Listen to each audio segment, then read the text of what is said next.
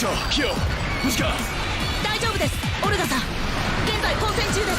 ベイガンギア出る。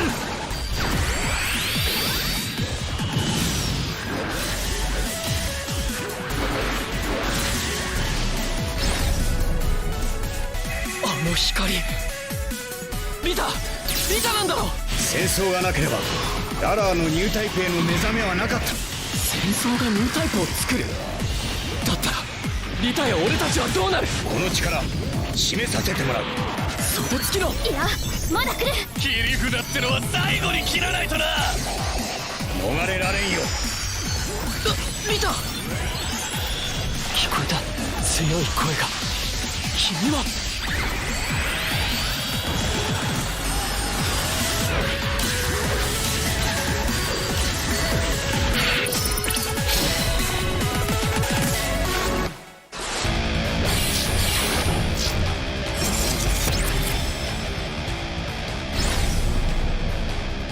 あれがティターンの的。間違いない。そして勇者も来る。導きのハープは私を戦いの場に導いたのか。みんな、ナイトガンダム。ガンダム一族が全滅。さくら、このエネルギー反応何？これが答えだったんだ。光のナイトたちよ、我に力を。光のドラゴンよ、我に極限パワーを与えよ。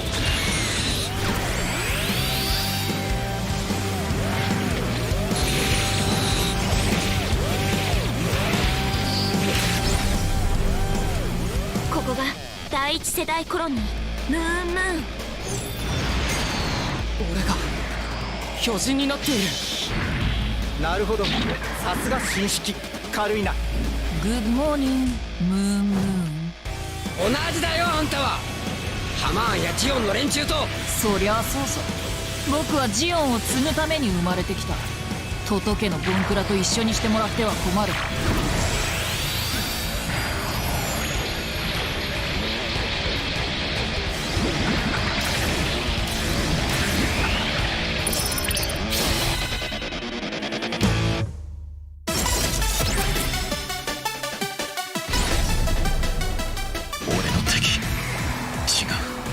こいつらは戦わされているだけだ。ならばグラハムガンダムがいよう。ソレスタルビーイングのグラハムエーカーが。今の私はソレスタルビーイング。未来を託されたガンダムマイスターだ。未来をだと？この感覚、私と同じか。なんだ、戦艦。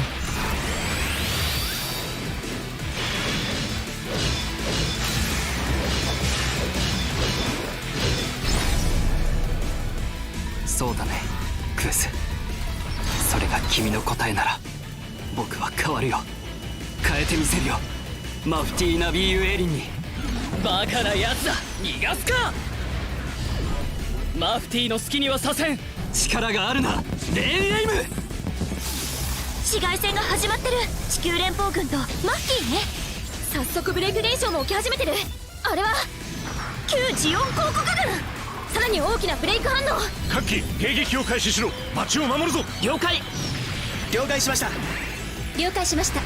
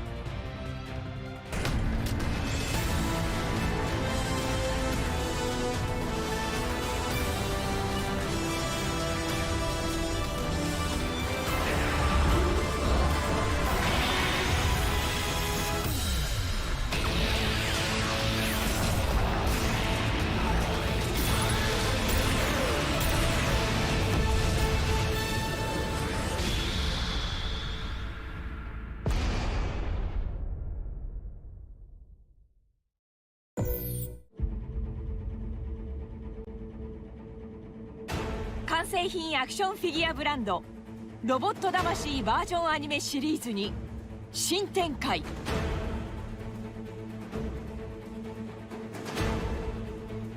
ロボット魂バージョンアニメオブ・ザ・ニュー・ジェネレーションズ。バージョンアニメで培われた可動性能と多彩なエフェクト表現を継承し、機動戦士ガンダムシードの物語が今よみがえる。第1弾となるストライクガンダム。始まりの機体をバージョンアニメならではの独自機構で商品化。数々のエフェクトパーツが劇中のシーンを高い解像度で再現。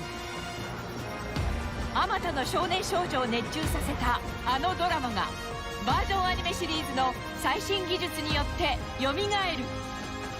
同時発売となる高機動戦闘用ストライカーパックエールストライカー。翌月発売のザクト製量産型モビルスーツジン。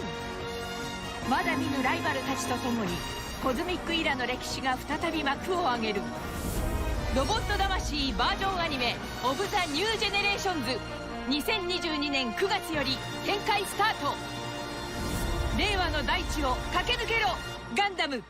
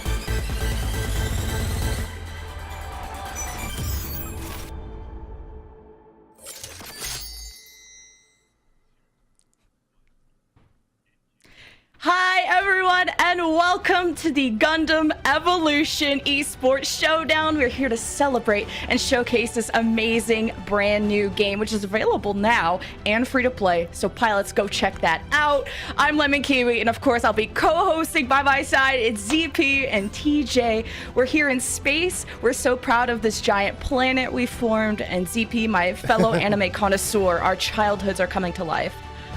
It really is, and yeah, we actually put way too much effort into aligning our backgrounds, but hey, it works out.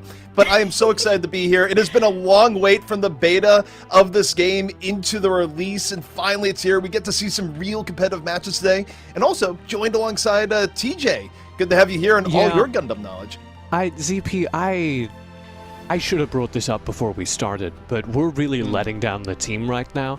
Lemon Kiwi came in with such a long name, and we're both only bringing 2 letters. We need to think about that and come back to the stream.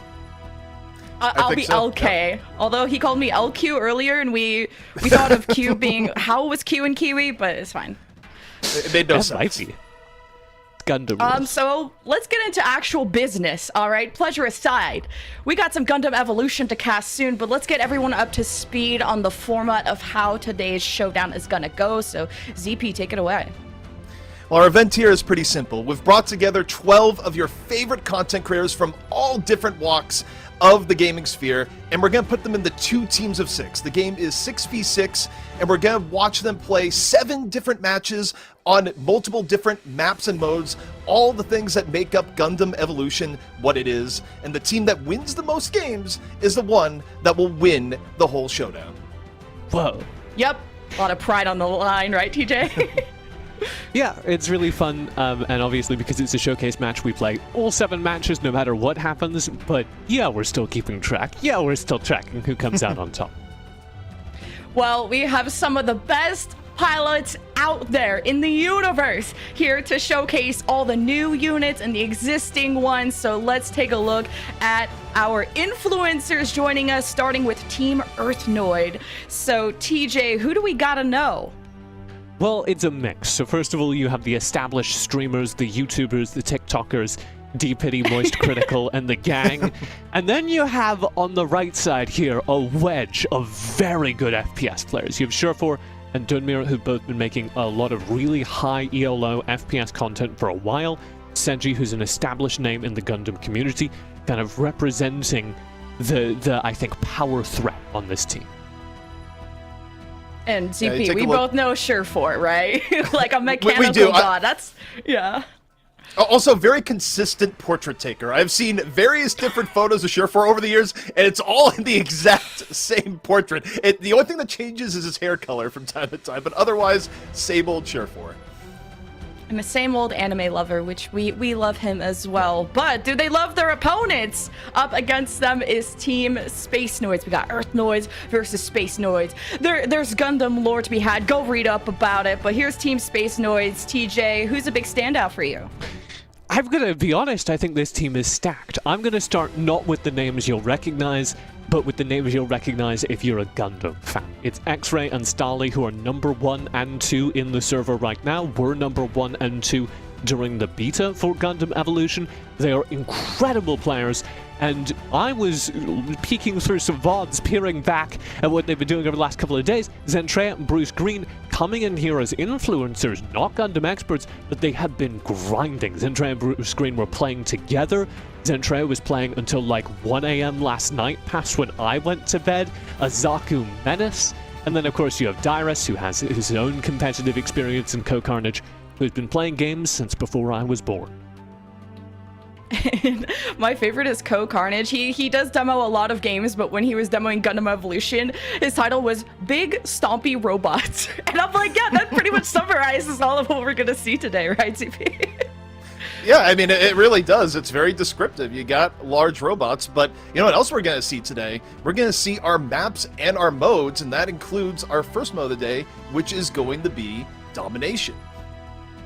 And that's going to be taking place on the Mountain R&D lab, where it's pretty fitting. You look to the side, it's a mountain, and there's a lab involved, so there's nothing too ridiculous about that. But as you see in this descriptor, it's an open base, enclosed by steep rock sides, and the Domination game mode, It's pretty easy to describe. You have points that unlock. You go and control those points by having people on the point while the enemy team has no units on the point. And eventually that point will close down and you'll move to another point. So even if you have a rough go on one point, there is a chance to recover. And I love this map because it is so dense. There are so many corridors stacked on top of each other and winding through each other that basically good movement, understanding the map, knowing where the health packs are, knowing how to get behind the other team, wins you games. So in a competitive environment with teams who've been playing this game for a while, I'm very excited to see how it will be exploited. I like just this map in particular, right? Because, I mean, when we all played yesterday, there was great sightlines for Sniper. The points itself can be very close range, where your Barbados can really go ham, and really any melee unit can just dominate the objective. So I like kind of the mix of units we're going to get, and we got to see kind of some of our streamers and what they've been maining, but I like just how flexible also our players have been. They're really trying every unit, and you know, ZP, we know that esports is important to just know how to play many of the units, many of the characters, to truly be a good teammate. Oh yeah, at the very least, especially when a game is new, you want to have as much knowledge as possible. You want to put in the time to recognize, hey, do I know the unit that's going after me? What does that G maneuver do, and why am I already on the floor? And you only find this out by taking the time to pilot every unit and, you know, see where it brings you. And I think one of the most exciting things that we're going to get out of today is we're going to see those top players play in a coordinated environment. This isn't the peak of competition, we'll presumably get there, but this is organized team play with players on comms trying their best. And so we're going to get an idea of what high-level play will look like for this game. We'll get a sense of what characters are meta. And I've already got some suspicions. Yeah, well, also that there's new units, right? Like I think they just released the Evo coins yesterday, so a lot of our players have been just trying out the new units recently. And there's kind of one that's been really, really dominant, ZP or TJ, really whoever. Is it Unicorn that's kind of MVP of the new units? Well, Unicorn is pretty strong, just in the sense that it doesn't really do anything too poorly. It offers a lot of healing to your team and also brings quite a bit of damage when its G maneuver is out. But the one unit we've been seeing a lot of play, well, there's a few that come to mind. You see a lot of Sazabi, a unit that is very, very tanky with a lot of close range power, and also a whole lot of Dom Trooper, which can control space with its mines, has great spam down hallways with its rocket launcher, and just offers a lot of general team utility. So those units come to mind, but it's a new game. Anything can happen. Yeah, the Dom Trooper is kind of my cold shot. I do think the Dom Trooper is going to be really effective, not just because it's a really powerful unit, but also because X-Ray, who is, as of date, the best Gundam Evolution player we have, loves playing Dom Trooper. So while those two things may be connected, we're going to see some good Dom Trooper play. I'm also really curious on the Gundam Unicorn note that you brought up, Jen, to see what supports we're going to get. Because there are kind of two characters that do a believable job of providing team buffs right now, and that's the Gundam Unicorn and the Methus. And the Methus is very vulnerable to close range dive, very vulnerable to things like the Barbados getting on it and stun chaining it, whereas the Unicorn has a little bit of firepower of their own, has that shield launch that can knock people diving away from them. So I'm very curious, behind things like the Sazabi, what is keeping them up? And speaking of supports, or just units with supportive characteristics, GM, aka Jim the Robot, Jimothy. We learned that. We learned that today, that we can call him Jim. I just love it. It's just so casual. But one of the players also thought that Jim is actually pretty tanky, because there's some units that come with a shield. I know, I was playing like half of my games yesterday on Sazabi without even remembering that they had a shield, and man, that makes a world of a difference. Yeah, I mean, the GM or the gym unit, as it were, where it's one of those things where we actually have to talk about, because especially if people that might not be as familiar with Gundam, they might be going, why are they calling GM Jim? What's going on here? It is a way of saying it that is correct, as it turns out. So please, don't go here as like, oh, they're saying it the wrong way. But it's a unit that's really cool in the sense that it's very tanky, where it can use its shield and its primary fire at the same time. and it has a repair grenade it can throw out, where it's a very nice unit in terms of offering survivability to your team, offering a distraction in the sense that it's not particularly easy to destroy on its own, and of course the utility of just healing up your team. So that's a cool thing about this game in general, is that units aren't necessarily all DPS, all tank, all support.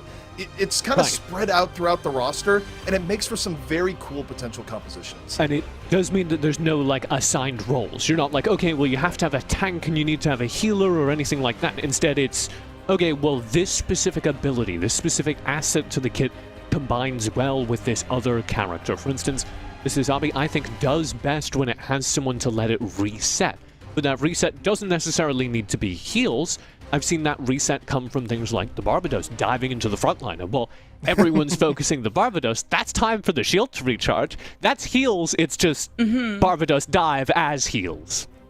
Well, what's also ready is our pilots are taken to the skies. So, casters, let's get into game 1.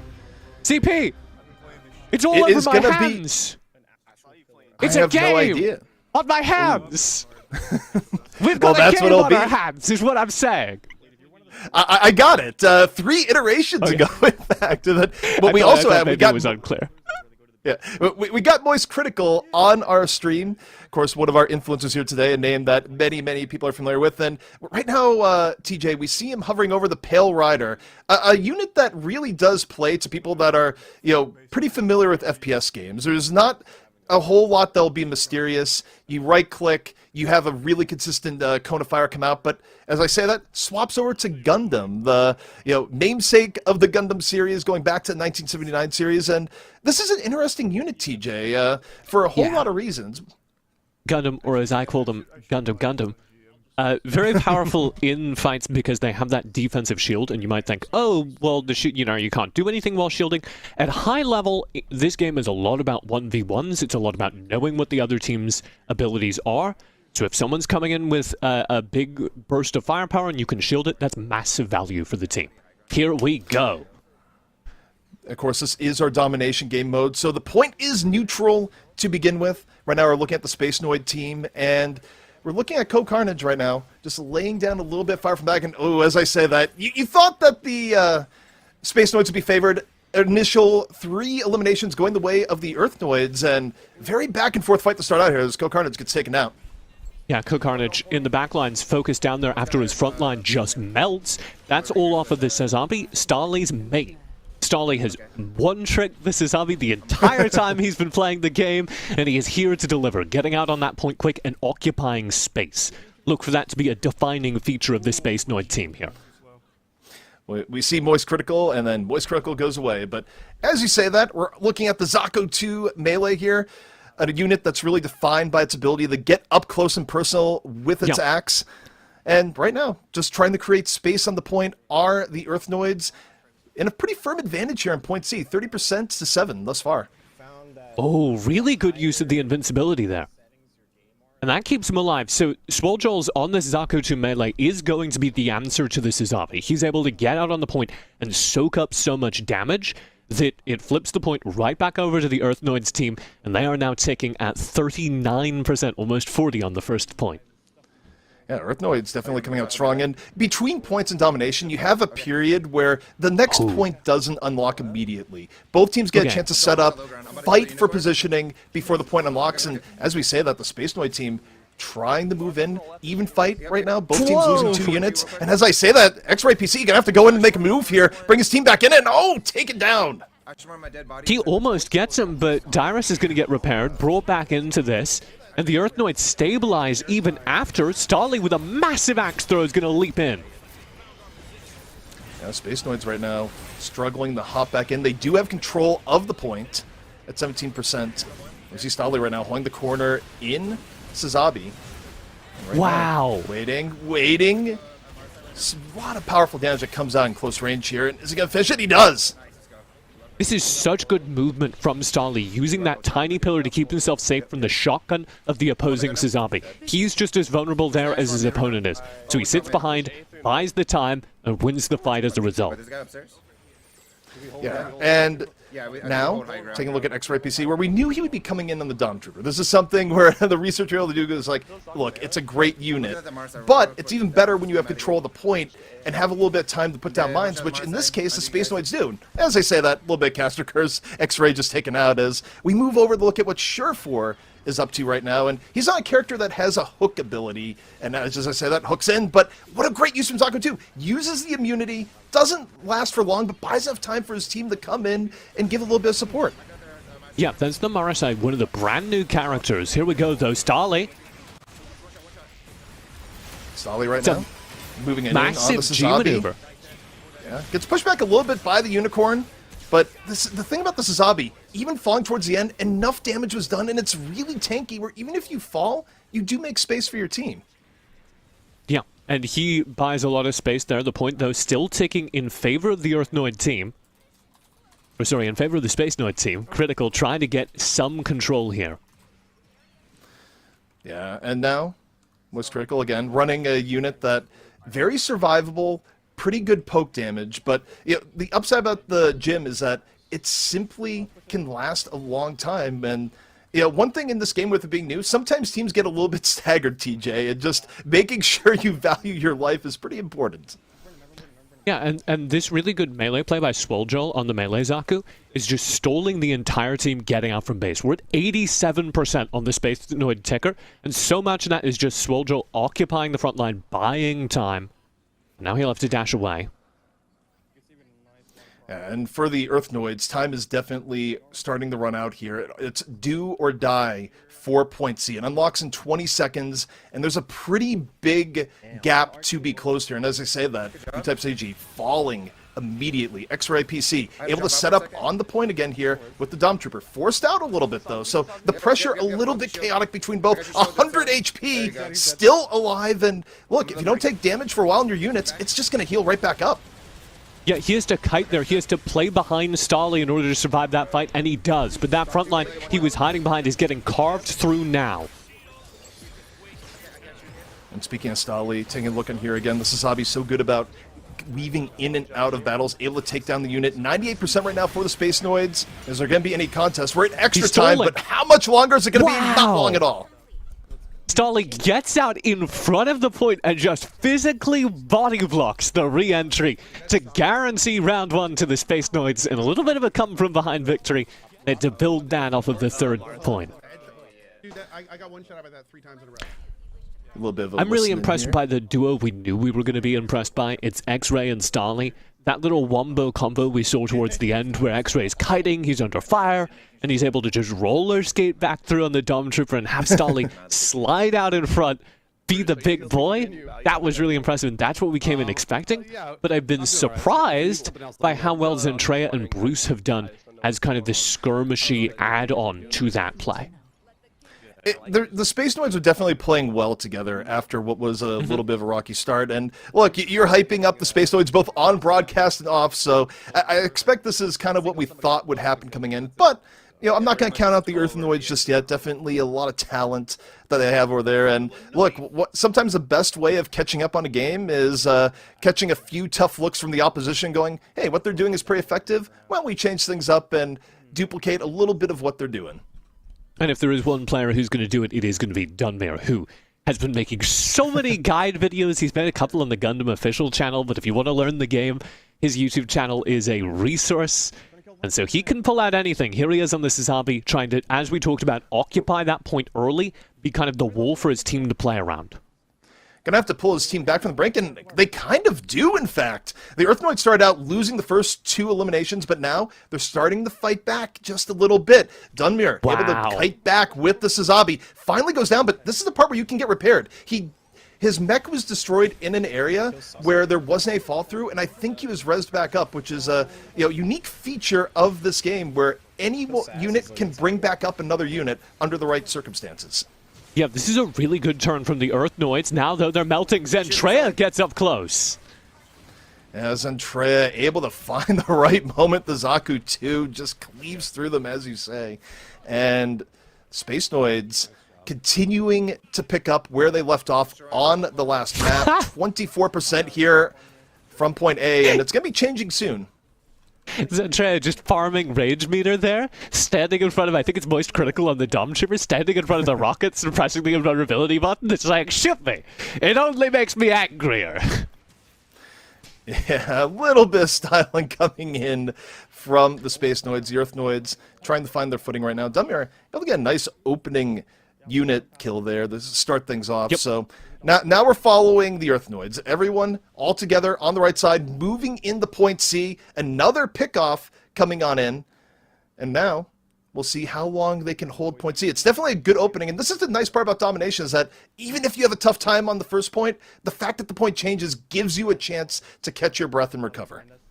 And it is a lot about the way that Dunmere plays. We saw during that last game he was able to occupy a ton of space early, set himself up so the shield blocked off all of the enemy fire. He's now doing that again, focusing down Starly and splitting the Space Noids from the point. And you notice in these fights, when you lose your Sazabi early on, you just lose presence. You start just getting pushed into, just because of the nature of him as a unit able to just push people out. And really, in these fights, you might be really tanky, but if they're able to focus you down early, it makes for a rough time in point control, and that's a big reason, that interaction between Dunmere and Stali, as to why the Earth Noids right now are at 30% and climbing. Yeah, Dunmere won the early Suzabi duel and then set up the zone, set up the court, and they can now hold these downward ramps and make it so difficult to get in. They are ticking this clock, ZP. Yep, and they're coming right back in, so which is good to see. So it's not a one-sided affair. No, not yet. Now currently the lead for the first time so far over in the hands of the Space Noids. And we're on the Earth Noids side.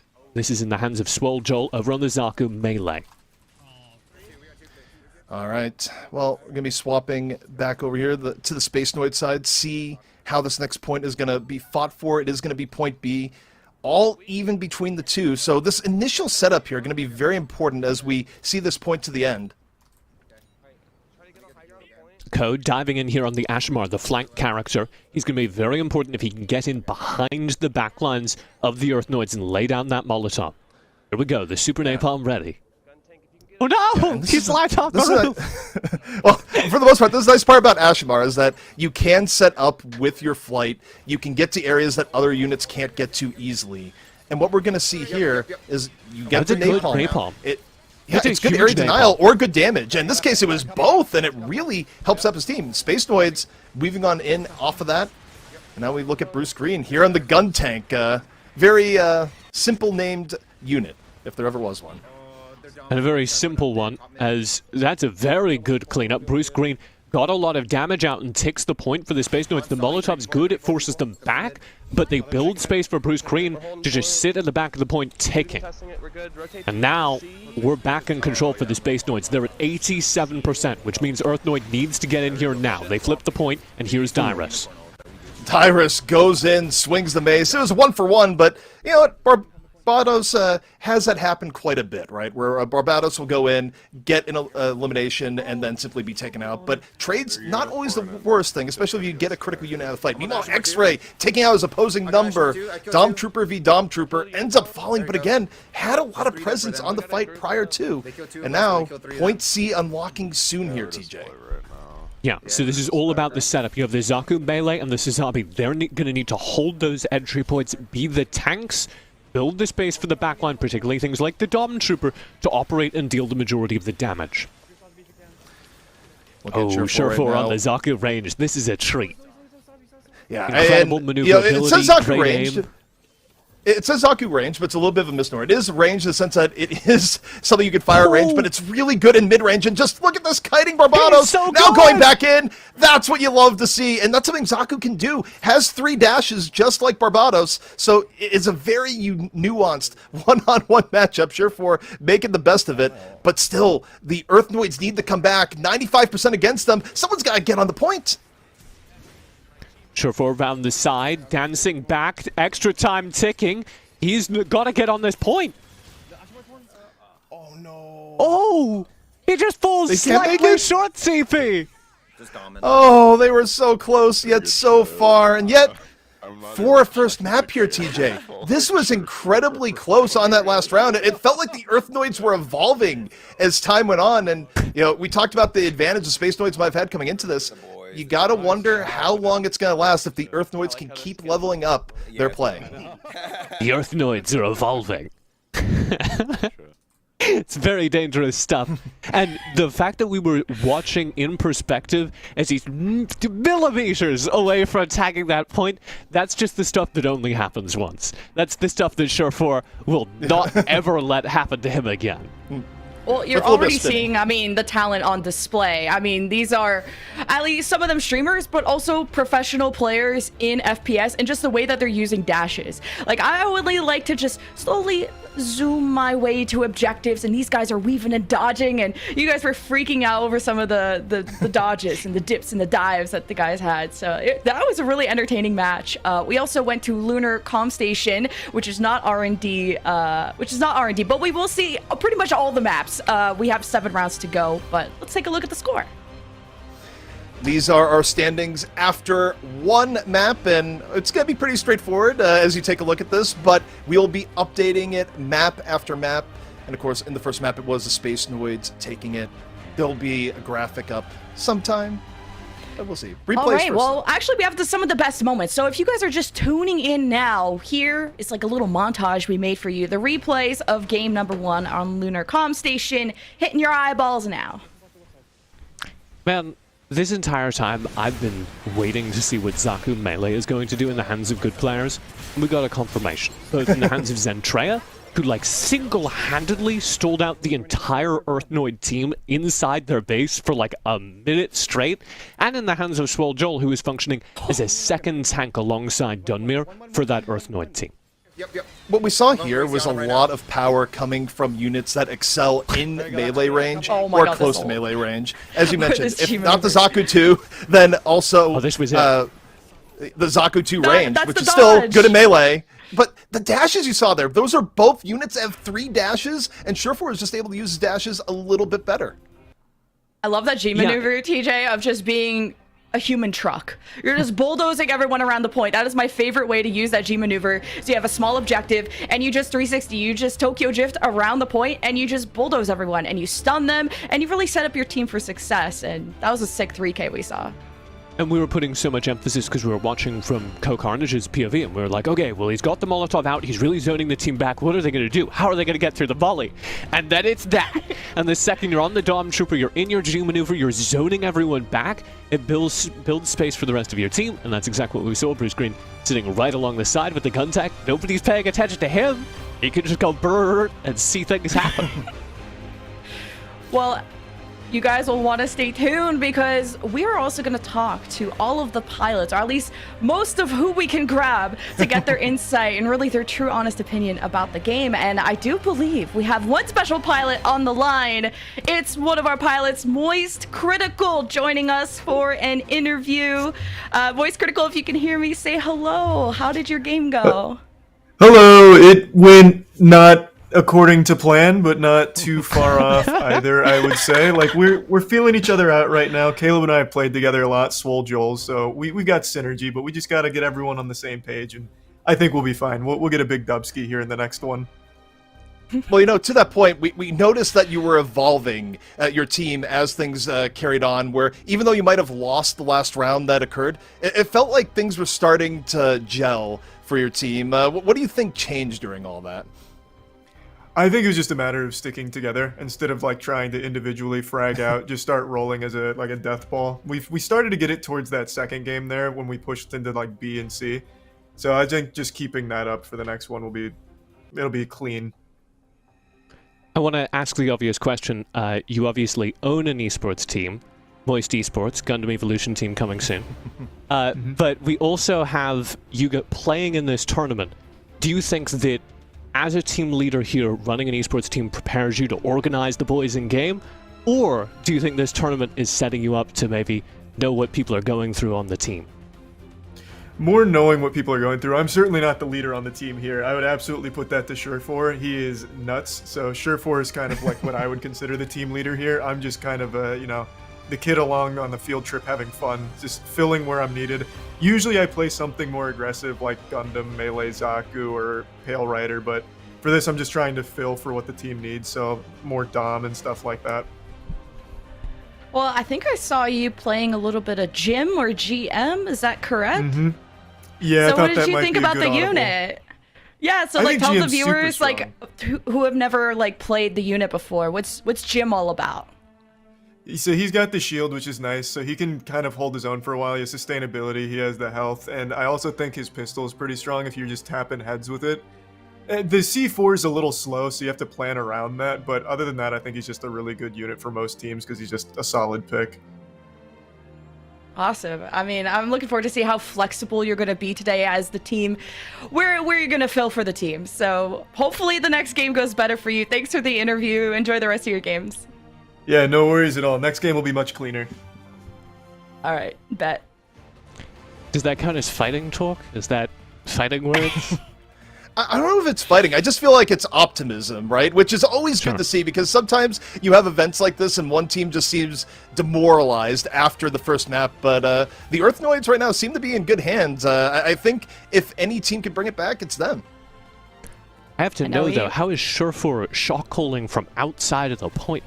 He was on another map from everyone else. What's going on? Don't question Surefour things. It just is. Well, Through the power of Surefour's been part of tough environments like that before, and that was game number 1, everyone, of Gundam Evolution. I hope you guys have been enjoying the showcase so far. We have 6 more games to go, but we're going to throw it to a quick break. Make sure our pilots are ready to go for the next round, and we'll see you on the other side.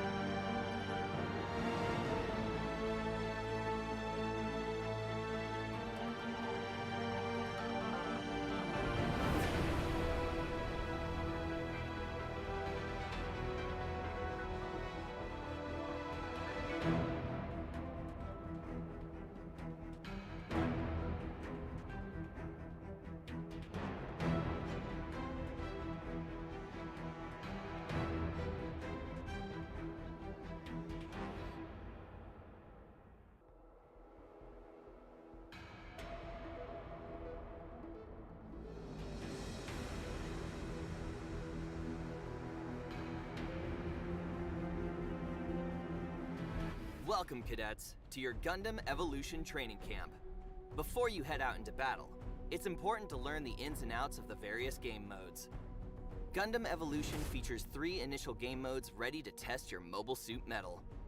Attack or defend 2 control points and point capture. Fight to occupy changing control points and domination. And attack or defend the target areas in destruction.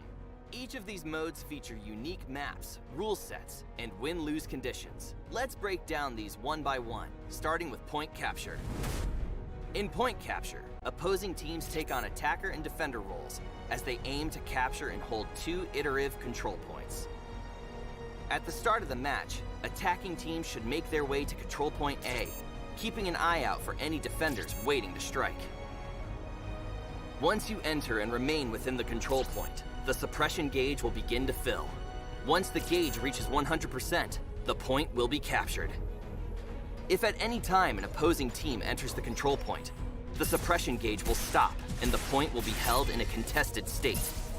To continue the capture sequence, eliminate all opposing units within the control point.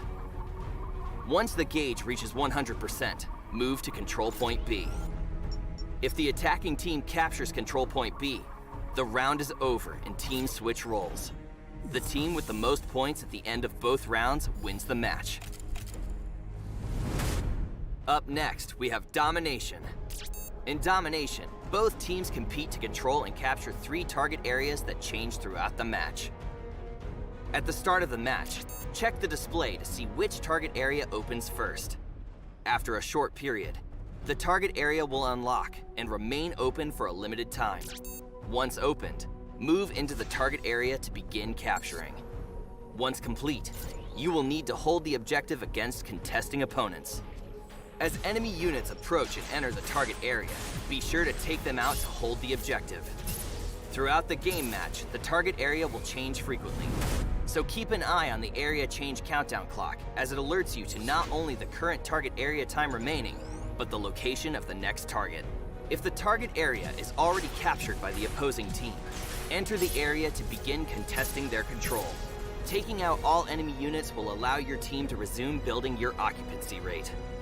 Reach 100% occupancy or hold the highest occupancy rate to take the point for the round. The team with the most points at the end of the match wins. Our last mode overview is Destruction. In Destruction, teams battle to destroy or protect the target area. When attacking, your objective is to place and detonate a mega charge on multiple targets to destroy them. Along the way, a waypoint area is available for capture. Controlling a waypoint allows your team to sortie closer to the target area, a choice strategy to put pressure on your opponents. From the waypoint area, move to target area A or B and place your first mega charge. Fight off enemy units to defend the target until detonation. Once detonated, it's time to move on to the second target area. Don't forget to take advantage of the new waypoint location. The round ends once the targets have been successfully destroyed or once the time runs out. The team with the most points at the end of the match wins. With that, cadets, you have completed your first training session. Now with your new understanding of the various game modes, go forth, fight strong, and lead your teams to victory. Until next time. Gundam Evolution. Move beyond your limits.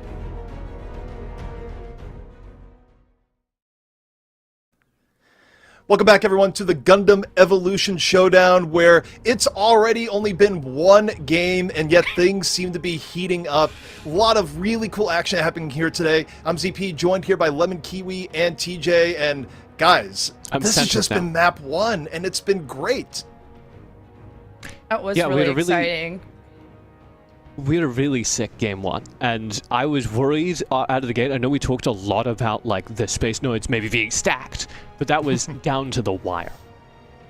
It was really close, and I'm glad that everyone's keeping a good mental, you know, even after losing, after talking to Moist Critical, he's like, you know, didn't go the way we wanted, but I think this is a trial phase for everyone. I know we have some hard, like, Gundam Evolution grinders here, but, you know, some people are still discovering the game, just like you all are at home, so we're gonna do our best to explain all the units like everyone is brand new, because not everyone is super experienced, but here's the format. In case you guys all forgot, we have 2 teams, 6v6. Let's all do math. That's a total of 12 players. And it's going to be a good time. We have a few game modes we're getting through as well. Yeah, and the game modes they are varied. What we've been seeing here, we just saw our domination game mode. Now we're going to be moving forward into our second of game modes, and the maps themselves really vary the gameplay experience you have and change what units are good in different areas. Where the last map we saw was a little bit more melee focused, but some maps lend themselves a little bit more to ranged units. Well, yeah, and in case you guys we've all already forgot. kind of seen that. Yeah, and in case you guys all forgot who's playing today, I surely didn't forget. I'm sure you guys are all here to support your favorite streamers. Let's take a look again at Team 1 of the Earthnoids. Yep, you got the Earthnoids here. And you got some familiar faces on it here, too. Notably, we just got an interview with Moist Critical where he said that Surefour is the heart of the team, or rather the team leader. So everyone's kind of playing the follow Surefour game, which kind of makes sense given his experience in FPS games. And I'm very excited to see the performance that we already saw from Swolejaws, who stepping up was able to be like that second tank on the team. Unexpected for me, but everything was working as expected over on the Space Noid side. We saw some really good performances from Stali and X-Ray, who were our kind of labeled picks coming in here. The big names, Zentre and Bruce Green stepping up as well. A little quiet on Dyrus. Kind of expected Dyrus to be leading the fragging.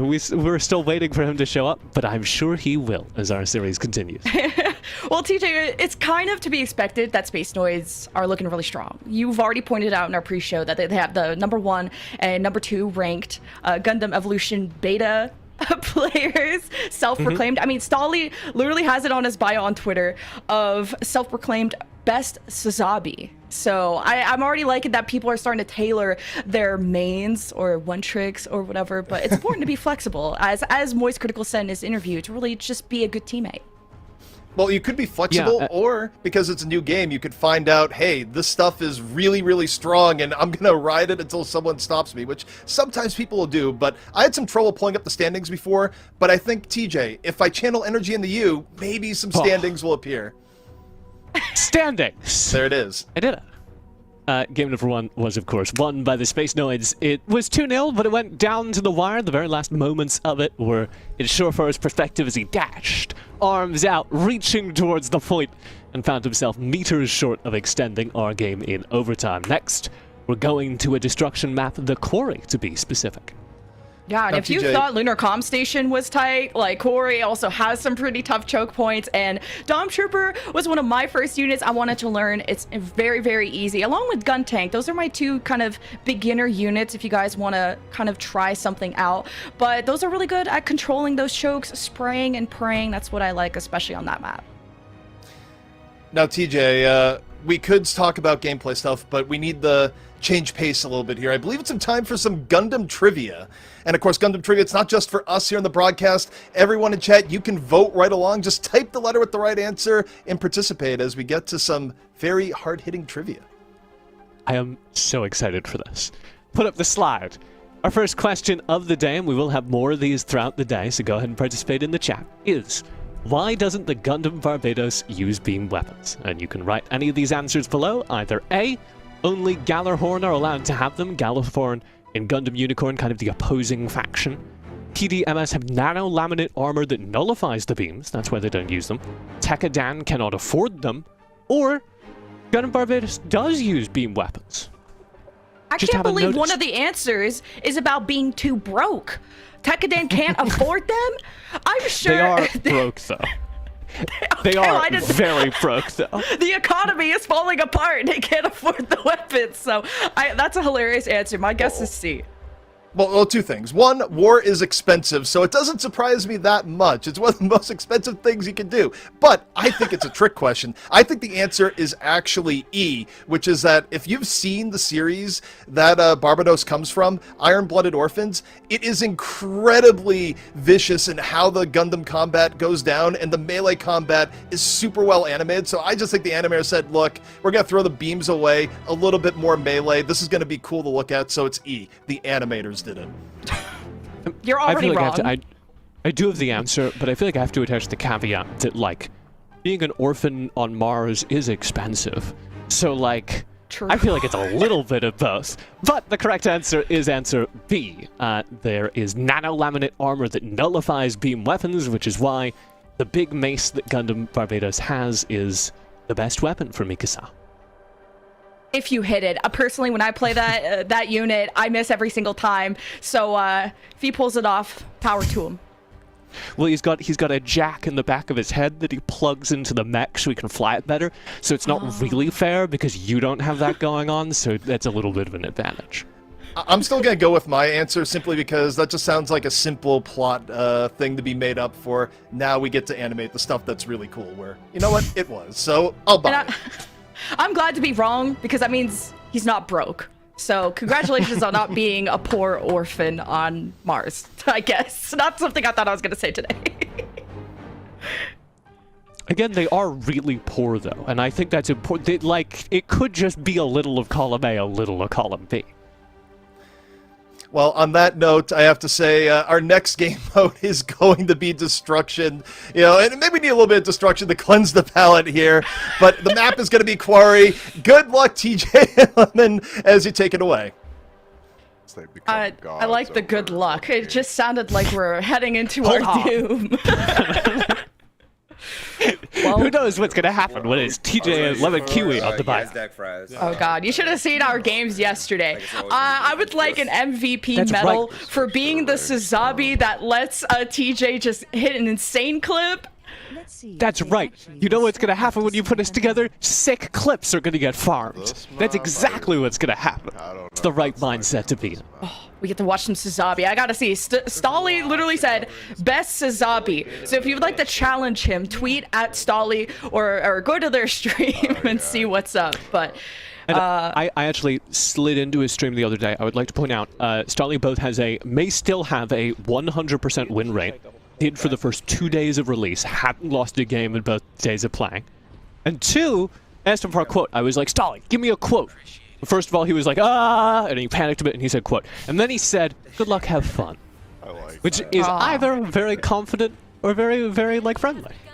Okay, everyone, this is the most... one of the funnest units to play, plus it's very forgivable. So let's break down how Suzabi works. You got to right-click, which you see that 1400. You have a 1400 shield that you can just walk up and shoot, and he has a really cool shotgun. It's a little bit more short range, but you see that in the bottom left. That's the dash bar. So some units have more dashes than others, but man, close range, Stolly is going to be doing work with this shotgun. He already got a double kill. We're watching the right gamer, TJ. Yeah, that tight corridor to the right of the spawn is one of the best places on this map and in this game to be playing the Suzabi, and he's already got himself set up. In these tight corridors, he can deny the rally point, make sure that they have to keep walking all the way up to the base and burning time on that Earthnoid claw. We're burning time too, because we've been on board with Stolly this whole time, because it's really just so tanky. Just walks up and just backhand anyone he wants. And the other abilities include a tomahawk. So you can throw a tomahawk and actually boost towards it, or I guess, dash towards it, just like that. And it also works, well, not the tomahawk on teammates. Don't stab your teammates, please. But you can also dash towards your teammates. And if, you have a melee character that's at the front doing work, you can dash towards that melee person too. So Suzabi is really good at gap closing. And watch his movement here. The way Stolly is maneuvering around these tight objects in the map, around the terrain, is what's making this work. You might be like, oh, his aim's really good. It is. But on a character like Suzabi, 99% of it is, how can I be in the right place to take a 1v1?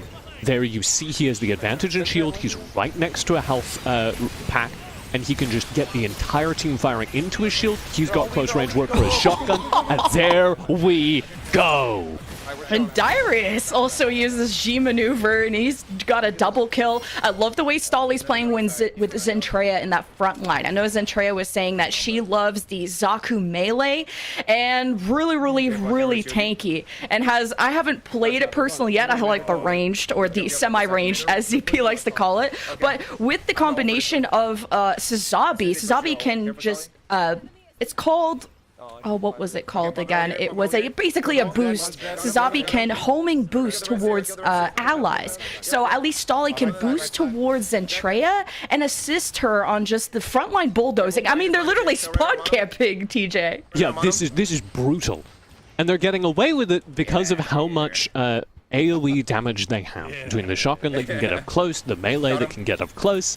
And yes, this is X-Ray playing his trademark Dom Trooper, and look at these tight corridors where he can just fire away, dump rockets down the hallway, and good things will happen. Wow! Yeah, Dom Trooper is my favorite. Nice boost, nice boost. Did you see him hide behind Zentrea's invulnerability?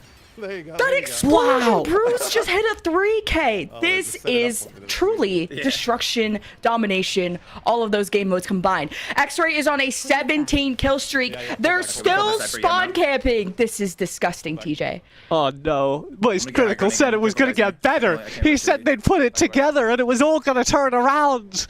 And they can't even get out of their base. We'll swap over to their perspective now. What do they need to do? Well, I want to see them use this main door. Those tight corridors are always going to play towards things like the shotguns, the melee. Use the open space, play in the middle of it.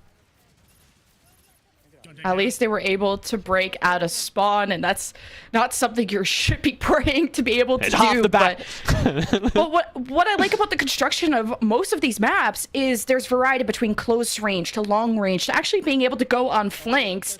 And well, Dunmere and friends have been able to actually go to the capture point and get it. Yeah, with 60 seconds on the clock, the Earthnoid team did did get the first rally point. And the Space Noid team fell all the way back. So now we're on board one of the more experienced players in this game, Dunmere, who was top 100 during the beta, very good player.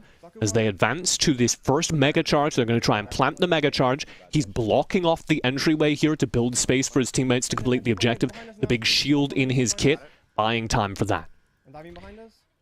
And if you see kind of ropes or cables dangling from Dunmere's behind, that is actually coming from another unit, Methus, who is, I guess, one of the more like supporty type of units. It's called a repair cable and can give healing and boosts. And man, Dunmere is just destroying this lobby. Look at that dash backwards. He's on a 10 streak. Yeah, he's spent his G maneuver, so he's absolutely obliterating people at close range here. And he's built the space for his team. Halfway done on that mega charge activation. 25 seconds left before it ticks. And Dunmere finally falls. Extra time. This is anyone's game, but it is Space Noids. We're just so close to capturing it. And all the bodies are there. Here's the support from behind from Surefour on the Pale Rider, which I think it's a very consistent DPS. And look at range, he just can't miss, but all of Earthnoids are looking to remove by force the Space Noids, and it's just about to get captured. He stopped it. He stopped the defuse, and they've advanced to the next point. A huge win for Surefour and the Earthnoid team. Oh man, Surefour is scary with the dashes. He's also on a streak. He's got a big tanky boy in front of him. Nothing can stop Surefour. A champion in other esports, a professional competitor. He knows how to play under that pressure, although I would say this is all for fun. Moist Critical was playing Jim last game, and now he's playing Dead, as we'll see what actual unit he's on in a second. You can't say that, Jen. Come on. Sorry. They have gotten through the first point. And this means they now have to walk on the long uphill, as you well know, towards this second mega charge activation. One easy help for that is if they can flip the rally point, which they have just done. X-Ray dashing towards it to see if they can flip it back. We're on board the Space Noids on the defense. Yeah, this is the Dom Trooper, by the way. It comes to 1200 health, pretty tanky, a little bit more health than your average person. Has some sensor mines, an armor gun. It has a variety of utility, both of helping your teammates and also just, it doesn't do like a ton of burst, but it's more about the AoE splash damage that it does. You also have a little laser to finish off targets, so if you're in a duel, Dom Trooper is definitely one of the easiest units to pick up and learn if you want to just not necessarily carry the team, but if you want to spray down a choke, Dom Trooper so good. A lot of the players like it. There's 2 dead for them right now. And he gets so much ground there, and I want to highlight this man as well. I'm glad we flipped to him. Bruce Green, stopping the activation here, maybe? Can he burn through? No, he couldn't burn through the HP. He'll start an instant defuse, and I think he'll get it. And he's been playing so well on this gun tank. He's got that G maneuver we saw be so effective earlier today, already back and active. Yeah, that giant bomb that you can send forward, that's the G maneuver called a launch core fighter. And if you can catch a grouped up pile of enemies, they are gonna go burr. And gun tank, like ZP said, this is such a straightforward name. It's a tank with a gun. It's gun tank. You have a rush ability, you got cannons you can do at range. You can also revive your allies a lot quicker. So like I've already mentioned before, there is the G maneuver. This is the big bomb that you can send forward. Driving it is a different skill, but you at least connect with one. And he cleared the point, so now they've got to get in here and stick the defuse, and I believe they're doing it. Stolly stalling for time appropriately enough, and there you go. A second defuse for the defending Space Noid team, and they have bought themselves more time. There's only 60 seconds on the clock for these Earth Noids to get the second charge down on this map. This is round 1. We'll flip after this. How much can they get? One more charge to go, 40 seconds on the clock. The funnels, the G maneuver from Sazabi. Don't do what I did, and I guess what Stolly did is to die immediately after, because your G maneuver will get canceled and those funnels will go away along with you.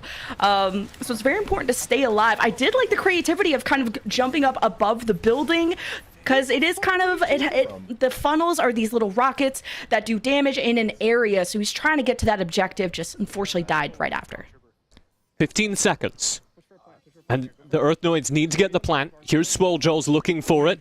He's going to stick the Mega Charge plant right now. 7 seconds remaining, but the Mega Charge is going to be ticking here at point A for this time. 56 seconds, 1 minute on that clock, as Swole Joel's is ready to go. Oh man, no. Here come the Space Noids to mess up all their plans, and the round is over. I mean, the fact that we even saw Space Noids go for a spawn camp tells me that this might not be close, but I think Earth Noids were eventually able to break out, and they are using different combos to get through it, especially really good uses of their G maneuvers. They got 40% on the second Mega Charge plant, so that's not bad at all for the Earth Noid team. It's certainly not what you want. Obviously, you want to be able to clean the entire map out, but that is the standard they set. So now as we flip, the Space Noid team, played here by among 5 others, X-Ray PC, need to get to that second Mega Charge, complete the first objective, get to the second Mega Charge, and get past that 40% mark. And their odds are good if they can break out of the first point, which is always the most difficult, as we saw moments ago. Zentrea, I mean, she has the coolest VTuber I've seen, VShojo's cyberpunk style.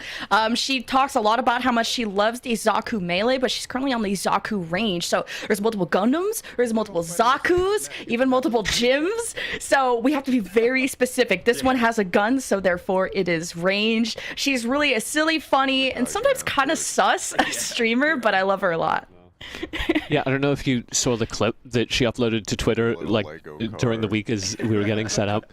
Zentrea just tweets out a clip of her getting like a 4K on the Zaku 2 ranged with the caption, "I'm a Zaku menace." And so far so true, but it's been on the melee. So here is a return to where it started for Zentrea, who has been grinding this game. We don't know because they weren't all streaming. I don't think anyone's played more of the game except for maybe X-Ray, who's the #1 rated player. Zentrea has been grinding this game. So what Zaku range does is, first it has a machine gun, so it's a bit shorter to medium range. Does have a stun, has some good gap closes. You have 3 dashes that you can go through. You can see that in the bottom left, those 3 ticks. You can either use it to slowly glide to an objective or jump around corners the way Zentrea does. It's a little panicky, but you want to get as close as you can with the machine gun because there is fall off. And, you know, if you ever get in a hairy situation like that, there's a smoke discharge, which gives you invulnerability. Use smoke to basically become immune to damage. So you have to use that really wisely. And the further you get out as that Zaku 2 range, the more the defending team Earth Noid needs to turn and deal with you. So that's the advantage that Zentrea was buying for their team by getting so far forward. Now they're going to go for this high ground. And the point here is to flip the relay point, to get the forward spawn so they could start working on those Mega Charge points. Bruce posted up above, raining down damage on the gun tank now. And that object she just threw is a cracker grenade. It's a concussive grenade that deals damage, knockback, and stun. So it's a great way to kind of disrupt the enemy before you dash in with a machine gun. As we're on board with Swole Joel's, which remember, this is Moist Critical's. Yeah, Moist Critical's also friend. They talked about that synergy, and that's my Rihu. That's my favorite one. Yeah, the Maharu with this long-range launcher, very effective at cleaning people out of the tight corridors and currently uncontested, just being able to rain damage in. Nobody's noticed they exist yet. You just gotta fade into the shadows sometimes. That's why it's like you might always kind of want to save at least one dash if you have multiple dashes, at least one to always dash out. Because especially with this guy, you don't have too many defensive tools or stuff to stop damage besides your face. So I like that he's using kind of the grenades to just throw it to the doorway. And if you get hit markers, you also are getting intel that they are there. With C, the C ability he just used, you can also get intel and kind of x-ray vision through the walls. But it has a 10-second cooldown, so it's important to really use that wisely. So this is interesting. Oh, what a shot. I was watching Surfor's stream. They were playing a lot of the sniper, and I was wondering when we would see it. On the second point here was not my prediction. These corridors are so close range. The Mega Charge has just been planted at A. Earthnoid's team now needs to get out onto that point and defuse it. Stali and the Space Noids need to defend. We're on board Stali here as he tries to defend the Mega Charge at point A forward in the corridor. Yeah, the Sniper has a very selfish kit most of the time, but I do like the ranged revive that Sniper has, so maybe there's a justification on that. But yeah, Sniper is very difficult close range, unless you just have insane sensitivity. And Surefour definitely has the mechanics. I mean, he's a professional player after all, but Shotgun, I like something that has more forgivable hitbox. So Sazabi, a lot of health, a lot of armor, and a Shotgun, that's my main right there.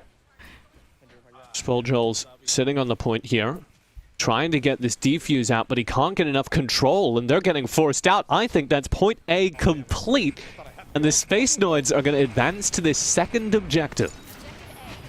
Oh, that's going to be a lot of trouble for Earthnoids, who are already down in the showdown, but it's all for fun. But, you know, there's pride on the line and all that, but... Oh, already meeting another Sazabi around the corner. Oh, that guy just left. So, Stali throwing his axe, throwing the tomahawk to get so deep in here, he's going to be able to instantly flip the rally point before the Earthnoids can actually mount a defense. And he's pressing, because the only thing they need to get is get about 40% on one of these plants. So, Stali looking for the opportunity to just get in there and start planting, start forcing that staggered defense. Ooh. Oh, yeah, Stali tried to get out and missed the tomahawk. You can also throw the tomahawk behind someone and dash to the tomahawk, and if you run somebody over with it, unfortunately they don't become like a you know, a mobile suit pancake, but you do actually knock them up and stun them. So that's, even if you miss the tomahawk, you still get value. But we are disarming the Mega Charge now. Yeah, that was their first arm, and you can see really trying to force just anything they can get, but Dunmir is very well aware, gets the stun out early, holding this choke point. Oh man, 350 HP. If you don't take damage for a while, you pop the G maneuver at 50 HP. Well, if you're, when push comes to shove, you got to get desperate sometimes. But if you don't take damage for a certain amount of time, you don't necessarily need a healer because you will regenerate your health. But it's very, very slow, and you got to know where those health packs are. As we're on board with Surefour, he's got the gun tank in front of him. Doesn't seem to be a problem at all as he's just dashing forward. He has his G maneuver too. He's about to handle whoever this is, but Swoljol's got his back. Yeah, and this is all about just stopping activations at any cost, and they've left the B side open. So the Mega Charge active at B. Surefour needs to get in here and defuse it before it hits 40%. Yeah, I can already hear the Surefour comms of just trying to rally the troops. Someone is above. It's a little bit awkward, but... Oh, yeah, there's fire He's just throwing everywhere. an AoE. They're going to do it. He's holding it. He's got no choice. And there's nothing he could do. X-Ray's just posted up above, raining rockets down into the room. There was nothing they could do. There was no way to get on it. They had to dig him out. Good job. Let's go. Wow. I mean, I can tell everyone's having a lot of fun, and this is a free-to-play game, everyone, and there's tons of units for both people who don't have aim and those that do have aim. There is a unit for you. 51,000 damage by X-Ray. I mean, that TJ ZP, especially UZP, we knew that the top-ranked players of Gundam Evolution were going to make a splash. Yeah, I mean, this is what you've been waiting for, right? Especially if you're a player that spent a lot of time in the beta where you were just thinking, this game feels amazing. You had this period of time where you couldn't play the game for a little bit, and now you finally get to come back in, play the game in a show match format that's broadcasted. Of course, players with that history are going to come in and bring it and then some, and that, of course, is what we've been seeing here today. Same thing, Code. Don't be Yeah, I love the little details, like the way X-Ray's posted up, the way he's raining down damage. I want to take another look at it, and I have great news. We've got the highlights ready to go. You can see how well prepared they are for this match over on the Space Knights side, the way they're synced up across every moment of this game. I thought we were looking through the eyes of a destroyed unit for a second, because that would have been very thematic, but the Sazabis did work. And it's important if you're going to play a tankier character like a Sazabi that you really own the front line. I've already said that Stali and Zentreya did a really good job of working together on that. Although I gotta call her out. Zentreya blew herself up with a grenade. That's the only time we should ever see that. Well, one thing that got brought up during the cast, I think is good to note here, is that on Destruction, when you are defusing a bomb on a point, you can't move. You can't do anything. I think that might have been part of the idea of why you'd see GM Sniper being played like we did just there for a split second, is that what better time to one-shot someone than when they literally can take no maneuvers to dodge away. It's something that means if you have sightline of the point, you can shut down the enemy. However, if you're getting pressured by melee Sazabis or melee Zakus, well, your life as a sniper gets a little bit more difficult. So, that might have been the thought process coming in from Surefour there. And we saw a little bit of like, okay, well, I'm going to get the Sazabi and I'm going to body block for the diffuser. And I'm going to stand in front, I'm going to take the shots, and someone's going to defuse the mega charge behind me. But the counter to that, as we learned, is the Dom Trooper. Is probably the Marasai or the Maharu as well. Because anything with that big AoE damage just raining into the point, the only way to counter it is to send somebody like Surefour on that Zaku 2 up all the way around the point to hunt down and force the Dom Trooper out of position. I mean, we had some insane stats from that previous game. Surefour got 88 kills, 113,000 damage. The next person on that team was Moist Critical at 62,000 damage and 57 kills. Like, Surefour is deadlifting his entire team. Shout out to them. On the other team, 82,000 damage for Stali. I mean, we pointed out his presence on the front line with the Sazabi, the self-proclaimed Sazabi Lord. I mean, I'm starting to believe it. The evidence is there. Well, yeah, and I would... Sorry? Oh, I was going to say, Sazabi's looking really good right now, but we can't talk only about Sazabi, and even though we haven't seen as much today, one of the new units that came out that wasn't available early in the year, new to the release, is the Unicorn Gundam, and TJ, I know you got some info on that one. I did. I got some clips on that one as well. Unicorn Gundam, really fun because he's good at healing people. He has this AoE aura, but also, you might notice, only 800 HP. Guess what his first active skill does? The buff to his healing aura gives him extra shield HP for the moment. So this is basically a 1000 HP character, very good at passively healing up the people around you, has this sick Gatling gun that mows people down if you're hitting headshots, and your G maneuver fires the biggest laser the universe has ever seen. We saw a little bit of it attempted at the very end of that last game there, but at very close range. And that's been my biggest problem, and the thing I want to see done as we see more gameplay here is I want to see players like Swoljols on this Gundam Unicorn finding space for it. Because you need to go from this character that's really good at close range, wants to be with the rest of the teams, to like almost at sniper range, able to line people up. And once people get good at that, I think there's going to be another tool like we saw the Dom Trooper that can clear off people on points, trying to get mega charges, that kind of thing. And speaking of Unicorn, I mean, I saw two of the best players we have in these lobbies of X-Ray and Surefour playing Unicorn on their stream while they were preparing for this Gundam Evolution Showdown. So if, I don't know, the best players are playing it, it must be good. So everyone go and try out Unicorn. You will need Evo coins to unlock it, but it's definitely worth it. Yeah, and I think the players, as they go, they'll definitely get more comfortable trying out the different units, finding what's about. I mean, anytime you followed a new game release like this one, things will constantly change and be in flux as players get used to the game, find out what works, and even find things that the developers themselves might not have seen, because players just really get into it. But you know what we're going to get into now? It is time for Game 3, and the map for that is going to be point capture, the mode rather, and the map is going to be Canyon Base. So once more, we're swapping it up and giving you a little bit different of a look at what's going on. The thing I love most about Canyon Base is that the first part of it, you're like, oh, Canyon Base, it's going to be super tight corridors, it's going to be really messy, I should play a short-range character. The first part of it, wide open, dude. You better clock off a sniper character, you better be playing turn A or a GM sniper, because nothing else is getting across that open field. So if we were looking for Surefour to pull out the GM sniper, this is the map to do it on. And what I like about this game too is that you can switch units, and you don't have to necessarily take a fight where the objective is. There's some spawn camping you can do, although we got team wiped TJ when we tried that yesterday, so I'm not sure if we should be giving advice, but you can, like, for example, have the sniper, GM sniper, for that first open section of the canyon, and once you actually enter the base, then you can swap to something else. Yeah, you're gonna have to sacrifice some G maneuver charge, but it's something you can actually get quite quickly with how much chaotic battling you're doing all the time.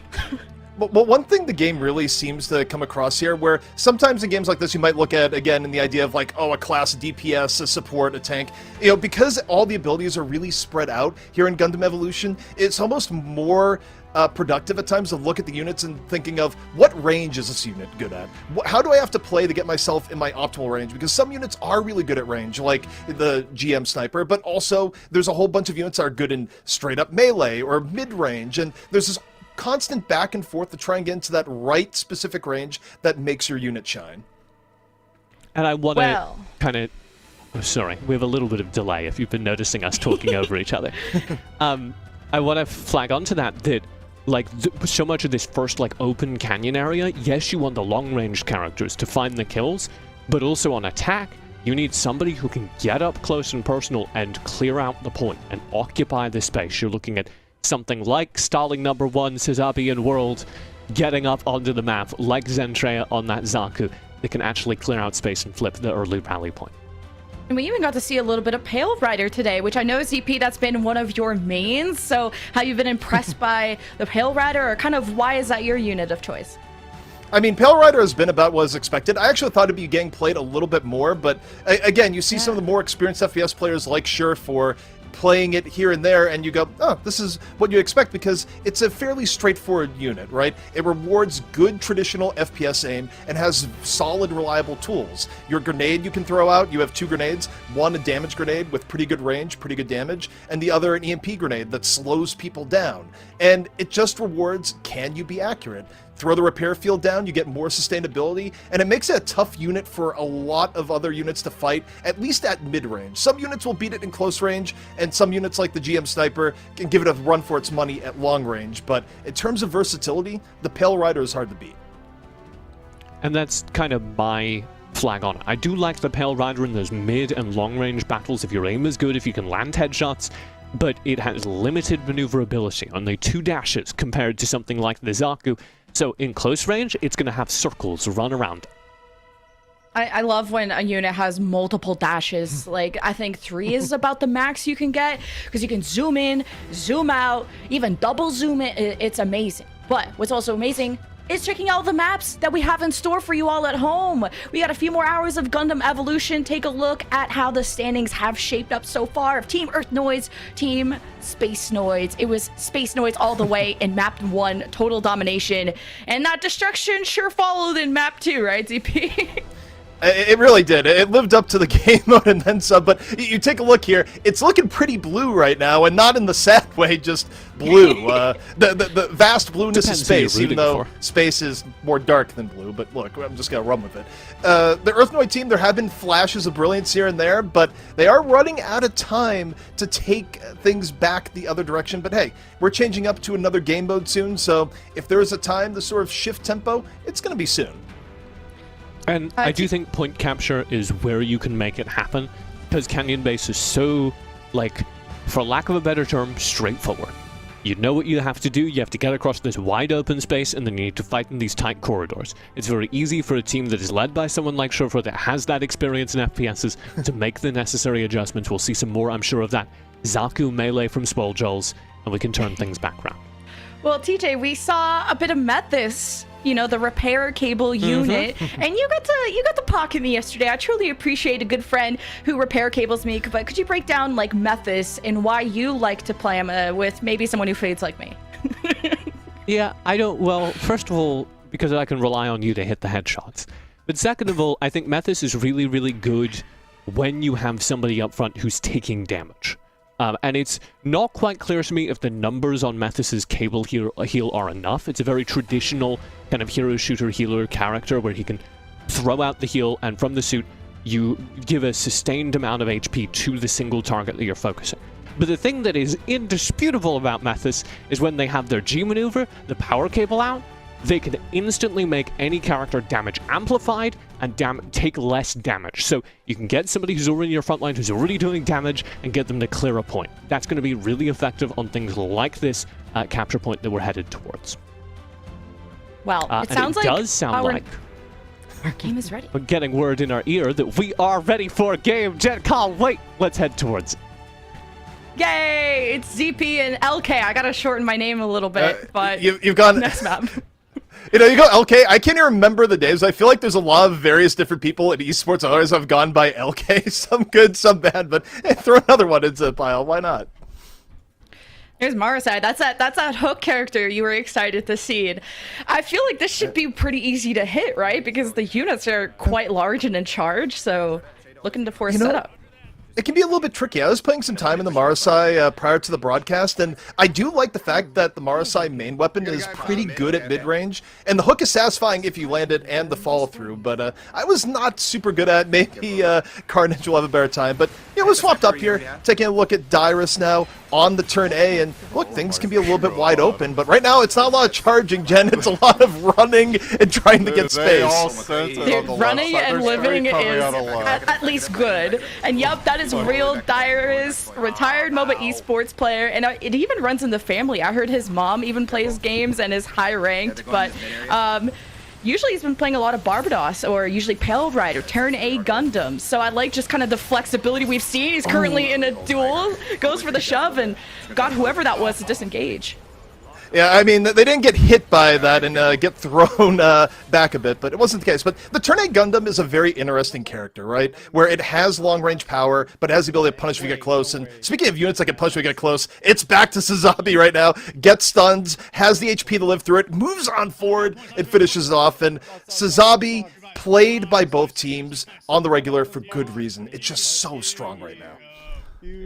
Yeah, remember, there's multiple Gundams. Turn A Gundam, just normal Gundam. But when it comes to Turn A Gundam, has a charged weapon. Your G maneuver is probably the most aesthetically pleasing one. You turn it into a literal butterfly. It's called a moonbeam butterfly. You just fly over people and kill them. And, you know, people can't aim usually, so you're flying above them, just massacring them. And you can also repair your suit a little bit more quickly, which I'm sure Dunmere would love to have, but he's on Sazabi currently. But he does have a 1400 health shield to use. Well, here's what comes down to HP. Dunmere might have gone a little bit low there, but the only HP that matters is if you don't go down to 0, and 0 was not achieved there. And again, Sazabi, very durable, not so durable to live through there, as we see the Space Noids starting to make a little bit more of a push in here. But so far, the Earth Noids looking a little bit more competitive here thus far. The Earth Noids going through a lot of time as they move forward, and Moist Critical, we haven't taken a look at him in a while, and he's on the GM Sniper. Again, like all sniper characters, high risk, high reward. You're either taking down units in one shot, or you're getting a mace to the face from a melee Barbados. There's not a lot of in between.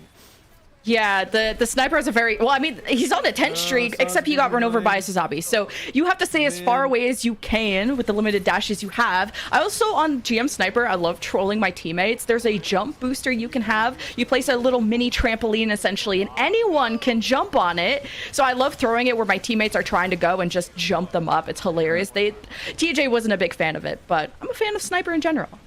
Well, right now, what I'm a fan of is that Surefour is on the Pale Rider and is focused on it, has great sight lines right now. Oh, gets hooked over! Oh, we were talking about the hook in the beginning, and Ko finally finds his catch at Surefour. He did not see that one coming. Yeah, sorry about that. I realized that after I... Yeah, the Turn A, Pale Rider, has an EMP grenade, which has a slow, which is nice against those choke points, a hand grenade for a bit of AoE damage, has a repair pod, so you can actually heal allies, multiple allies at once, so if you're pushing as a team, it's speaking of pushing as a team, there's that Moonbeam Butterfly G maneuver. That was expert play.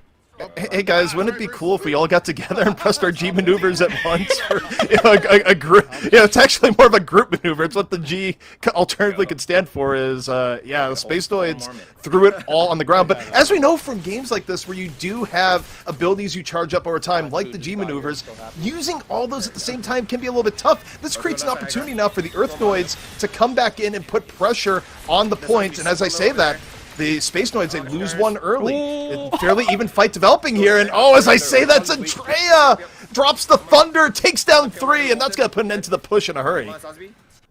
She just got to put an end to her as well, but for now it seems like Earth Noids are up 81.9%. We got to see a bit more turn A Gundam, so you saw that he was able to live to like 1 HP because of that nano skin, which automatically repairs your suit. As soon as you use the ability, you don't have to wait for that delay of, you know, not taking damage. You can already start healing. The only difficult thing that Dyrus is facing is actually getting close enough to get the grapple. There's actually a grapple. You can grab a unit and throw it behind you.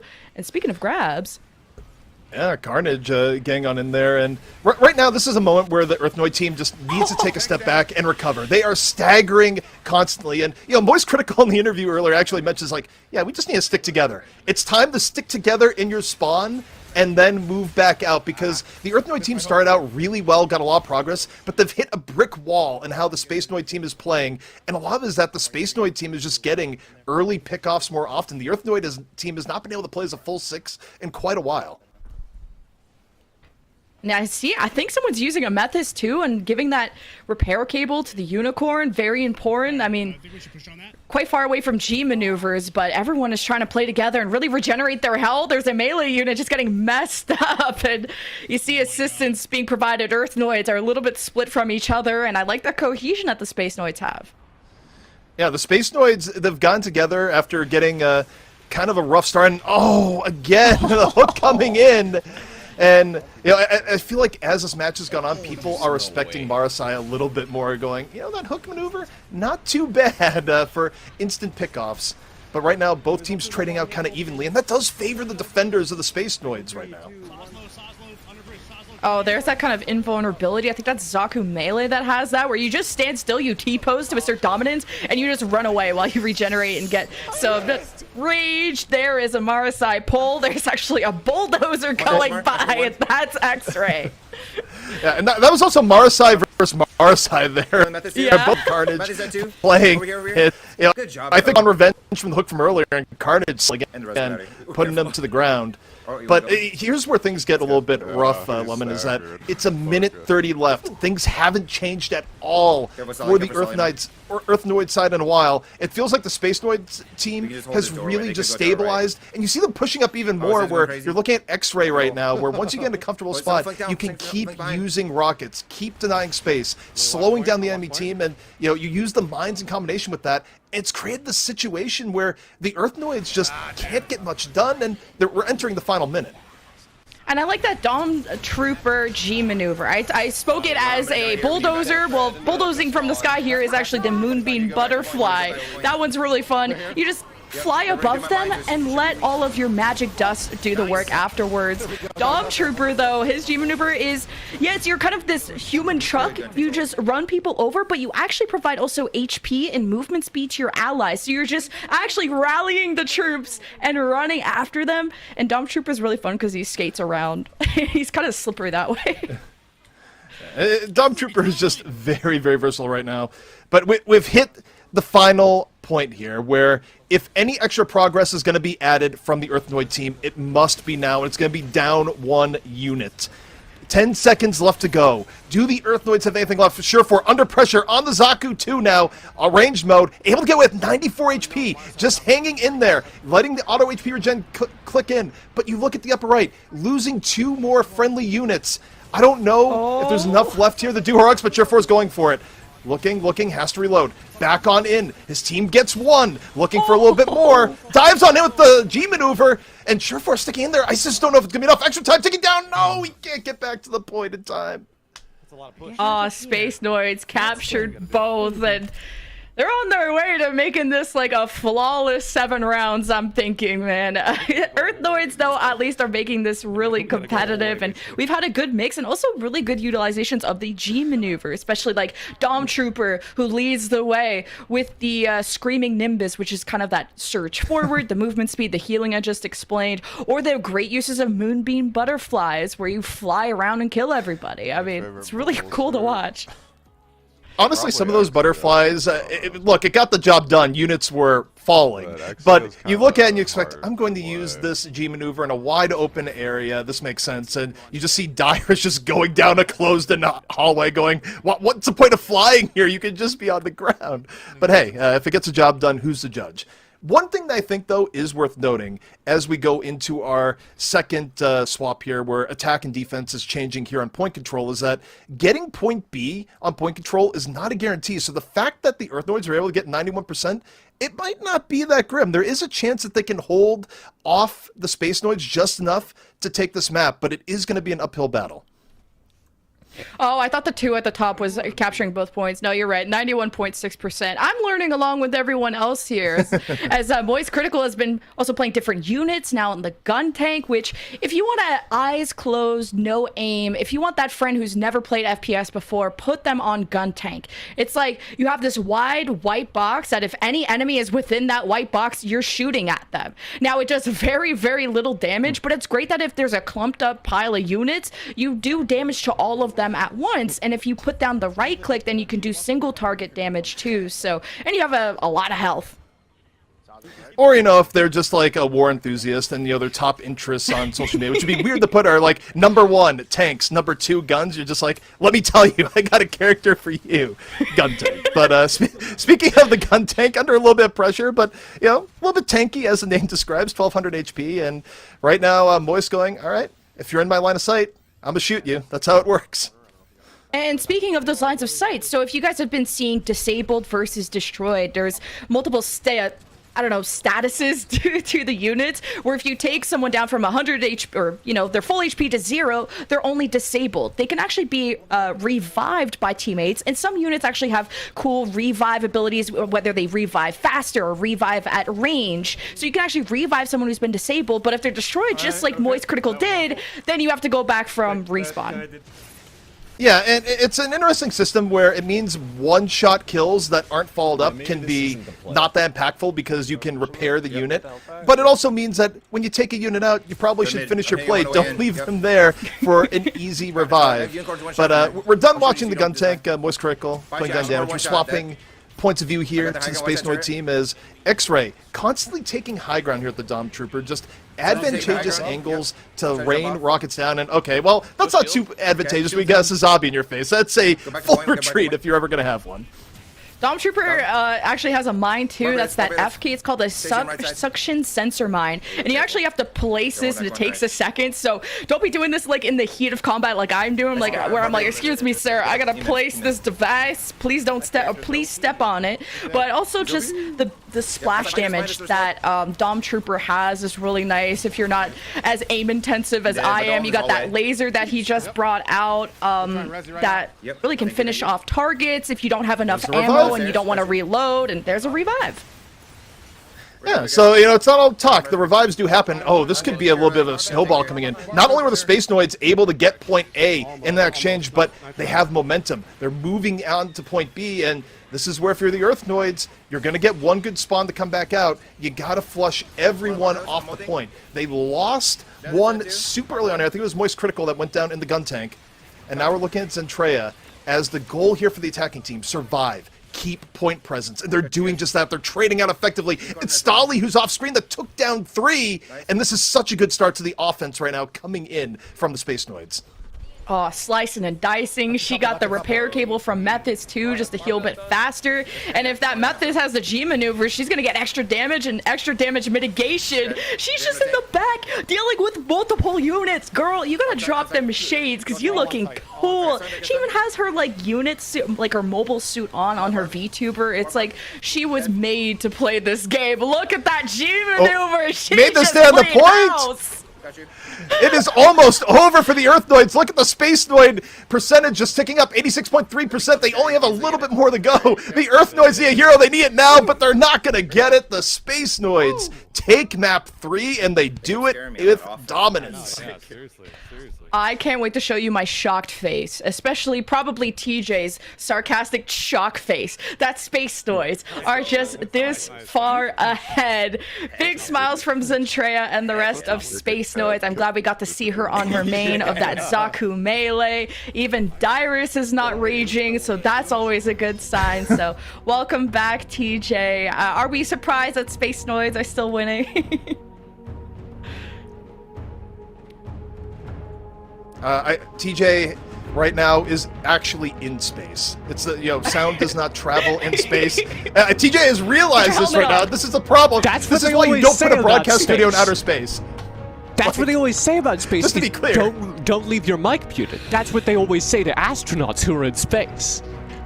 Yeah, I was really impressed by the way that game went, and I was really impressed, I was saying, by Zentreya with the play in that front lines, and the repair cable, and the way she was timing her invulnerability, so that everyone would be shooting at her right, not when she's low HP, because you need HP to get out, but right when she was done with her dashes, when she didn't have any mobility, that was when the invulnerability came out. So just a real masterclass on the melee character who has only been out for a day. Well, we also have replays that are ready. Check out the best moments, the biggest pop-off plays that just happened.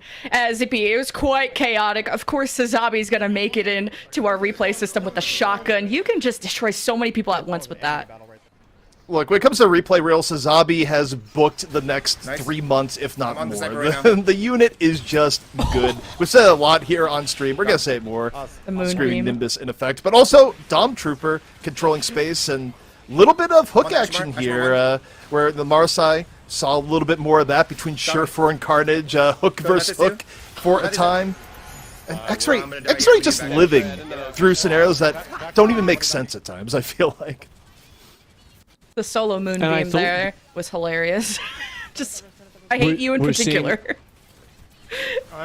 We're seeing, like, as this series goes on, and as you called out during the gameplay, like, better and better use of the G maneuvers. And when we started, we were kind of seeing people not quite know, I think, how to deploy them against coordinated teams. Because when you're against a coordinated team, it's so easy to go, oh, they're glowing blue, shoot them. But we're starting to see teams get a really good sense of how to protect people that are using their G maneuvers and how to enable people that are using their G maneuvers. It's been really impressive. Well, I hope everyone's happy at home because I got a lot of blue to show you. Take a look at the standings from our first couple of games. No surprise, our number 1 and number 2 ranked Gundam Evolution players are absolutely putting on a deadlift. Space Noids are really taking away the series, ZP. Yeah, I mean, I'm looking at this and just wondering if it's following a classical Gundam script where, hey, the colonies in space, they've developed really, really good technology. It brings me back to the Gundam Wing era where it's like, yeah, we developed these things called Gundams. They're just going to fodderize all your units that you think are going to defend your little blue planet. Good luck. And that's kind of the script they're following right now. The Space Noids are performing exceptionally well, and you might be looking at this going, oh, is the show going to be over soon? No. Even if the Earthnoids can't bring it back in full, we're doing all 7 here today. So we still got a lot of Gundam action coming at you, even if it's all blue by the end of the day. Well, TJ, you got to see me styling the Mahiru yesterday. That was, I think, one of my favorite new units. I'm not as good as you on the Unicorn, so I tried Mahiru first, and that's what actually Carnage ended up playing. So, TJ, break it down for us. Mahiru, new unit. Yeah, we're actually going to talk to Carnage in a little bit, so we can ask him some questions. But yes, the Mahiru is our next highlighted unit, our highlighted mobile suit, as you can see on screen right now. A weird-looking dude is what I would say about this mobile suit, but also has one of the coolest kits in the game. Combines this, like, grenade launcher that's constantly throwing out ranged poke that can bounce, and that's, for me, the secret to the Mahiru's effectiveness is you have so much mobility with the kick that can get you up buildings, and you can get into a weird place, and then just start bouncing things around 4 different corners, as I think you found out, Jen. Yeah, it's through any of the chokes. You just spray all these splash damage primary fire that Mahiru does, and that's all I kind of want him to do, is just put down the damage at a choke. His C ability is also can detect enemies through walls, and although it has a longer cooldown, so important to see, oh, is someone on the flank, is someone behind this wall as I'm pushing. So Mahiru is really good at holding those chokes, as you said. Well, the interesting thing, too, when you have support abilities like that, it goes back to the core design philosophy of the game that's, like, evident in anything you play, is that abilities are really spread throughout the entire roster, where you have multiple different units that can give you sensor information, and, of course, Maru is just one of those. You take a look at units like Sazabi, they have it, or even the G maneuver of the GM Sniper, right? The idea is that you're not sort of stuck picking just one unit for one role. A lot of key things like healing, information, tank ability, where, hey, do I have a shield? Can I be the first one in? It's all spread throughout, and it allows you to create compositions that are pretty widely varied. Well, the Mahiru main himself will be joining us for an interview. Carnage is currently on the line, and I love that we get to do these interviews, so let's bring him on if he is here and ready. Big Stompy Robots, huh? Carnage, how you doing? Big Stompy How was Robots. your game? Also, quick heads up, I think I was on the Marisai, the one with the pull and the chain and everything. Yeah. So, but regardless, I like that one too. So we're good. Yeah. Awesome. I have to ask after looking at. Yeah, I do. I have to ask. So we saw you. I think you were the first one to bring it out, and there's a point where you just ambush Surefour. And then a little bit later in the match, coincidentally enough, we see Surefour come back in on the same unit, tries to go for you, and you get the better of him. Any personal reaction to that? What universe is this? That's strange. I must have gotten lucky. I mean, lots of different things for that. But no, it's a very fun class. I definitely like Marisai, as it's one of the few that if you kind of land your first ability, you've got a lot of follow-up options while the enemy's stunned. So that, especially for a player like me, that, I work a lot better if my enemy can't do anything and is in front of me stationary. That works out very well. And I wanted to ask about your experience playing on your team, because you happen to have, like, the two most experienced Gundam Evolution players in the world on your squad. And I think it's going pretty well, so I want to get a picture of what's going on inside those communications, how many quick tips you're getting. It's going very well. It's great playing with these guys. The way they're synergizing is fantastic. They're calling out where they are. They're calling out where to go. They're totally fine with all the skill level variances on the team. It's been very good, and I'm definitely learning a lot from them for sure. And if you had kind of, I know you're on Marisai, and that seems like a hard unit to learn. What about viewers at home? Was like when you first played this game, is there a unit you would recommend or one that stuck to you when you first started? I had a lot of fun with Zaku too. He was great because primarily he not only has a pretty great kind of very straightforward main weapon, but his cracker grenade also made it so you can stun enemies relatively recently, and the smoke discharge gives you invulnerability, which is awesome. But I've also been playing a lot, as I did when I started this started the tournament today, with I don't know how to pronounce, probably I want to say Ashamar or Asamar. Yeah, you got it. The one that has a nice little tri-cannon. Yeah, there we go. I had no idea how to pronounce it at the beginning, but he has been fantastic. I love the Inferno Grenade. I love the Big Punch, and he's one of the few that has a lot of vertical maneuverability with his like little plane mode. So he's been a lot of fun to play too. Which unit has surprised you the most? Oh, I was gonna say, which unit surprised you the most so far? And that you looked at the kit and you thought, I don't know, I'd have this much fun. Then you played it and it just clicked. I really like Gun Tank for that. I haven't played him yet in this tournament, but when I've been playing him offline, he was a lot more fun than I thought. At first, when people told me that he was an auto shooter, I was like, great, I don't have to aim. I'm not very good at that, so this is awesome. But I immediately thought, well, he's probably not going to have a very high skill cap. But then I actually played him, and it's a completely different story. And even for experienced players that are good at aiming, there's a whole lot of versatility with the Gun Tank that makes it a lot of fun to play. Well, it's been a lot of fun to watch you. You got the green screen ready. We got to get you a planet like ours so you can join us out in space. I know. One day. Well, thank you so much for the interview. Enjoy the rest of your games. We'll be cheering you on. Bye. Thank you so much. Really appreciate it, guys. Bye-bye. I don't think they need very much cheering, to be honest with you, Lovely Kiwi. I think the cheering is all sorted. We're good. Yeah, the Space Marines are kind of dominating. So I mean, we've even saw this spawn camp at some point. But I think Earthnoids, as we go through more games, might be learning a thing or two. ZP.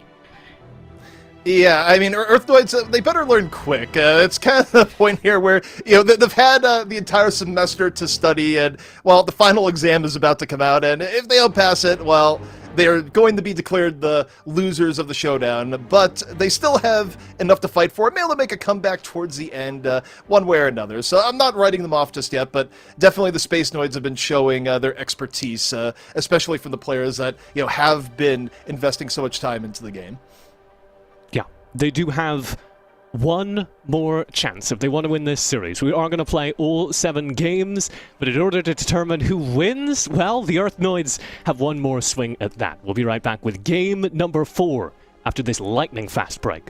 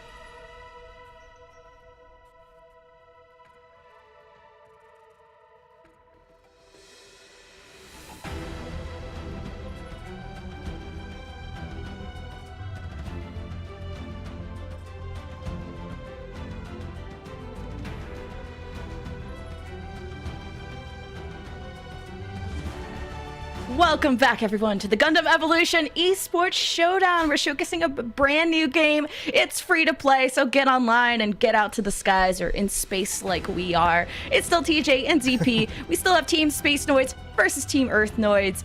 And TJ, we got to see a variety of units. It's actually a pretty diverse meta.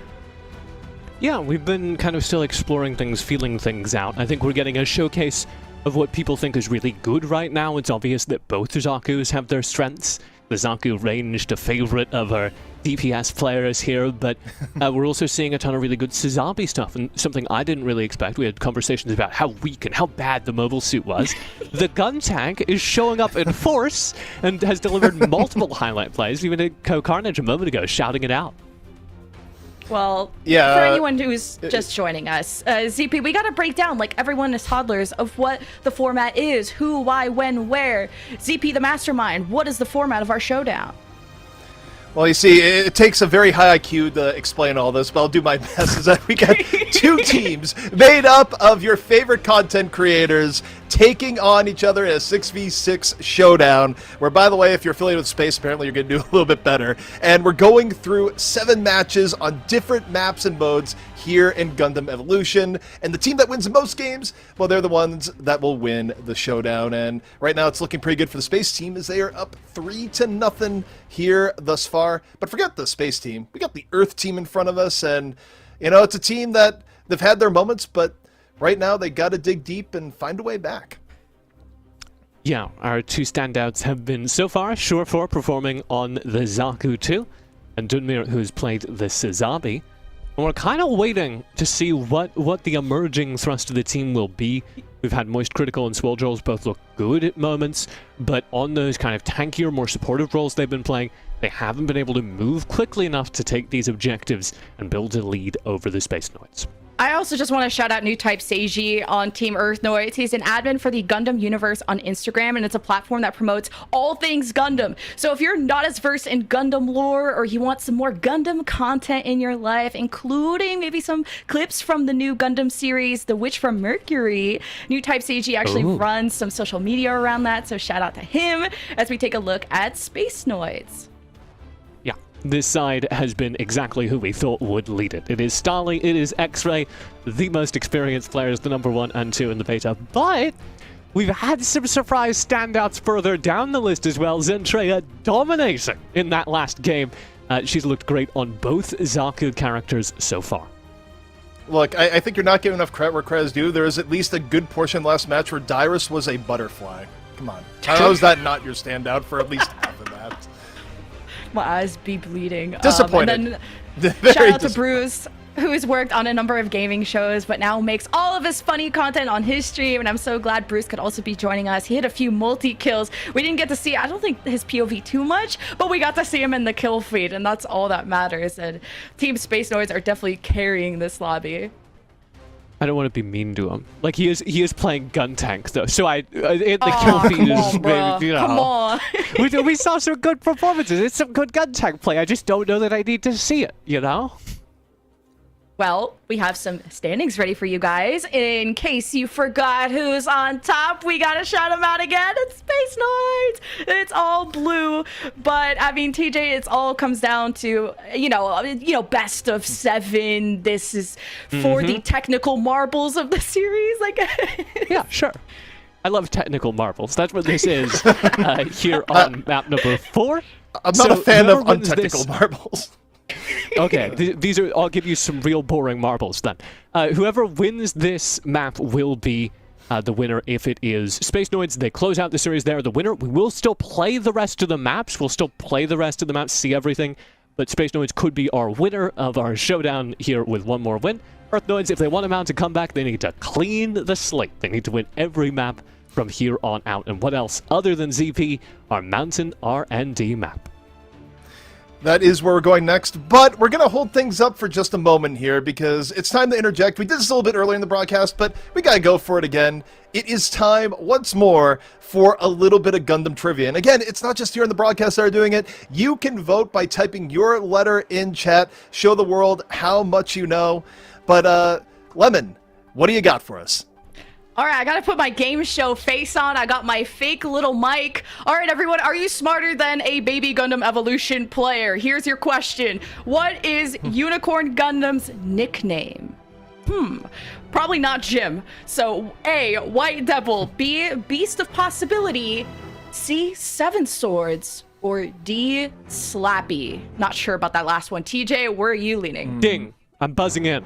Okay, what do you got? Yes, I think I actually do know the answer to this. Yes, it's not an answer. I just want to take a moment here and not bias the chat and instead say, I just love the names in Gundam. The fact that all of the first 3 are very credible as answers is really exciting to me. I love the way that all the Gundam characters have their own, you know, the Red Devil and everything in their nicknames in the battlefield, the Comet.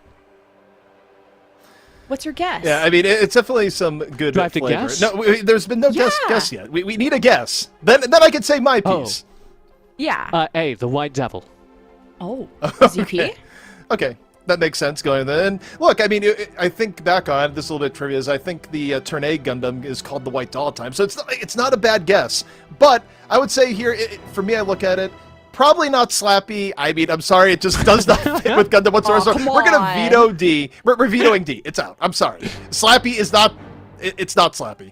I would say Beast a possibility just because it's just kind of funny to be like, it's a unicorn, but it's a beast. It sounds very weirdly contradictory. And I'm saying that without even looking down at the answers, which, full disclosure, I could absolutely look at the answers, but I'm going with thank you for not cheating at trivia, ZP. Did everyone at home get their guesses in? Type that in chat. And I'll give you guys the answer now. It is ZP's middle name in college. It's Beast of Possibility. B, ZP, you're correct. Good job. Wow. More things I do about myself than I didn't know, but yeah, I'll run with it. Why not? Sorry, TJ. White Devil, I was no really Schlappy. upset that ZP revealed that we could see the answers, because I was just gonna try and full sell the wrong answer as hard as I could, and that just now means you you've didn't cheat. revealed That's that fine. we know the whole. Okay, you're right. I should just not look. Okay. I need to break up this altercation, everyone. We're gonna have game 4 ready soon. I think we're going to R&D, which was gonna be our first map, and lots of mountains awaiting us. So I'm really excited for that. Maybe some more sniper action. Sure, for sniper ZP. We could be in his montage. Well, we won't be, because we won't be the units getting destroyed. We'll be observing his montage against the Space Noids. We're spared, because if we were playing, we would be in his montage, and then some. We'd make it boring, because they just wonder, why are these shots so easy? But luckily it's not. I guess you guys will be in the montage, because I'm going to send you to go and cast Game 4. Domination, have fun. All right, TJ, we're heading on in. It is not the lunar comm station. We saw that before. Instead, we're heading on into, the map we're supposed to play first. So a little bit of mountain R&D. Look, sometimes when you have a lot of players in a lobby and they're setting their own maps, the wrong thing gets clicked. We've all been there. So we swapped the order around, and we are here now on Mountain R&D, a twisting maze of caverns and tunnels that, yes, you can run sniper on. There have been some brutal sniper performances. And we do see a GM sniper locked in as we get into this map from the Earthnoid side of things. Yeah, I think there's a good chance it's Surefour. Of course, it's Surefour. So what do you have here? High burst potential, high risk, high reward. And the GM sniper will see if it can deliver. Right now, Surefour yet to connect. Taking a different angle, looking for it. A lot of different ways to approach here. But the enemy team playing sightlines pretty well here, TJ. From on these early sides of the map, on these early side of the map points, you want to control the high ground right above the point. Otherwise, this happens. My God. Surefour just starts racking them up. So the Space Noids need to get up onto this high ground and stop this behavior immediately. Yeah, you answered one part of the question I was going to ask you, is like, how do you stop this? Well, getting into the high ground and getting to the sniper's face, that'd be a start. You cannot give a sniper this much room. Surefour is in his element, and I don't think he's stopping anytime soon. The GM sniper, now a problem. Now, TJ, you have to deal with a problem like this. What do you do? Well, I will say, Surefour does not have point control, and has not this entire time. They are finally flipping it. But you can see the way that it is being dealt with right now. Harass around the sides, and then force Surefour off of the high ground before it begins. You can do that by accessing the middle of the map, coming in from behind him, as opposed to down these large sight lines, and you'll force him to do that. Dive down below, and apparently hit a nutty shot mid-air. It's not the most efficient to sit there and showboat over your enemy's almost destroyed unit, but Surefour finding a little bit of time to do it. 200 HP, under assault, and finally going to be taken down. X-Ray having enough of that. And Surefour making it a little bit personal. Wondering, Dyrus, are you mad? And look at Dyrus right now. He just seems unfazed. No, Dyrus is living his best life. He is on one of the brand new characters, the Gundam Exodia, who's going to be, or Exia, sorry, who's going to be all about landing these close-range bursts of damage. The combos and the dashing away. Got 2 extra dashes built into the kit whilst they're using their G maneuver, which is now active as we fight for Point B. Yeah, Point B now in contest. It's Space Noids looking to get a little bit more progress, even things up. There's domination. Both teams fighting over otherwise neutral points, and Dyrus staying alive, dashing on through, making good use of the G maneuver. And this is so far pretty back and forth, and at this point a little bit more closed in. Great use of the G maneuver for that extra mobility. The Earthnoid team spent a ton of cooldowns. You saw the super bomb out on the point from the Gundam to clear things out, and the immediate response. Just, okay, we'll all back off, reset, flip the point. Space Noid do have their percentage ticking, now at 47% as point B slides. Now you have an even game like this, the point continually changes. You see there, it's changing. Now there's no point active. All teams need to rotate over to point A. And as we look at that, the Space Noid team, they're able to get multiple early pickoffs here, TJ. That can mean a lot. Yeah, and you can see how they're not actually fighting on the point itself. They're skirmishing around the side. They're catching people up as they're rotating to it. That's how to do it. You obviously want to get control of the point, but if you can kill everyone trying to get to the point, it's very easy to do this. Stop them in the choke points and lock down the points when they unlock, which is right now. Point instantly flipped. Corridors controlled by Starly. Starly just letting loose with the G maneuver Hades system, which, to be described really quickly, makes everything better. You move faster, you shoot harder, and Starly right now doesn't need the Hades system for the carnage. He's just putting all over point A, and the Space Noids pulling ahead of the Earthnoids is... Now if you're the Earthnoids, TJ, you wonder, what's next? Well, I think we are seeing a little bit of a turnaround here as Surefour breaks out the Marasai and starts laying down damage. Yeah, Surefour going, you know what, I think Carnage had the right idea a few maps ago. I want to pull people in, punish them close range. Oh! He got the hook, but he gets the finish. He does! And again! Surefour, that's Dyrus. Every time Surefour takes on Dyrus... His head. He says, you thought you could get away from me. It seems a little personal, TJ, is what I'm seeing here. But hey, Gundam as a series, sometimes these mobile suit fights, the pilots, they have some history. You're absolutely right. Surefour opening up his cockpit to taunt Dyrus, two North American competitive gaming champions going head-to-head. And so far, 2-0 Surefour on this map as we head towards point C, and we are now at an advantage for the Earthnoid team, or sorry, for the Space Noid team over there on the red side, since we're from Critical's POV. They're at 70%. The Earthnoids had a really strong start with the GM sniper performance, and now we're heading to point C, which is a little bit more wide open. And as I say that, 3 eliminations immediately coming through for the Earthnoid team, and point C just seems to be their point, TJ. Yeah, Earthnoids in control, now with the lead and ticking, as Critical cleans out the point, playing slow and steady, and advancing forward to hold the door. And this could be it. They could probably get all the way to 100% on this point. Swole goes down, though.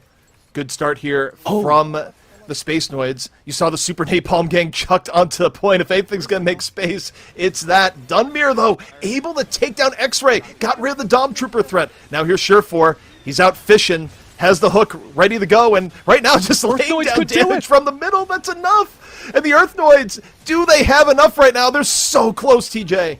It flips!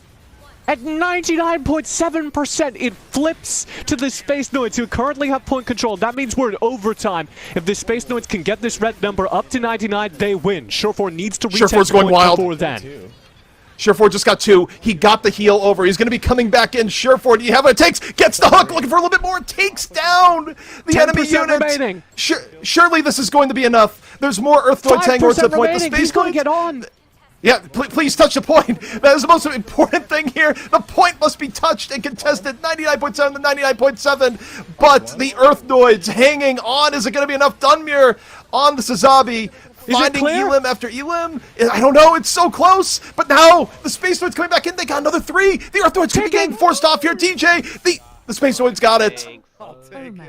And Surefour again slides away from the point right as the round ends. I feel like we've seen that before in those Zaku 2 games, and it does mean that despite a heroic effort from the Earthnoid team, they are yet again at a disadvantage here on map 4. One more round would end their hopes of winning this show match, though of course we will play all 7 games. On one hand, TJ, it fits the narrative of the Earthnoids learning and getting better. You don't get closer than that. On the other hand, that is a backbreaker. Just when you think the Earthnoids have found their groove, victory just slips through their fingers. and we'll see if they can pick themselves if I miss, back like, one up. rocket, But I just die to him? that was a fun fight. It really was. Yeah, RSI, so all about landing those hooks, pulling people in, and kind of the hardest part of RSI is, in addition to having all these grappling moves, they have like the single fire kind of sniper feeling beam rifle. And so to see that on Surefour, who could of course just land headshot after a headshot after a headshot, is so scary. Oh man. Just getting flashbacks to some other colleagues I've worked with over time. Yeah, it's not a unique phrase, but it takes me back. But yeah, taking a look at Surefour now, heading out once more on the Marasai. Again, it's a good day to be fishing, I think. Oh he reels in a big one to start it off. That's a big one indeed. And he could just hold the high ground now up above this point, slide down and clean things up. What a great start for the Earthnoids. Yeah, I love how we're seeing Surefour just evolve as this goes on to an hook for hook here in the back, and Surefour this time. Again, the better of Stali. A little bit of revenge. It's not carnage, but it is still the Marasai versus Marasai battle that we're seeing a little bit more of now. Yeah, Stali pulled out, switches away from his main in order to try and challenge Surefour and loses. But it is the Space Noids currently on the point and ticking. And again, if they reach 100% here, win this round, they will have won the best of 7.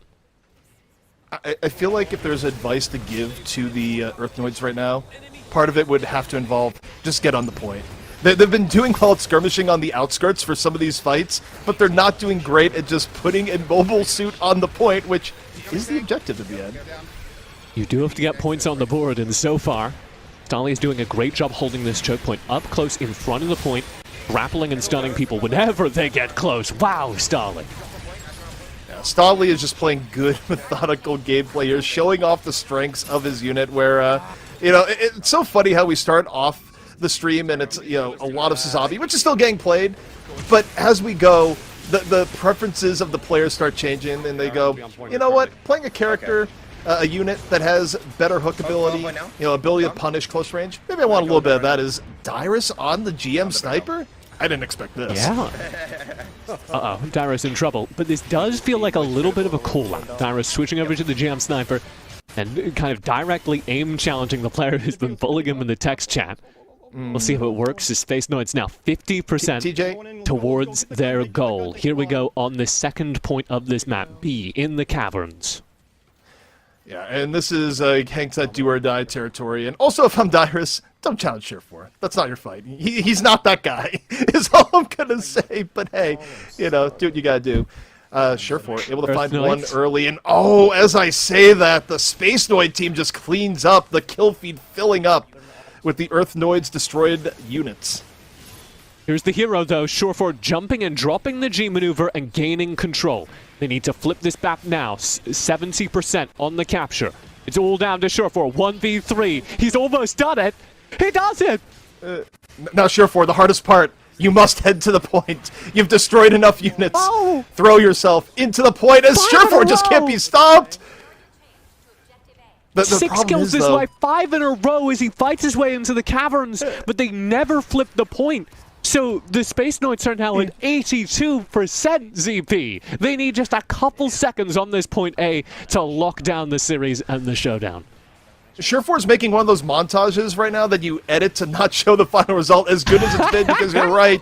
The pressure on the Earthnoid team is strong, where you need to get onto the point. But we'll see. This is another good start from Surefour. Starts off with the unit pickoff, and you take a look. It is going to be the Earthnoids getting control first. We were talking about earlier. They lock down the choke points, they get early advantage on the point, early player advantage as A comes up, and Surefour is up on the high ground, making sure that point A is hard to get into. So, now for the Earthnoids. It's all about this final cap. They have it locked, they have it ticking. Here we go. Meanwhile, Surefour in his favorite spot at one point here on a sniper. Now here, fishing again, lands another hook. Surefour right now, accuracy unparalleled, shot after shot landing, and Surefour is just turning this into a shooting gallery. And look, if he can keep up this whole performance, the Earthnoids might not be done yet. 42% and ticking. However, they're going to have to leave this really nice high ground soon, TJ, because it changes in just 9 seconds. A maximum of 50% on any one point. That is the rule of thumb. They're going to get a little extra at the end of this with a 55% in total.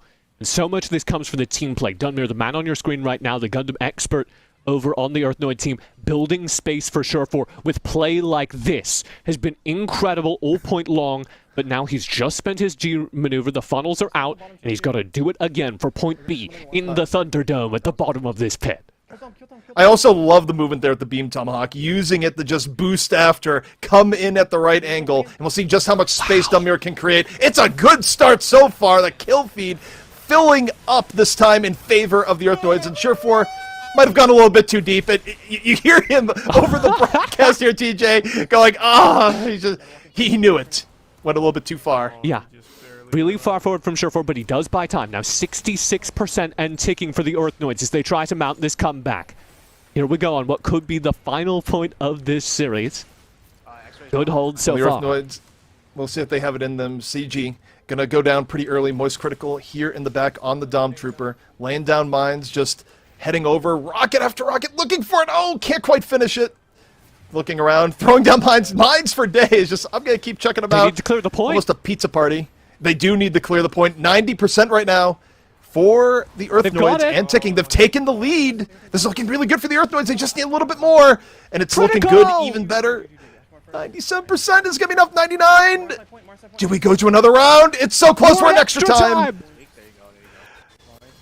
And it's all down to critical. He clears the point with the laser. He deals with the punch. And I think they've done it. A last-second tag. Onto the point flies X-Ray.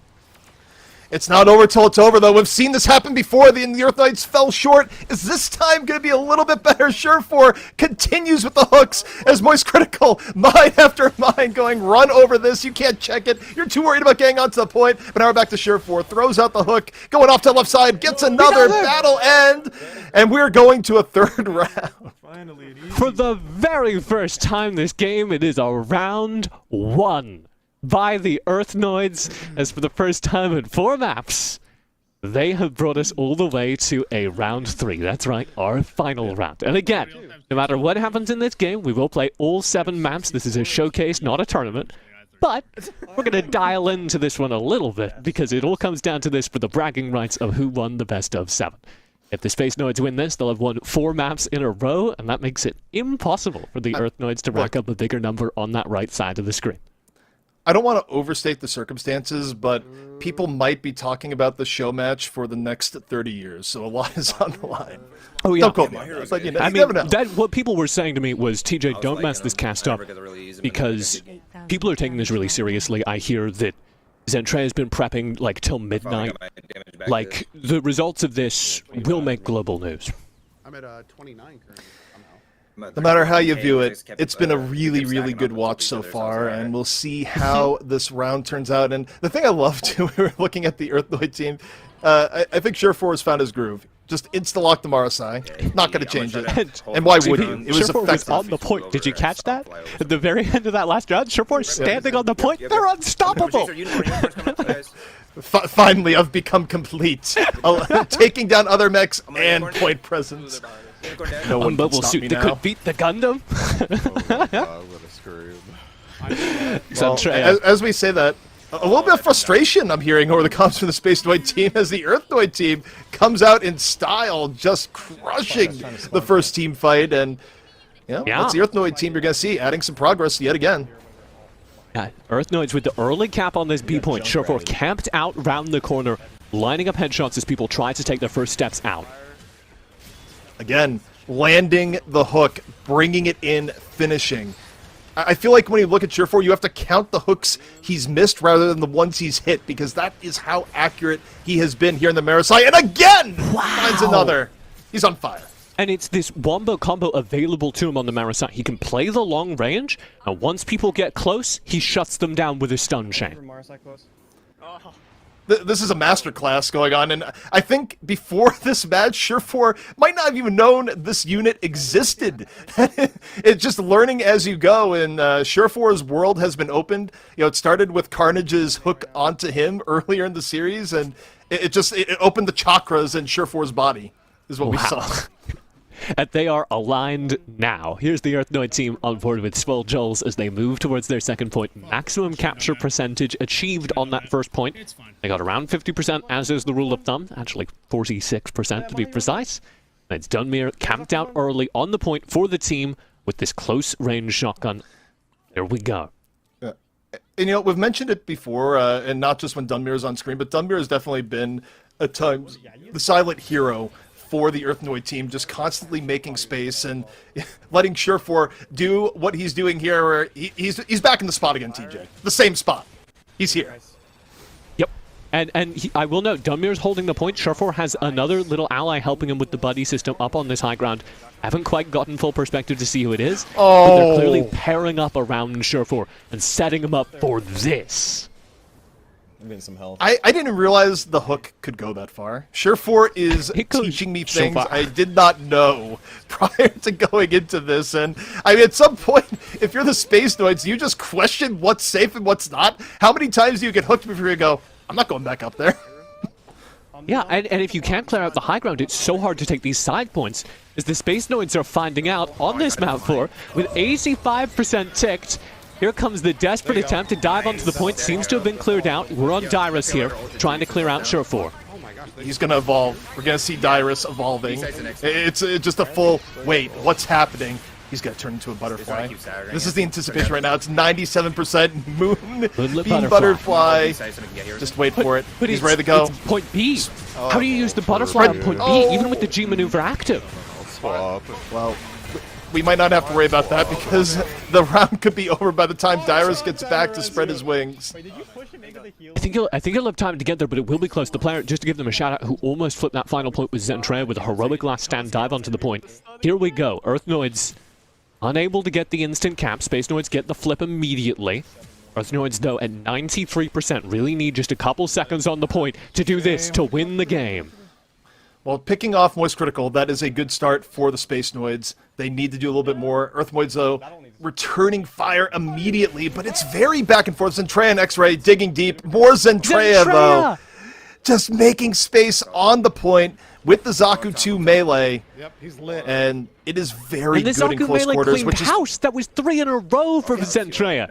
Just cleaving their way through the team, and they've almost got their G maneuver at Cyclone of Blades with their axe.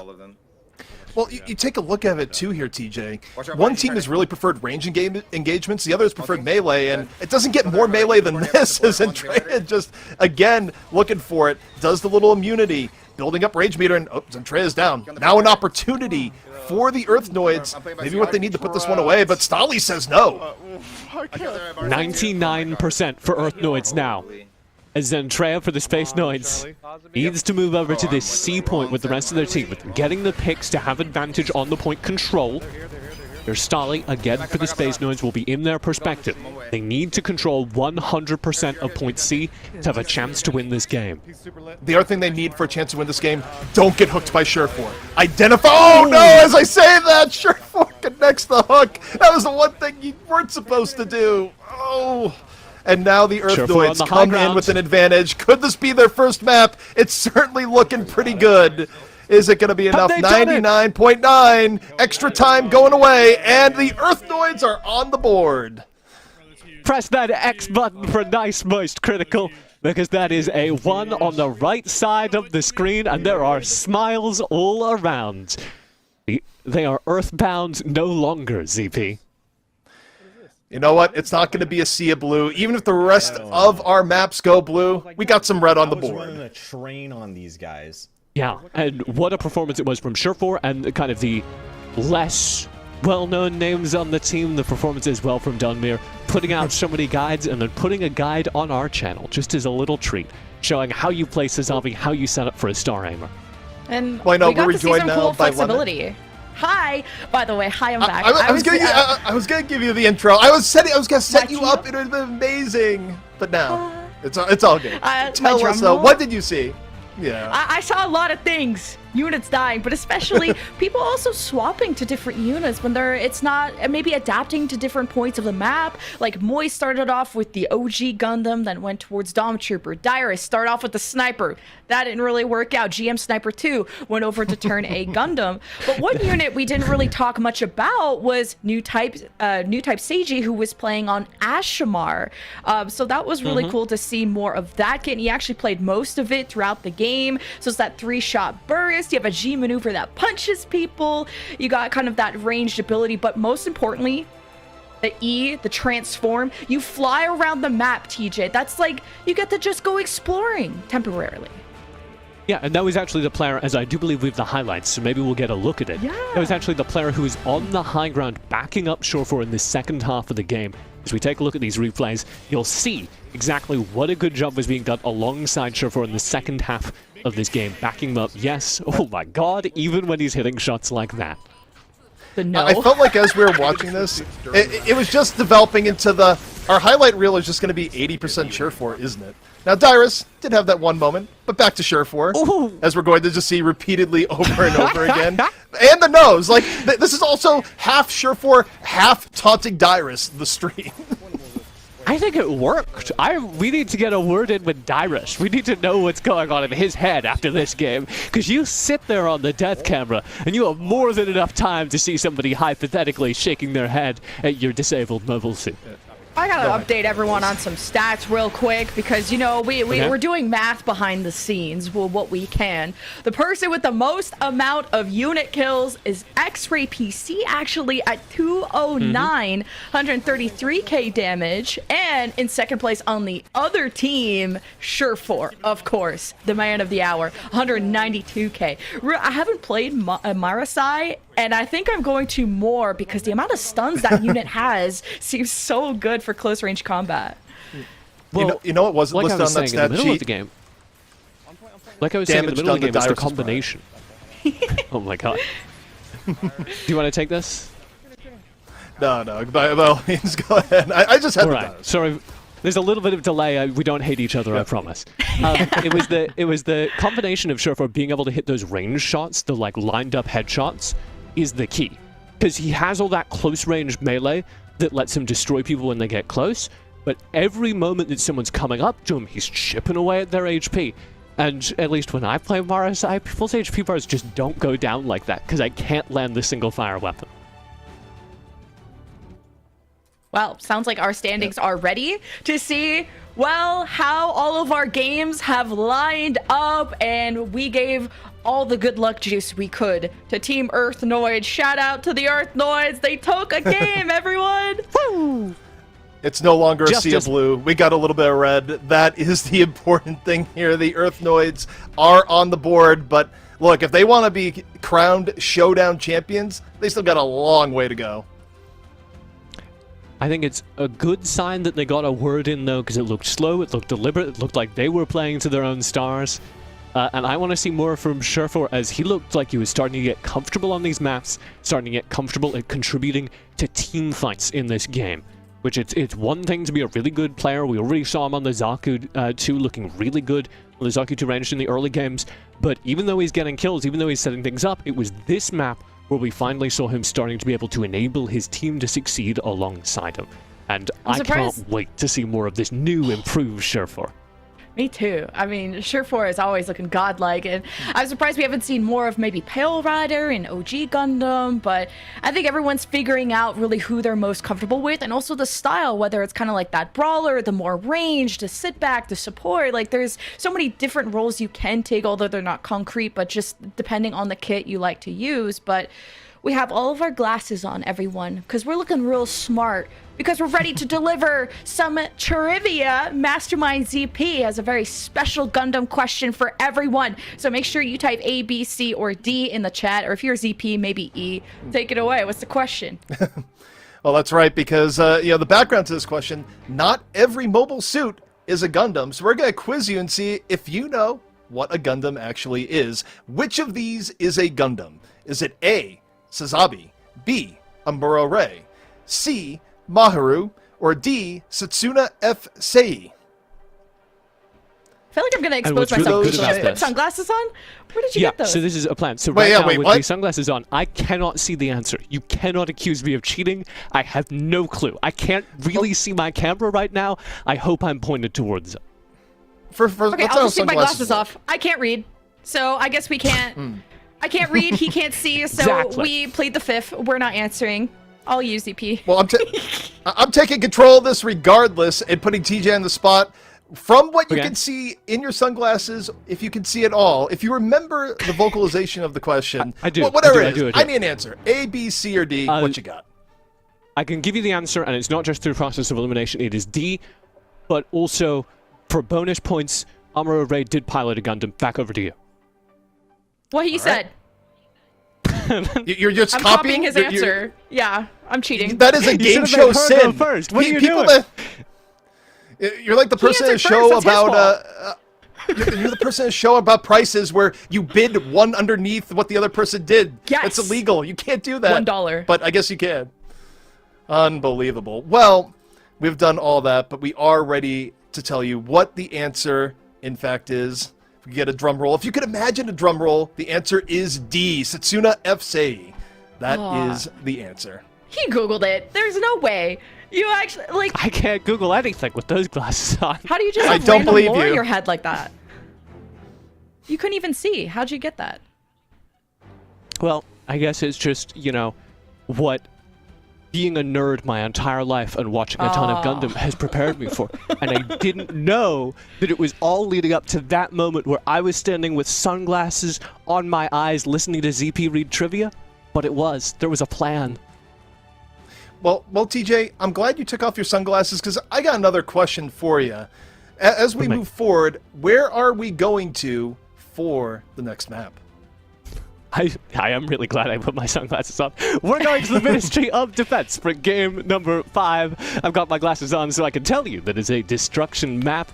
And this is one of my favorite destruction maps, as these winding corridors lead you through very tight, narrow doorways and let you into the Mega Charge categories. And you have this final point with the 2 Mega Charges stacked one on top of the other that I think is really easy for the defense to hold, unless the attackers zone them totally out of that final area and stick them inside their base. So, a real challenge ahead of us for the attackers. Oh, yeah, I mean, there's high grounds, there's low grounds, there's walls everywhere. This map is a maze. There's medium grounds. Medium, high and low, rare to medium rare.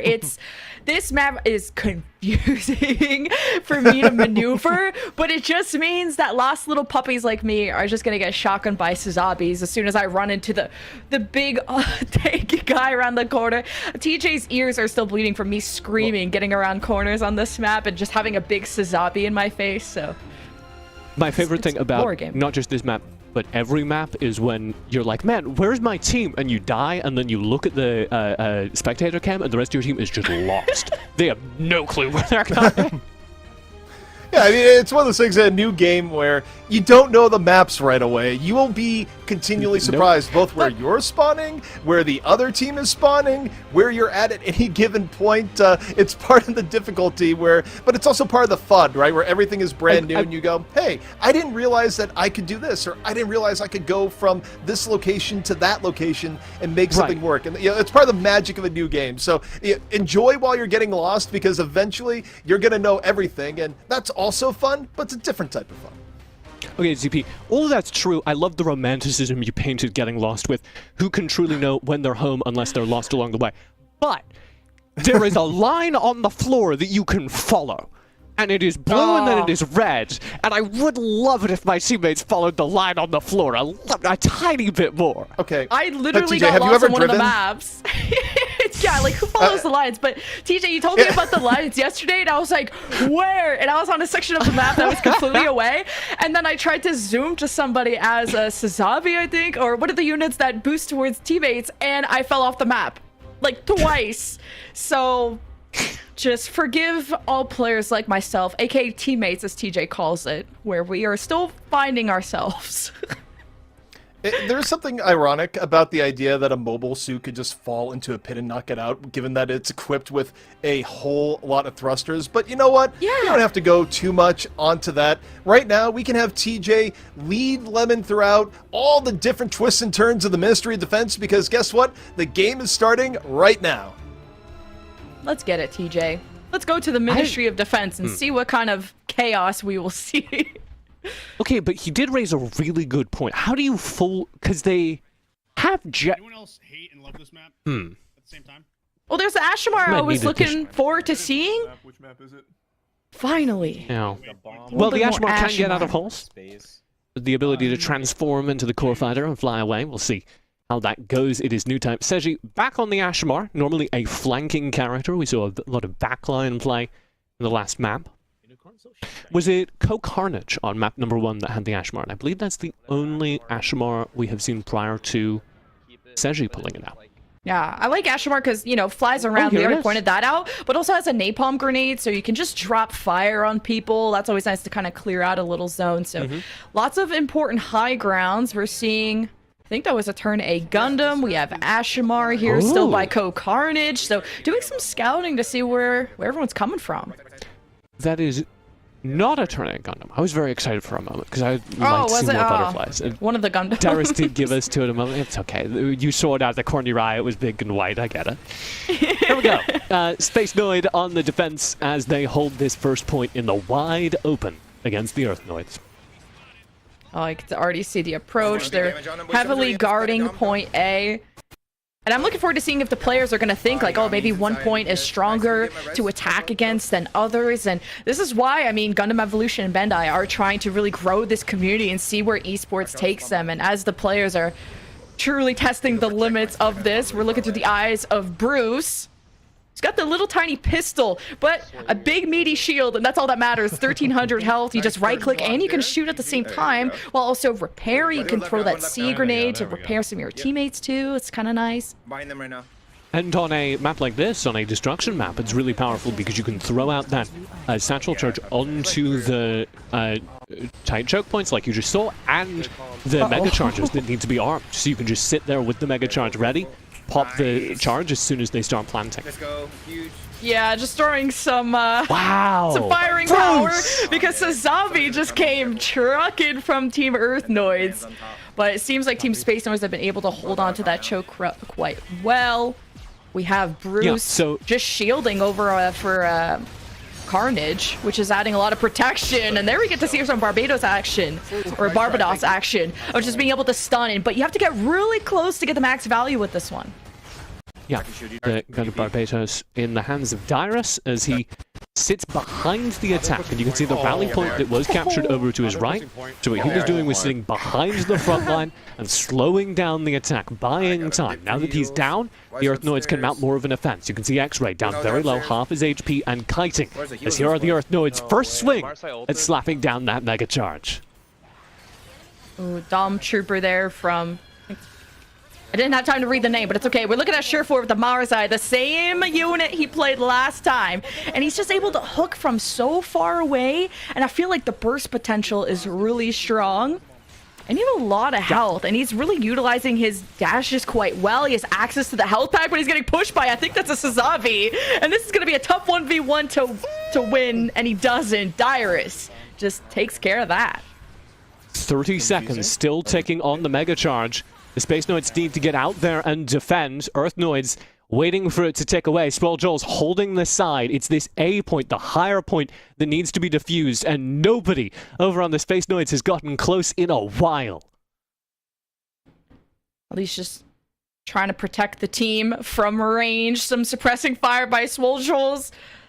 That's what we love to see. Ministry of Defense, I mean, that point A is just right in the middle of the map, so I feel like you're just not having a ton of protection, and you really just got to go in as a team and not one by one the way Earth Noids are. And that's why some kind of team coordination is important, but that's all done and dusted. And it is brutal, as you saw, to reach that A point. That's one of the reasons I prefer to activate that mega charge. And so we move on to the second point. These two vertically stacked points and a very tight choke point that the Space Noids are going to have to work their way through. We shift now to the Earthnoid perspective, sorry, as they are on the attack. And what is this? He's already gotten in there? Surefour sliding into the back lines somehow and just taking away. Oh, but all the kills are going Earthnoid's way, and they got the plants, so that's good. They did spot some members down below. So there's the Marasai in action. You pull them in, and you can get the stun off of them. You can extend that stun with the Beam Blade, too. And the G maneuver, guess what it does? It also stuns, but multiple targets, so Marasai is really tough. If you can hit the skill shots, though, it really pays off. Moist Critical needs some help. Will not get repaired in time. It is destruction from left and right. And there's the defuse. I think they've managed it, yes. Our defenders do manage to switch off that Mega Charge. It will be the Space Nodes holding on for a moment longer. The Swojo's got that early activation out, but now these points are so stacked on top of each other that stuff like you were talking about, those high mobility characters can just dash between the 2 points so quickly. Damn, this Dom Trooper action from Moist Critical is so good. He uses rockets, goes in with the laser finish, exactly how you want to play it. Sometimes you can distribute your mines like little Christmas presents, just little breadcrumbs right behind you, really wherever you think the enemy is coming from, especially if they're pushing you. If you don't have a dash, it's kind of like the only thing you can do to kind of scare them away. Moist Critical is doing a really good job. Yeah, no activation in the Critical's just kind of chipping away, using the Dom Trooper for that point clear advantage. And they're on now. They've got enough kills to get the plant down. So that is the B Mega Charge activated, the one on the lower level down the elevator. Oh, he's trying to go for a repair. It was bait all along. No, wait! I trapped you in here with me. What an insane hook by Surefour. I mean, he is the top, on top of this lobby, both in kills and damage. The best Gundam Evolution player we have here today. And you can even use the hook to get around corners like this and just take pot shots. Yeah, you don't have a lot of ammo, but it doesn't matter if you're able to hit headshots and you hit every shot at least on their body somewhere. Yeah, and you can see him playing behind people now, letting those tankier characters take the engagement, and he sits behind them, fires from range until he has his cooldowns up. But it's not opened things up, despite the Earthnoids getting multiple activations, despite them getting control multiple times. They haven't been able to tick things over, and there he's caught without his bodyguard. Dunmere a little late to the party, and they have to reverse the situation as they lose Surefour and Dunmere on this early engagement. Only 2 minutes left on the clock. Those Earthnoids to get their plant on the second point. And new type Seiji also burned himself to death because yes, with Ashamar you can throw a lot of fire down, but the fire hurts you too. As I think we just saw a screaming Nimbus, and look at the Sazabi, the tomahawk into the air, and then boosting up to it to try and avoid damage. I really like the way these players are utilizing these kits in different situations of whether evasion or on the offense. As for now, I feel like Earthnoids are doing a really good job. Yeah, do you see this GM Gundam from Bruce Green being used on the Space Noid side as a key defender? And so anytime you're going in for these points, you can just sit there with the shield up and make whatever moves you need to make around the Mega Chargers themselves. Sit there, take hits, shield for somebody defusing, sit there, take hits, make sure nobody can get in, and activate the Mega Charge in the first place. See that rocket? Right into the shield. Not a scratch on this bot. Oh, Dom Trooper. Oh no, the elevator! The elevator stopped. The elevators are my favorite part of this map. The elevators are so much fun. You took elevator. What is I see? The elevator. He has to play like cat and mouse with this guy. And that's why I tell you of just all the different corners. Uh-oh, that's the shields up for Sazabi. So 400 HP from X-Ray. He takes an L. Shield broken. You can go for revenge. Okay, he at least got the revenge. That's all that matters. But yeah. It's so scary because the Sazabi is so big that anytime you can get in this close range, it's terrifying. And Dyrus is being forced off by the damage that the Sazabi did, and that means our Mega Charge is now active for maybe the third time. And this time the Earthnoids have the forces to defend, at least for a moment. Is that the clear? X-Ray for the defuse. Disarming. Oh, sorry, I'm on. Oh, he's getting shot. I got it. He still gets it. Oh! One Not quite enough from the Sazabi damage at range, but Dunmere is going to turn right around and reactivate the Mega Charge, arming it. Oh, it is extra time. You must defend this mega charge with your life. Oh my god, was that? Oh, that's the Zaku melee that just decided to T-pose in front of 5 people. That's not gonna work out. Sazabi's taking shots from every angle, but that's a 3K from X-Ray on that unit. That is insane. Earthnoids could turn this around, maybe. Yeah, Dunmere holding the line so well. He'll finally go down. Is that enough? I think it was. The disarm comes through, and the poor Earthnoids only get 1.5 on their attack round. But that second point is very difficult. So 68% might be enough as we flip the sides and put the Space Noids on the attack. You can swap back. Oh, X-Ray tried his best to clutch up at the end. We have so many green screens, TJ. We got to send them some planets. We really got to spacify everything. Okay, but, and I know this because I also have, like, my green screen looks very identical. It's just a piece of cloth hung out behind me. If you've seen it, like, fizzling, it's because it's not very high budget.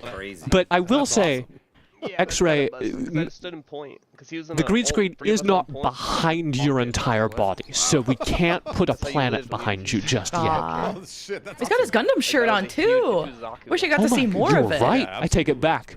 Like a little that green screen setup, If anything, that great means they're fit. gonna make it perfect for a console release. It's like balance. You gotta buff one aspect of the webcam in order to nerf the other.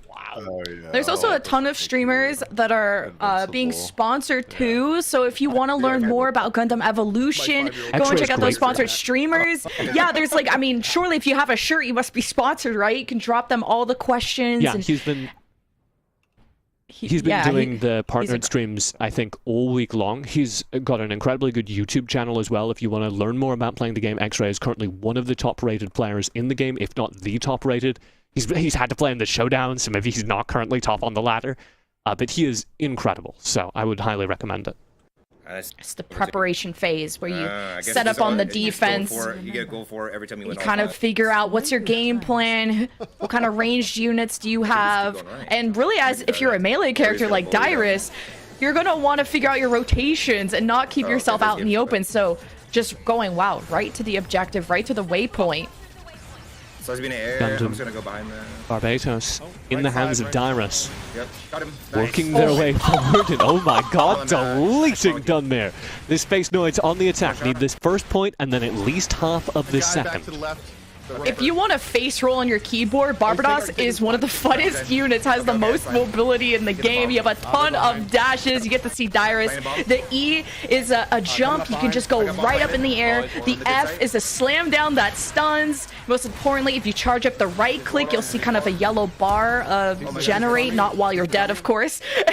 And that can pretty much one-shot, I'm pretty sure, any unit. I'm not sure about the tankier ones. If you land the full combo, yeah. Yeah, so Barbados, if he gap closes against you, you do not want to be stuck in a dark alley with him. Yeah. We switch over to the defense, though. The Earthnoids here, Dunmere on his trademark Sazabi, as he has been, I think, all Showdown long. And look at this scouting. You can see how he's using the Beam Tomahawk to gain a ton of altitude, and then hovering at that high altitude to spot where the attack is coming in from. And you can shoot while kind of hovering in midair. If you're really going for those sick, nasty YouTube clips, like, you can do that. It's unfortunate, just GM Sniper, you actually have to be ulting in order to take sniper shots while hovering. But at least it makes you work harder for that G maneuver. And there was just someone trying to plant there, and there's the nope from Dunmere. And anyone who tries to get close, the shotgun is so lethal from Sazabi. And he just easily destroyed that unit there. Here he is assisting on the flank. Earthnoids have 2 units behind here. And this shouldn't be a problem, although 300 HP is not a lot. And the dashes make it also very hard to aim. Stolly in there with the Gundam Exia. Dunmere just stands in the doorway, and it doesn't matter how many dashes you are if you can't get through the doorway. So Stolly just can't get past him and does get shut down, and that is a successful defense so far for the Earthnoids, largely off of the way Dunmere is playing that high ground, moving around the point. And this is you can actually get Gundam Evolution skins. So Surefour just now was rocking the Kabuki skin on Marasai, so it's red. It kind of gave me Christmas vibes a little bit. So if you have Evo coins, you can also get really sick skins. We can actually get these skins because I think we both got the pack. And this skin comes with the pack that has all the new mobile suits in it. There was like a cool like neon lights or kind of a neon themed skin pack that I was really thinking about. But what's also great about Gundam Evolution is that they're releasing 2 units, I think every 2 months or something like that. Like they have a whole program. You can go and check out their YouTube channel. They're releasing so many units every year. So I kind of also want to conserve my coins in case I want to buy those units. But I just want to also shout out, he has the Haru little bauble on his gun right there. He's the little weapon attachment. It's Haru, that's the little robot from the very first Gundam that bounces around. Also in Zeta Gundam, I think. The cutest robot in sci-fi. Don't come out with your opinions. Oh, we got some moonbeam butterfly action from Swole Joel, and just the single kill. Just the no, I hate you in particular. There's the throw! The grapple! Someone do it! Oh my god, it's like WWE style. I love it. You actually get to be a wrestling unit. Oh, Screaming Nimbus, I think that was. Someone is trucking away. Trying to disarm. Whoever we just watched wanted nothing to do with that. The disarm does not go through. Zentreya, who else slides into the point and says, you are not disarming. And with very little time on this clock, I think the Space Noids have finally broken through, and this puts pressure on them now. Because as they complete this first objective, if they complete this first objective, they've got to get 60% completion on the second objective in order to win this game.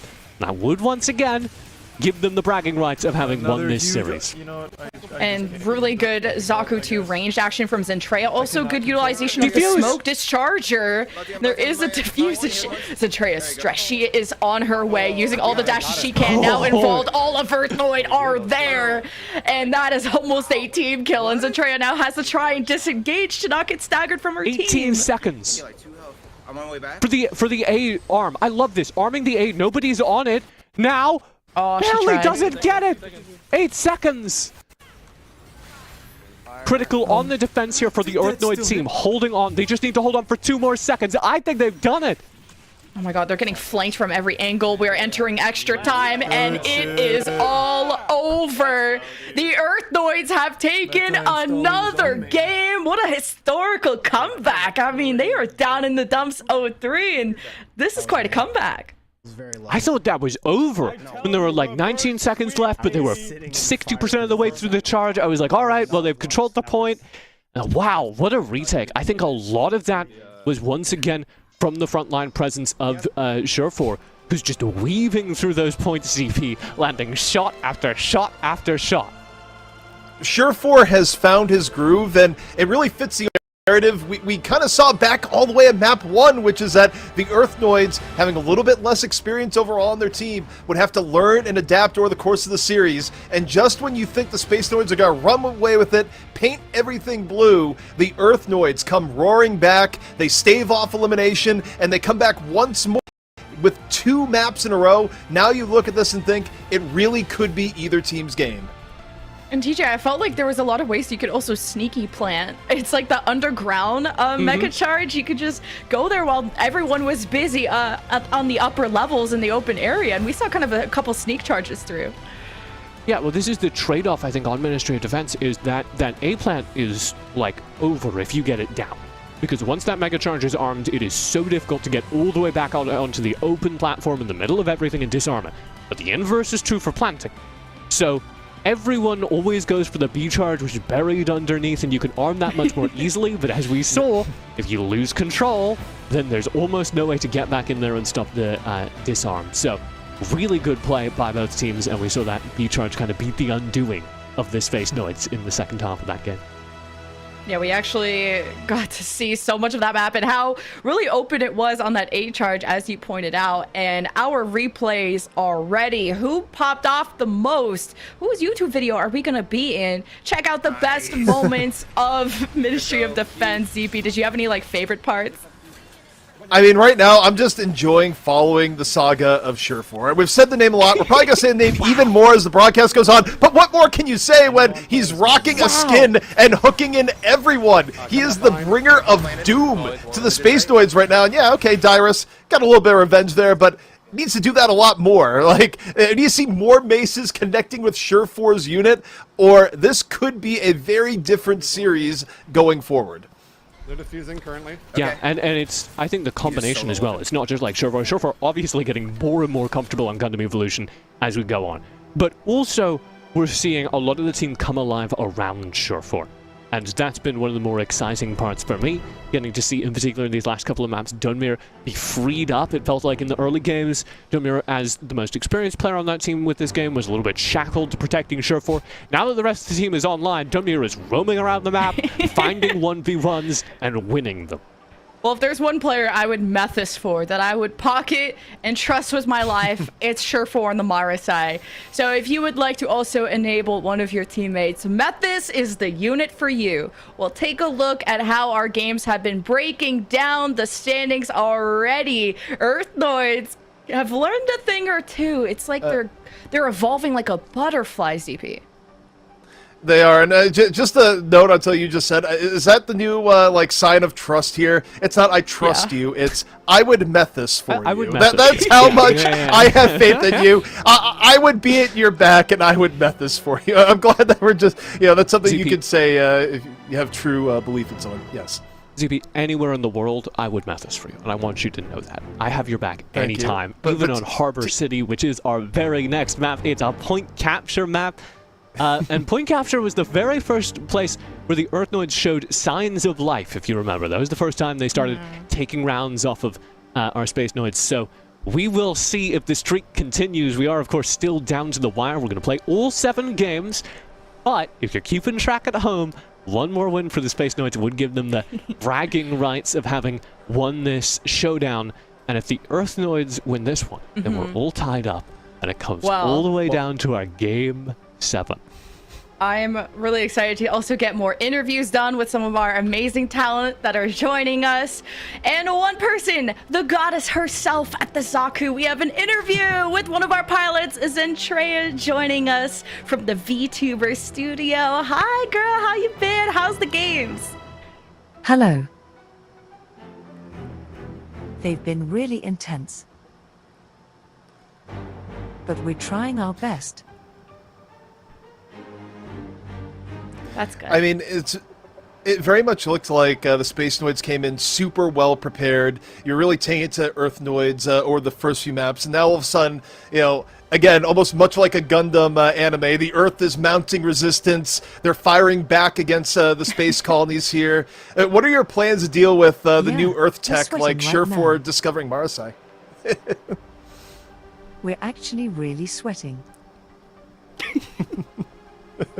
Believe it. We weren't expecting all the hooks to come out of nowhere. We were definitely trying to get focus on the pro. On the pro? Is that Surefour? Yeah. So they're having him really well covered right now. So at the moment it's hands up in the air. Hands up. I hope not. I'll ask the follow-up question that you've been playing a lot of the Zaku, both the ranged and melee, whose role it is and has been to get into those backlines and find those sneaky angles around the side. I tuned into some of your stream last night when you were playing all the way till like 1 a.m. What are your tips for newer players finding those side angles, sneaking in behind teams, and getting individual pickoffs? Make sure nobody's looking. You guys sneak around back there? That's all I can say. Just be fast. Just be fast. Make sure nobody's looking. Go after the pro. That's important advice. Zentrea, my last question is, do the sunglasses come down? I feel like, we saw TJ with the sunglasses on. I'm wondering if yours ever come down, or what moment is it going to take? The sunglasses stay on their head at all times. I only wear them at night. Oh, sunglasses at night, of course. Well, thank you so much for the interviews, Zentrea. Good luck in the rest of your games, and we can't wait to see you dominate some more. Thank you very much for having me. I don't think I can pull it off. Doesn't I don't have the It charisma. stays on the head. You heard her. Take her advice. It doesn't really work with the broadcast. Is your head not headset. sticky I just don't feel enough? like I'm. Yeah. But it's been cool to hear from like all the different players and kind of how much fun they're having and how many different styles we had. And also, go after the pro. You heard it from Zentrea. Just go after short forward, you win. Well, we know what their plan is for this next map. It's very simple. Zentrea simply has to be fast and be sneaky, and Surfer's done for. Well, you know who else is going to be fast and sneaky? Us, as we head to a very fast and very sneaky break. When we come back, the rest of the showdown will be roaring right back at you.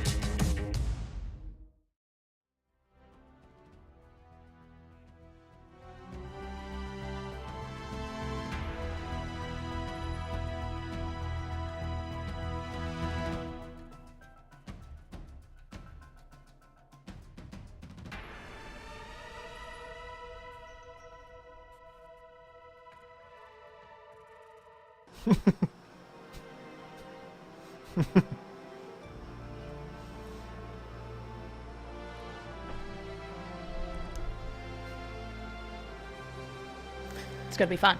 That's I'm excited. That's right, and well, we have multiple. This is map 6, so we still have map 7 after, so it's actually double the fun, TJ, heading on in. And I'm going to be totally honest, I was muted on this main thing, so nobody heard a thing I said. Give me the intro, ZP. Just throw me on the spot. But as I would- give me the intro as The I intro would is the intro is all yours. We deserve an encore, is what I will say. Encore. Well- Encore. Welcome back to the Gundam Evolution Showdown. We are now back with map number 6 of 7. We're of course going to play all 7 of the maps today, but we're now down to the wire, as one more win here would give the bragging rights to the Space Noids of having won this showdown. And we have had some really cool evolution over the course of it, as I think the format has really benefited us seeing the entire game.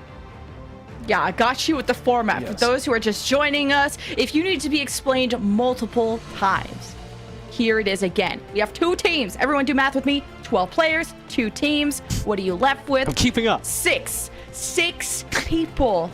Golf clap to everyone who got that right. We've featured a bunch of different game modes. There's also new units on the horizon, but really there's a unit that fits everyone here. And our next map is really exciting. I think especially a map we're most excited about. It's called Harbor City. And it's, TJ, I think the map that actually makes you feel like a mobile suit because you're just bigger than everything. This is my favorite map. And there are, like, I like all the other maps. I like other maps more in terms of gameplay. But Harbor City is the one where I feel like I'm piloting a Gundam, where I feel like I'm on the TV show. And so I'm never going to be disappointed when Harbor City slides into our rollout, and I am going to get to watch this with a grin on my face. Yeah, we were talking about that even earlier today, looking at it going like, wait, I definitely feel like I'm in mech. Look at the tiny little apartments. Look at the street down below. We're huge. And it's cool in the best way. It's so detailed. Yeah. I wish you could explode the buildings. Like, that would be, maybe that would be too many like particle effects, and maybe the game would just be a million terabytes if you could blow up the buildings, but that would be like the true like mobile suit experience if you could do that. No! I mean, it would be the true Gundam experience, but think of all the innocent people. Oh, the economy would never recover. Look, they've learned from previous experiences, and it's not that you couldn't destroy the buildings. It's just your units aren't powerful enough. They've made the buildings have sterner stuff because they've just seen this happen too many times before. Mobile suits fighting, it's just a way of life, you know. They watched the TV show Gundam, and they made all their skyscrapers out of Gundanium, and now they're safe. One of the million Gundam shows that we have. We're also going to be talking about a new series at the end of the show, so you'll want to stay tuned for that. But stay tuned because Team Earthnoids are on the comeback, ZP. Take a look at these players one more time. There's one person everyone's trying to target, and that's Surefour, but all around, this is a solid team. Yeah, I mean, as we just recently heard from Zentreya, target the pro. Like, we're not even giving Surefour due deference to his entire name, just eliminate the pro. But look, you know, it's still a team. You can't do it all on your own, and all these players have had their moments here, but I feel like if there's a right-hand man to Surefour and what he's been pulling off, it's been Dunmere. On the melee that he's been playing, where a lot of close-range shots, and honestly, it's been a good 1-2 punch that we've been seeing with him on the Suzabi. Yeah, I think the Suzabi has really turned things around for the team, and it's put these Space Noids on the ropes, ZP. Yeah, and you know, you hyped up the Space Noids coming in for good reason. The Space Noid roster, in addition to having some pretty famous content creators on, also has people like Stolly and X-Ray PC that have put in a lot of time grinding the game, and they're being pushed to the limits here against a rapidly evolving Earth team as time has gone on. Yeah, and I'm just liking to see Dyrus in a different uniform, in a different suit, quite literally. Like, retired pro, now gone to streaming. This is a super entertaining guy, and I've been liking the way that he's been playing today. He clearly is not retired, and he played a lot of Barbados on his stream, liked Pale Rider, Turn A Gundam, but just unfortunately every time we swap to him, he's dead, so he's got to maybe play less aggressive than he's used to in other games. It's our fault, actually. It's our fault. We're destroying him. That's twice. He's playing dead. He's dead when we swap to him. It's brutal. I'm just pointing out the facts. What do you think they paid me for? I see, I proclaim, I state. I need to clarify. It's not playing dead if you are actually dead. It's just being dead. There's no playing there. It's not an imitation. Your suit is gone. There's no play part there. I've had to get that out for like 4 maps now. But yeah. Well, let us know at home who you're cheering for. Team Earthnoids, Team Space Noids. Take a look at the standings because you should obviously cheer for the winning team, because at the start of this, it was all Space Noids. It was domination, not the game mode, but quite literally. They were spawn camping. They were doing work. But Earthnoids are on a bit of a comeback, so give both these teams your love. They need it, TJ. Yeah, the positive mental attitude we saw coming out from Moist Critical in our very first interview of the day, where he said, it's all right, we're feeling the synergy, we're getting our feet under us, we'll be fine. And turns out he was right. They're coming back into this series as their pro Surefour comes online, and we heard it from Zentreya. He needs to be targeted. He needs to be shut down.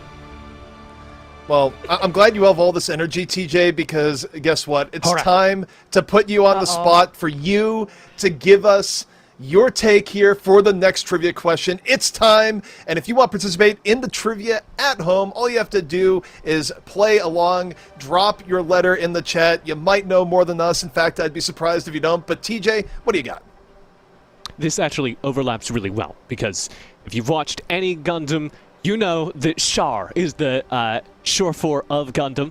The red comet, his mech goes 3 times faster than everyone else's, and it's not because it's a super special mech that's been specially designed. He's got a Zaku 2, and the question is, what's different about that Zaku 2 that makes it go 3 times faster? Is it A, because Char is a new type? Is it B, because that Zaku's pilot safety limiters have been removed? Is it C, because it's red? Or is it D, all of the above? Well, here would be my guess here. An old test-taking strategy when you're preparing for these sorts of things is that always be suspect of questions that end with an all the above, especially if you haven't seen a whole lot, because oftentimes it is in fact going to be all the above. So even if I didn't know anything, the old test-taker in me is saying it's D. It's all the above. The final answer is what I'm going My with. favorite answer is that I'm buzzing. The fact that it goes faster, one of the answers is because it's red. Does color amplify your speed? Now, before TJ drops some like Gundam lore on me, it's just, so well, actually, yes, yellow and red is more aerodynamic or something. I just like that the color affects something. I'm gonna say C because it's the funniest answer. Here's the great news, and I don't know if I don't think this is going to be reflected in the way we're running the poll, so I'm sorry to anyone who gets it wrong, but you're both right. It is D, all of the above, although I will note there's a question mark, because maybe it's because it's red. I think D, all of the above is a solid answer. It is red, Char is a new type, and Zaku is allowed to go faster because the limiters are off. The only like fun fact I know about this game too is that when you climb the ranks, yes, there is a ranked system in here. The highest ranked is called new type, not old type, not boomer type, new type, best type. So if you get to rank 1, rank 2, like Stali and X-Ray, then that's what you would be called, and that's why probably Seiji calls himself that too. I think that it is like the best peak rank I've ever seen in any competitive video game. The fact that you can be like, what rank are you? And you go, oh, I'm new type. Like, that's incredible. And someone's going to have a video. It does. That's the best part. Because it sounds like you're trying to, like, wait, you've been playing that game for this long and you're only new type? What are you doing right now? It's like, no. It's actually the top rank. It means I'm in a really cool suit, is what it means. But it's a conversation starter. All right, well, we'll find out which of our players are new types, innately gifted with the ability to pilot Gundams, as we head over to Map 6, our second to last game of the day. Yeah, CB, who has the red skins? Because apparently you go faster if you're red. I mean, the Earthoids are red, so maybe. Yeah, well, you take a look at Share 4. He's definitely red. Might be a little bit of an orangish, but you know, it's more red than anything else. And look, his gameplay definitely sped up, at least in adding kills and damage to his stats. So I'll go with the red makes things better theory, at least in space. I'm cool with it. And then, of course, I've already mentioned you can get skins in this game, everyone, and Share 4 has one of them on. I think even Seiji has one on. Look at that skull! The fire from the legs. Are you serious? And now this reverse. It's just flashing on and off. Where I like to think that it also like heats on and off at the same time. Where it's overheating, then turns off, then goes back on. Very, very intimidating. As Share 4 just in the corner going, who's my next hook gonna be? Who's it gonna be? Seiji doesn't seem to approve of this skin. I know it's probably something weird Share 4 said, but I can't hear it right now. But we get to see some voice critical sniper play. This is very long range. Who is up in the sky? That's some Sazabi doing some scouting over there. Yeah, someone took a bounce pad and might have been worse for the wear after it. And we do have an instant repair going off there, where Voice Critical able to come to the rescue. And oh, Dyrus finds Share 4. Pale Rider versus Share 4, and a little bit of added lore to the Share 4 versus Dyrus rivalry. Yeah, you really need to hit those headshots if you. Oh! Just like that. Holy cow, boys! Critical 8 playing.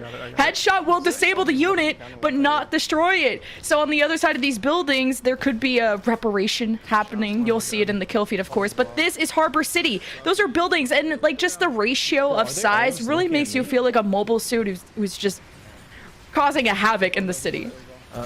Surefour back at it again, looking for a hook. Doesn't quite get that one, but the Earthnoid team with a lot of momentum here. Remember, we are on point control. It is a different game mode where you have to capture 2 points, one after the other. You trade off between attack and defense. And as we found out, this map can be pretty difficult for the attackers just to get point A, let alone point B. So the attacking team here for the Earthnoids does have their jobs cut out for them. I feel like I'm playing Yeah, this is very long range, and I tried playing Barbados on this map, and it's a little bit difficult to try and gap close, especially with, you know, how far away the offense is. But you can actually take cover and rotate through the right side of this map, and you can jump over some of the smaller kind of hip level buildings, and that's how you can try to get closer. But this is definitely a very difficult map to play melee on up until you get point B, and then maybe it's a bit easier. But this is where the snipers are really going to pop off. On the same note, it's a little bit scary if you're just a citizen living here and you're going back to your apartment to see Barbados trying to hide behind your building with a mace going, you know what, I don't want any part of that. I'm just going to go home and watch TV. I'm done. I mean, all you could do is just try to pull somebody in, and here you have Sazabi of Dunmere, and Sazabi really has to be the one who leads that charge. It's definitely one of the tankier units. You have not much of a shield left, and the shotgun still has to be fairly close without, you know, the damage fall off happening, but you can at least zoom into people just like that, and if you hit the tomahawk directly, I mean, it's a stun. That's just destruction.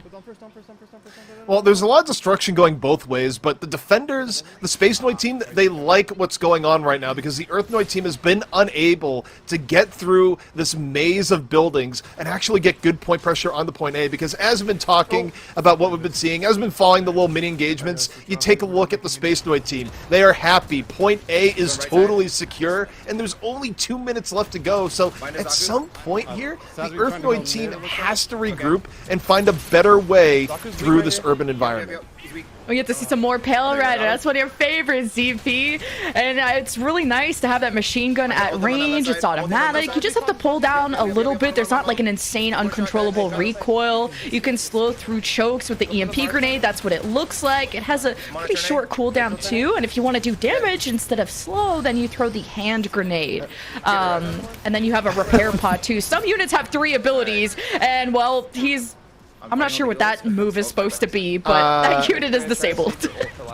Yeah, I mean, he's just trying to make aware of his presence. And one thing I do need to clarify here, Pale Rider does not come equipped with a cloaking field, which you might be mistaken for thinking it has, with everyone just ignoring Dyrus. Like, Dyrus has been so disrespected by the Earthnoid team that they no longer can sense his presence, as he's just sitting here shooting anyone he wants at the Pale Rider. Earthnoids, by the way, still have to capture point A. There's only 60 seconds remaining, and you can see the defense, aka Dyrus and the boys of Space Nodes starting. Space Noise to fall back to the point, but I mean, the kill feed is all red. The sniper action from Surefour, he just swapped to this, hits the headshot and more. Holy cow!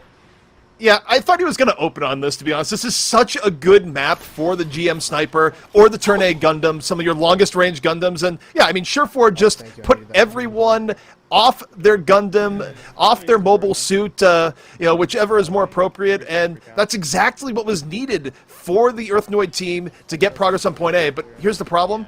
You got point A. Now you gotta go point B. It's even longer. You have to be even more coordinated. It is truly one of the hardest things to attack in the game right now.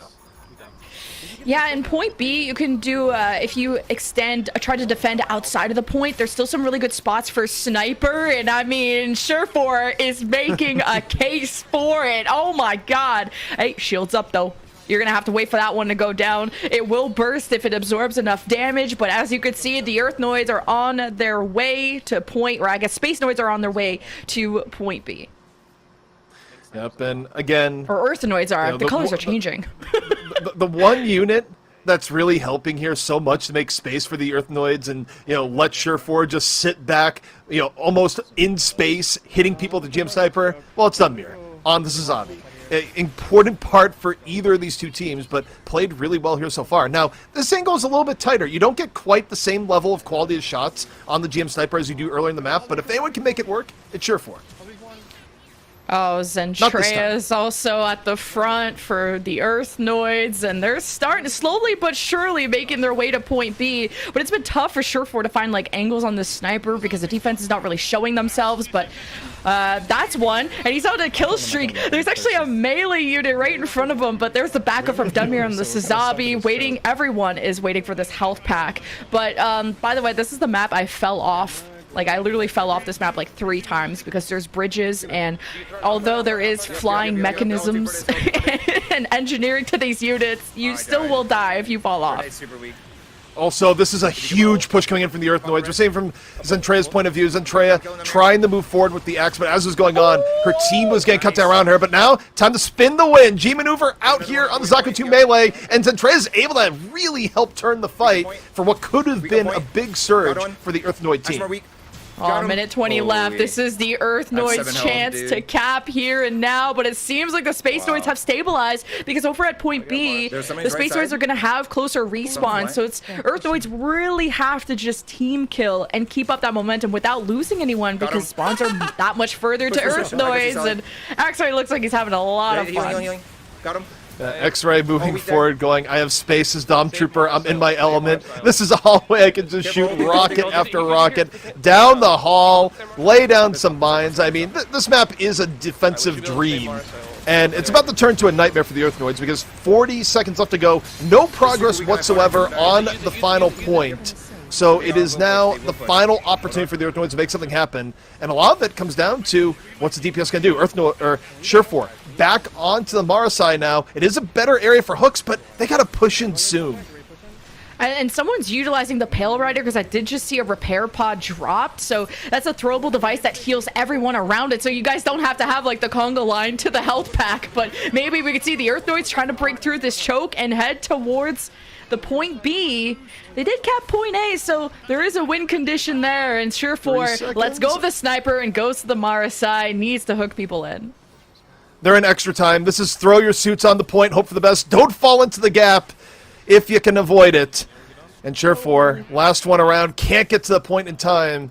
You know, and as we said in the beginning here, Lemon, this is a hard point to attack, and we just saw why. Yeah, Earthnoids were unsuccessful at capping B, but just a really good defense from the Space Noids of never really overextending. Maybe there'd be like 1 or 2 people who tried, but I think they realized that Earthnoids just had so many shields that they didn't want to stand there. But every time Space Noids did like extend a little bit, they always conserved 1 dash to get around the corners. And Earthnoids, you know, they tried snipers, they tried Marasai, they've even incorporated some healing utility with the Pale Rider, but still wasn't enough to kind of get that full team kill on Space Noids, as they didn't really expose themselves in that way. So that was really good defense.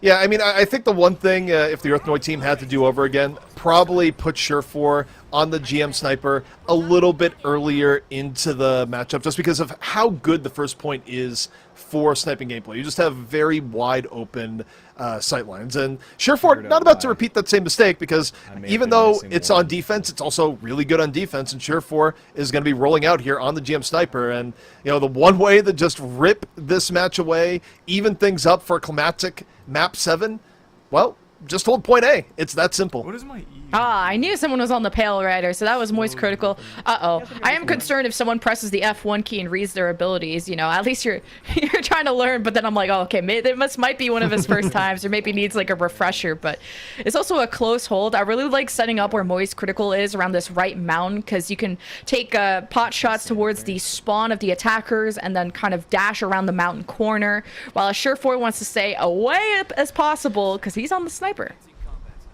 Yeah, and for Surefour here, I think the main goal, aside from hitting heads, don't get hit in the head, especially with potentially a sniper being hit head on the other side, because that's one thing that will just ruin the defensive momentum at a time where the Earthnoids really do need a powerful hold here. Both teams right now trading out 1-1, and oh, as I say that, of all people to fall to, it's Dyrus. The lore deepens. I'm behind the I also think I see a Methus from the attackers, because you'll see a turret on the ground, and that's how I'm able to identify it. Because Methus, yes, you can pocket like your favorite teammate, the one that's popping off the most, but you could also place a turret which does damage at quite a far range. It's called the gun turret. And you also have twin shot. Like Methus gets to do damage too. There is no clear like tank, DPS, or support role in this game, but there is some shots being put down by Dyrus in this case, the sniper from the other team, and we can maybe see Space Noids make their way to A. Space Noids are in a great spot here. Meanwhile, the Earth Noids are going to have to hold on point B in all likelihood for something like 6 to 7 minutes. It's going to need an immense hold even for a defensively favored point. And more than that, Surefour's pride has been shattered because a big reason why they're able to push in is that Dyrus just found that one big shot. And you see the yellow ticker at the top. Space Noids only need to capture the first quarter of point B to win this game. And Space Noids, I mean, if we're going for the technical marbles that we mentioned earlier, then maybe Space Noids would take the win. But Earth Noids could easily defend it. I mean, if Space Noids can full defend, maybe Earth Noids can too. And we could get a draw. I don't think we've seen a draw yet. We have not, but if any map would cause something along those lines, it would be this map. The defensive advantage is strong. Now, bear in mind, the attackers don't have to get full cap here. They just need to get 25%. You see it on the UI right now. That is the target. So the defense of the Earth Noids now must be absolutely impeccable from here on out. And Dumyur saying, we're not going to have that happen. Finds Stali, takes him out, and Dyrus right now. You see him shooting at other units, but he only has eyes for one. And that's true. All I want to see is G maneuver. Because with the G maneuver on the GM Sniper 2, you can use the jump pad and then aim while you're jumping. You can only do that during the G maneuver. But most importantly, you get intel of where the enemy is and was too busy scoping and found himself lacking. So one thing that the viewers can be educated about there too is that using your G maneuver on GM Sniper does not make you invincible, as evidenced by the fact that Dyrus just died. So there you go, new information all day. In case you thought that was a thing for whatever. Whoever thought we'd have a universe where it's Dyrus versus Surefour on the sniper. I really wasn't expecting it, but I'm pretty entertained now that we're here, so I'm good for it. Also, has Dyrus swapped? I think Dyrus might have swapped off. Probably needed to. Top mid, I can't really get oh, Barbados, let's go. Wait, you can't snipe me if I'm right behind you with a mace. That is the theory behind the swap. It's not that deep. Is he backcapping? Oh, he only needs to be no, it's one not about quarter, the but point. he's... Wait, whose team is he? Oh, okay, yeah. Okay. I got you. So he's trying. Backcapping would have been the good play, but why backcap when you can hunt Surefour? That is the full thought process for Dyrus right now, and you know, Barbados has seen a little bit better days here. Probably about to fall. Oh, gets one at the end. Somehow, some way, Dyrus stays alive, and this is a lot of momentum for the Space Noid team, and very well could be the end of the map and the victory in the series. Oh, someone has to contest from Earth Noise, and you see the Surefour's getting on it. He's contesting. He's flying around. The Space Noise only need the one quarter, and they get it. The Space Noise take all the technical marbles. The Space Noids, they get through the difficult to attack point B. They do what the Earth Noids hadn't, and Dyrus gets a little bit of a revenge. Man, that's a story where the trappings have it all. I can't wait to hear from TJ. Look at that wolf skin. We had a skull skin. We had the red boots. TJ, do you think that made Surefour any faster? Because that's what you proclaimed earlier. Well, I mean, I don't think that's Gundam lore. You go faster if you're red in just about everything, including real life. Of course. But no, based on the results of that game, it didn't help. The Surefour got hunted down, defeated by his nemesis. Saw a lot of cool sniper action.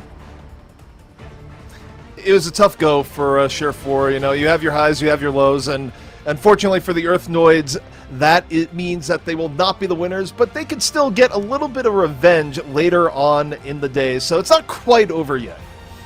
Yeah, we will still play out this Game 7, despite the fact that we give the technical marvels, we give the championship of this showdown over to the Space Noids team. We still have one more game to go, one more map to show off, and one more chance for Surefour and co. to get their names on the board. I do believe we've got some replays to take a look at from the very last map on the prettiest map in my opinion, in this game. I'm sure it's just going to be Surefour versus Dyrus on the sniper, but Dumnir has some really cool plays using the Tomahawk to gap close. Point A was really highly contested from both sides. Like, it took a long time for the offense to cross through all the city streets all the way to that first objective. Yeah, and again, we go back to the last title we just saw. At times, Dyrus was invisible. I don't know what pact he made. That is not in the Pale Riders kit. It really isn't. And yet, Dyrus just got the shoot without consequences just so many times. Well, I think the pact they made was with a cyborg VTuber, because when Zentrea is diving into the front line, spinning and slashing and cutting, what can you do apart from pay attention to that? And it freed up Dyrus on the first half of the map to play that sniper, and on the second half of the map to switch over to the Barbatos. Well, do this. Yeah, it did seem like Zaku Melee is the most preferred melee unit, or at least by Zentrea, but we finally got to see more Barbatos action. Now, maybe it's just because they're dead all the time, because you're constantly speeding in, and you're trying to clobber everyone to death, you're flying up in the air, you got a cool stun, and especially the G maneuver, you take out your blade, and you become a little ninja. That one can be it can make you really dizzy playing that unit. It's definitely one of the hardest units to master, but I think we did see, was it Dyrus or somebody swapped to it to kind of use the E, the jump, to get over buildings and try and go on flanks. It's just unfortunately all the damage went into a turret, a Mephis turret, when it should have been into someone's forehead. Now we got to do a little bit of recap here. We've played a whole lot of games. We still got one left to go, but let's take a look how the day has played out. And we were seeing a resurgence of red, but it's the blue that wins it. Space has become victorious over the Earth. It's happened a lot in Gundam lore, and it's happened once more. But, you know, the Earth, they put up a good fight. It looked like they were going to bring us to a full 7 with the winner not yet decided. We're still going to a full 7, but now we know the winner, and it's a Space Noids. Yeah, and we saw how important it was, especially on Harbor City, to have that range, and how difficult maybe some of the melee units were having just trying to cross through all the cities, TJ. There's only a certain amount of melee units you can play. Yeah, although I do want to say I was listening to some of your conversation during the cast about like the melee characters and kind of weaving between the buildings, which I do think works. I think a lot of type movement, you saw Dyrus benefiting from the camouflage you can have in the middle of that city. But ZP said something that kind of lodged in my head. He was like, if you look out your window and you see the Barbatos, then you're just going to go home. Your day's over. That is their home. What do you know if you are home? Well, no. I'm talking about the person that's coming home from work. You know, they're getting their key into the apartment door, and they just look to the right, and you see a Gundam just trying to be sneaky. At some point, I feel like it has to be so routine. They're just like, just another day, not going to worry about it. You close your blinds and just don't pay attention anymore. That was my headcanon going on through all that. No longer bothering me. Thank you for the explanation. Okay, well, back to the stats at hand. Speaking of melee units, let's take a look at the stats around Zaku to the melee form. This was a ranged form, but a melee form. And Zentrea, that's been her main. But TJ, I haven't gotten to play this one yet. This is one of the new units. Yeah. This is one of the new units that you can unlock by getting the special bonus pack, if you would like, or by itself. And I recommend it as a highly prioritized character, because it's right up there with the Sazabi in terms of characters that can take hits and occupy space, as we've been seeing from Zentrea. You combo that with some high damage on the G maneuver, it's up there. Not only does it have 200 extra HP above the average, it's also got 2 dashes, so it can move around the map quickly, and it's got a really cool mechanic called the Rage of Zeon, where every time you land a hit, a meter fills up on your screen, and you can deploy that meter to be invulnerable. Now, you are locked in place, you do stand still during that time, but any damage you take during that time builds back up your rage meter. So, if you're playing this map and you're just angry all the time, and you're like, if only there was a mobile suit that really fulfilled the anger I feel inside of me. Gamer rage. All the mobile suits do that, it's Gundam. But the Zaku 2 Melee also does that. I also love the hierarchy going on with this unit where, you know, it works a little bit differently in other universes, but in the Gundam universe, as you go up in rank where you become Admiral, you go, I don't need a gun. I just need the biggest axe you can give me, and also throw a little bit of gold on my mobile suit, and we're good. I've said everything I need to do. This is what I need, and I will not be a fodder unit. It's just like, why even have guns at that point? Clearly, just bring a big axe. this is true in lore for a couple of the different Xeon officers, where, like, oftentimes you'll be like, oh, he's the hero, so he gets to pilot the Gundam, you know? Amuro Ray is a kid who doesn't really know how to do anything, but he's got the sickest mech in the universe. And with Char and here, you just have, that's a Zaku. That's not anything special, that's just a normal suit, but he's really good. And I love that. Well, if anyone wants to, like, maybe try another melee unit, one that we haven't seen is Exia. TJ, you got to see me wild out on that yesterday. If you want to be a ninja, get your blade. If you want to be like an assassin-like melee character that basically you want to face roll on your keyboard, I definitely recommend Exia. It is very difficult to learn though. Yeah, we had like a smidgen of Gundam Exia play, but you're right. I really want to see it like on the screen in camera. And unfortunately, we have fallen short. But we haven't fallen short, though. All day is with trivia questions, and we do have exactly one more trivia question still to go. Lemon Kiwi, hit us. All right, I'm your new game show host, everyone. Welcome back to Gundam Evolution Trivia. Here's your question. Where's your microphone? It's too low. My camera's the delay. I couldn't see. You're right. Turn. It's also my answer is this clicker thing on? Is this thing on? Turn A Gundam has a unique placement of the cockpit. Kind of sus. Where is it? A, head. B, chest. C, waist. Or D, shoulder. I will not accept any E answers, by the way. Those are your choices. ZP, what do you think? Okay, well, first off, just completely removing where I was going to go for, but that's fine, because I have other things to rant about on this question. The chest, it can't be B, okay? There's nothing unique about that, because whenever you ever think of a mobile suit, you think of it being in the chest. So we're going to throw away B. Now, again, I have not read ahead to all this, and I just feel like the place you don't see it, even though you'd think you'd see it more, would be the head. And yeah, I'm going to go with head. This is one thing I'm not uniquely familiar with, so A is my answer. Yeah, that's a pretty good guess, Zifi. Because of course, and this is actually a little thing I've rented to my like non-Gundam fan friends who've been playing this game. They're like, oh, he shot me right in the head. What? I don't feel like headshots should do that much damage. No. Because the pilots are in the chest. So there should be a multiplier for hitting the cockpit anyway. Well, maybe not in this Gundam. Maybe not here. Yes, like, with the Turn A Gundam, I think it's C. I think it's the waist, if I remember correctly. And it's like a weird door. I gotta think it's gotta be somewhere not obvious, because, they're obviously gonna be either in the head or the chest because of heart and brain. But I really don't know. But actually, I do know because I have the answer in front of me. Chat, did you get your answers in? A, B, C, or D? Well, here is the correct one. The answer is C. The pilots are in the waist? There you go. It's like more armored. It's like sicker. You ever looked at if you've been playing Turn A Gundam and you've looked down and you've been like, I'm in there. Well, you're getting fed info from the head no matter what. Like, I think the optic sensors are in the head. That's where the cameras are. Okay, the technicals You can be basically anywhere. Yeah, exactly. I thought you use your eyes to see. My bad. My favorite scenes in all of Gundam in like every show are when you get the inside of the cockpit as it's like lighting up and you see all the screens coming online. It's like, I just need a setup like that. When I'm a billionaire, I will build a set of screens that go psh, psh, psh, and I can see everything around me.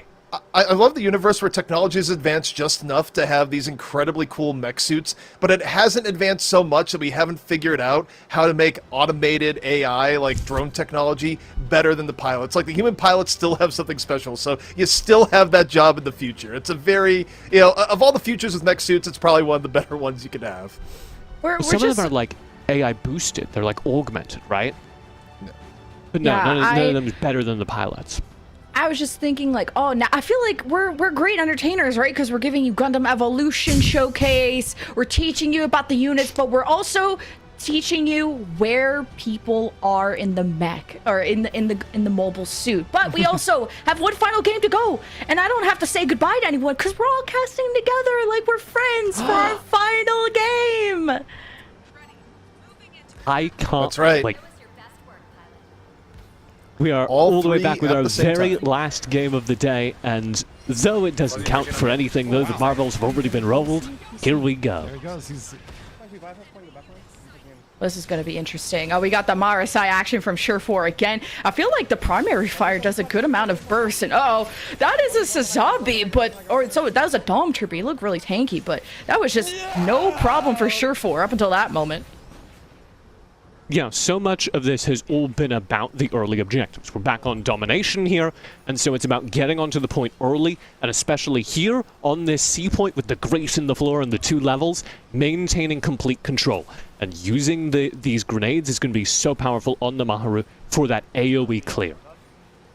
And the Earthnoids, they don't waste any time getting control onto the point, immediately going in. And yeah, they've changed things up a little bit. You have a little bit of grenades hitting the wall here from Swolejoles. Swolejoles getting put down pretty quickly. But again, I'm curious what's going to happen here from Surefour, who's back onto the Marasai. Not really as much for ranged play, so you won't see as much for the sniper. But we'll see just where it goes. And a little bit of Bruce Green action here as the Space Noids find a little bit of success up top. Jeez, dude. Yeah. We're currently, of course, in the Space Noid POV, and so far they're at a slight deficit, 33% for the Earth Noids as they try to flip this C point again. Stali for the Space Noids dancing through and clearing the map. Run away! You can only fly so far. And in that previous objective, there's a top level and a bottom level. You can shoot through that floor, and you can contest it from both sides. So sometimes it's really hard on these objectives because it's constantly being contested, and I don't think you can generate percentage points. But either way, I think we're seeing some changes now. We got to see the cool new skin for the Sazabi, and here's Moist. Nice. Yeah, we go to Moist where it's Pale Rider time, and this is, again, a unit that Moist has been getting a little bit better at over the course of the competition here so far.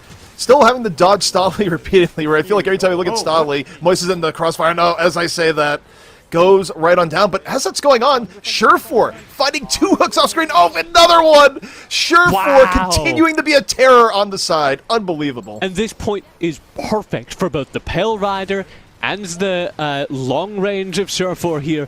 Anytime you can set up, oh my god, like this and just go fishing. It is perfect. Well, it's the Earthnoids who are on the point, though, and they're still behind by like 25%. You're in the reactions of Surefour. He's not too happy, so close to getting the health pack. And of course, Entrea on her Zaku too, and she's got her G maneuver. I can't wait to see a more spin to win. Yeah, I mean, I think there could be some spinning, definitely some winning if it's put in the right spot. And the one problem that continues to torment the Earthnoids is that they're pretty good at taking out enemy units. They're not as good at the objective, and that's a big part of why they've been struggling just a bit. But Zentrea down, and the Space Noids, though, they're looking right now to even things up. They're a little bit behind, so it has been a better look for the Earthnoids here so far. As Stali right now, again, back and making some space. We're back on this C point, very dense, very tightly packed. Look for Stali to try and get in early and control the lower floors. It's all going to be about this up-close brawl that this Sazabi is so strong in. Oh, Space Noids, though, they're just barely climbing back, 10% away. You also have the G maneuver from the Sazabi. This is called the funnels. He unleashes it, and it just auto-attacks everyone in range. And these will solo kill people even without you. But that Sazabi there from, was it Seiji, is unstoppable. It was good from Stali, but Dunmere fires right back, and the Earthnoids go, no, actually, we're not going to give up control of this. We're going to stay right here. They keep adding on to their progress, which means they're still in the lead, as you see Dunmere now coming in on the flank. And this is pretty good, and here we go. Sazabi versus Sazabi. One Beam Tomahawk going to miss, and Dunmere goes, maybe I don't want to take this fight right now. I'm going to wait till I can throw my Tomahawk again, but runs into a Zaku right on the bottom. But it's all going up Space Noid. They're now at 81%. By the time the point ends, and I set it up early to talk about how they would need to control the point, and Stali would then be set up to succeed. Stali went past the point, pushed the Earthnoids all the way back into their base, and that is how the Space Noids currently are one good point play away. It will all come down to this A point. Oh, and there is the Hades G maneuver, increased movement speed, and primary weapon performance, and you're seeing him unleash. Dyrus, unfortunately, we always have to see him die at least once, but it is one of the squishier units, quote unquote. It's 1,000 HP, has 2 dashes, but at least we got to see some Pale Rider in action. We did. One thing we've seen. Sorry. the Hades system does not come equipped with extra protection, which is one thing that Dyrus could have used there. 56% to 94. The Earthnoids starting to get some progress back on here, but man, they still have a ways to go, and the Space Noids, they just need one good fight. Yeah, and the Earthnoids finally flip that center point. They're going to be climbing back into this with 94% against them. Nope. Oh my god. But that was the second time we'd seen Dunmere a little overextended. That's my worry so far. For these Earthnoids, we're currently in their perspective as they take up the point. They've been a little split up. It needs to get cleaned up here as we may be approaching extra time. Oh, I want to see the sea snake from Surefour. Surefour. That's the G maneuver with the damage and the stun, and it will hit multiple people. This is Surefour's lobby, and you better believe it. He's dead.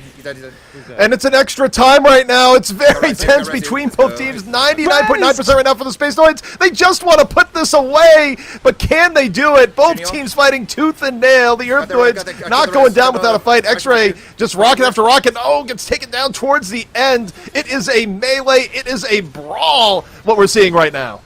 Oh, the Earthnoids are making a comeback. 99.9% extra time going away. Someone has the touch. And the battle ends here. Carnage can't even believe it. And so it's round number 1 over to the Space Noids as they managed to barely edge out that win. And Surefour yet again standing just outside the point with 3-4 people all trying to shoot him simultaneously. Well, look, Zentreya definitely threw out the strategy in the interview here. It was simple. Kill the pro. And they've definitely put a little bit more focus in Surefour's way. You know, even if not the respect on the name, just they acknowledge here's what he's done in the past, but now let's not let him do it in the future. So a little bit more pressure going his way, but a lot of good stuff all in all coming out from the Space Noid team. Yeah, that's true. And it is all going to come down to this last round now, our very final round potentially of the Gundam Showdown. A great time though it has been. The Space Noids one more win away, ending the day on a victory. Moist, just being so focused. I guess he likes to be called critical, but he's so funny. And one of our biggest streamers here, Moist Critical, I mean, ready with the Zaku range. And this thing packs a punch. Short range, though. But if you use that F grenade, you can actually bounce them forward towards you as well. So, but it's important to also use your smoke discharge carefully because that makes you immune to damage. Yeah, look, I'm going to say that's confusing branding on Moist Critical's part here, or Critical as it were, because also in the lower right of his web camera, his website is named Moist. Why is it not named Critical? These are the things that keep me up at night. But as we see here, not much is keeping Carnage up at night because he's simply taken down all of his enemies, except that last one. Yeah. A very strong start for the Space Noids as they wipe control of the point. And you see Carnage on this Zaku melee, up close and personal, trying to find some targets for an axing. I've been really surprised to see the amount of gun tank today compared to like Exia or maybe one of the more bursty ones, because gun tank does slow amounts of damage over time. Yes, it can hit multiple targets, but maybe it is just really easy to play too. And I've definitely been recommending gun tank to all the new players. By the way, this game is free to play, so you might as well try it. And there's some tomahawk action. Carnage, it's in his name. Yeah, I mean, sometimes when it comes to the gun tank conversation, I know there's actual lore around it, but within the like meta lore of the game, I just feel like, you know, people get on gun tank for being too simple. Even that down to name, it's like, look, I do a few things well. I'm a tank, and I shoot the gun, and the gun's pretty accurate. And what more do you want from me? And sometimes I'll even explode during my G maneuver. That's all you need, really. We might be unlocking another round of gameplay here, ZP, as we do have the Earthnoids making a little bit of a stabilization here. They are down behind currently, but if Surefour can win this, he's in control of the point, and he does. Wow! How am I alive? That is insane. You got the G maneuver. Oh, at 10 HP though, we have to think twice. It's the Sea Snake that could stun multiple targets. And I think he's waiting for that perfect opportunity on the objective to do that. We go and check in with Pale Rider Dyrus, who has two bodies in front of him. He chases after the one with the dash, but oh man, there was a health pack there, so Dyrus is in trouble. No one's looking at Dyrus! How does this keep happening? Okay, finally, Surefour, the only person that can actually recognize Dyrus, that can see through the veil of invisibility. I don't understand. I've got it. Surefour says, nobody touch Dyrus. He's mine. And that's what's going on. Oh, man. I wonder if we're gonna see Zentreya again, because what I love about her VTuber, and especially with all the chaos that's happening on this point, is she's holding a controller, even though everyone is playing on PC. But for all you console players at home that want to get your hands on Gundam Evolution on November 30th, this will also release to consoles. So I'm excited to see if there's gonna be any crossplay, or really how the console community is gonna have a take on this meta. But for now, Stali almost was taking names, but couldn't, but kind of got outmaneuvered by the dash. Yeah, that was the mirror matchup coming in there with Dunmere, and we've seen a little bit of that, although I almost feel like there's been a non-aggression pact between the Sazabis here, where they're just like, I don't want to fight you. And that pact was just violated as Surefour finds Zentreya, and what's more, we're on Surefour watch. Who gets hooked next? We're now all the way at 77% on the clock here for the Space Noids. They need just one more point to close out this tournament, this showcase with a win, and it is Surefour who else who stands against them, as he does get 2 kills, make it 3, and open up this point to the Earthnoids. What is the hook accuracy on this man? And also we saw the G maneuver Sea Snake. So if you see everyone kind of being electrocuted, that is a stun. And Marsai, I think, has one of the longest stuns. So but it's really skill shot based. So you actually be really accurate. And Surefour was not able to reach the health pack on time. Well, Surefour's been removed, so now for the rest of the Space Noids, you know the terror is gone for a little bit. You can hop on the point C, you can contest it, and maybe that'll be it. And X-Ray doing just that, finding that spot over the top, raining in some rockets, throwing in a little bit of beam, and in between times, finding times to drop some mines, secure the point a little bit more, and the Space Noids are in control again. 82%. They won't. I don't know if they'll be able to finish it out here in point C, but if not, it's going to be very, very close, and they'll be so well set up for point A. And it's the positioning again for X-Ray, sitting up above, raining out damage on things like the Dom Trooper. This is how you play the Dom Trooper well, with positioning, with knowing that you don't need to actually aim 100% of your shots because you have such a well-planned out angle that the rockets will land as we come down to it, potentially the very final point of our showcase. I really like the Marasai and the hook, but also you can combine the dash with the hook so you can actually drag people around corners, as Dyrus is dragging everyone by the weave, by the wig. He's up here uncontested. The invisible Dyrus himself throws the nades at his toes and even gets backup from Stali, who I think is doing some kind of G maneuver, and it's extra time. And there's no time.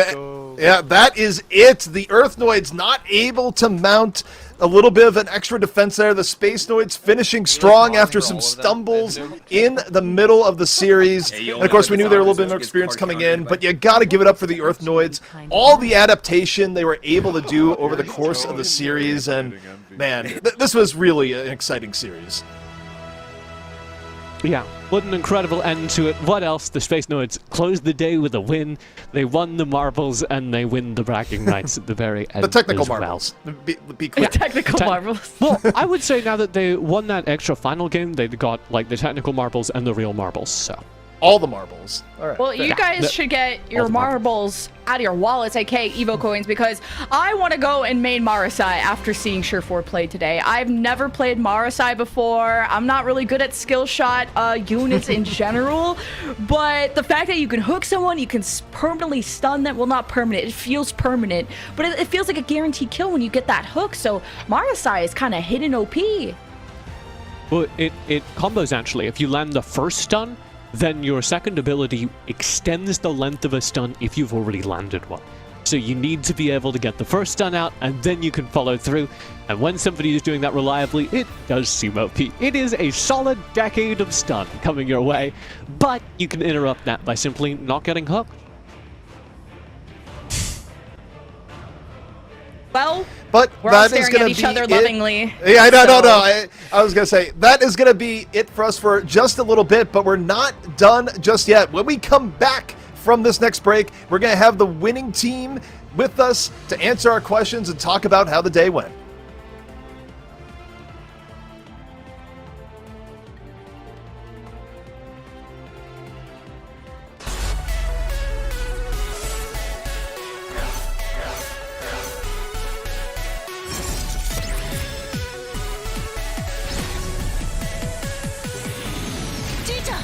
こは一体どこ？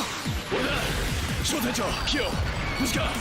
大丈夫ですオルガさん、現在交戦中です。ベイガンギア出る。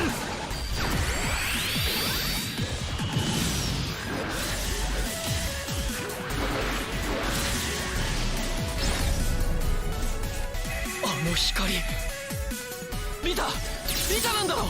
戦争がなければララーのニュータイプへの目覚めはなかった。戦争がニュータイプを作る。だったらリタや俺たちはどうなる。この力示させてもらう。袖付きの。いやまだ来る。切り札ってのは最後に切らないとな。逃れられんよ。リタ聞こえた強い声が。君は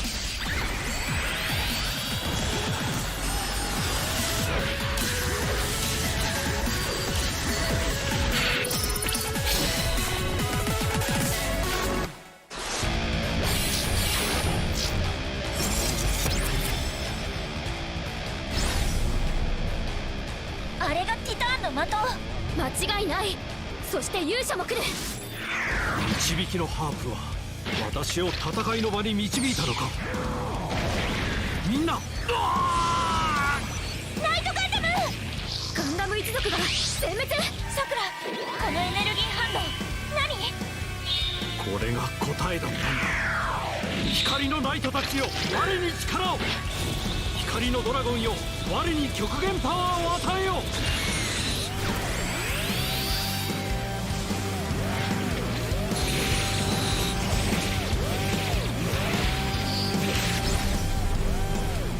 ここが第一世代コロニームーンムーン。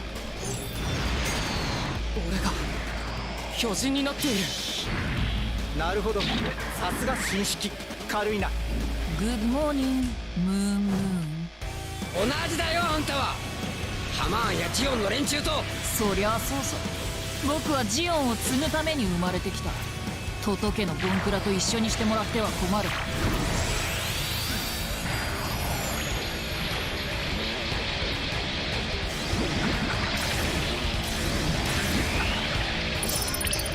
I've been playing on the side.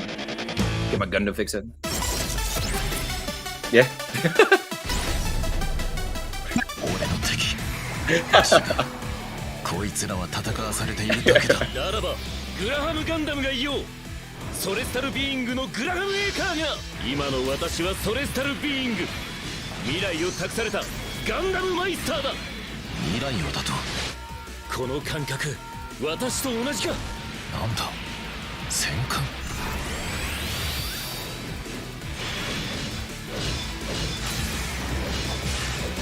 I want that Gundam in the game.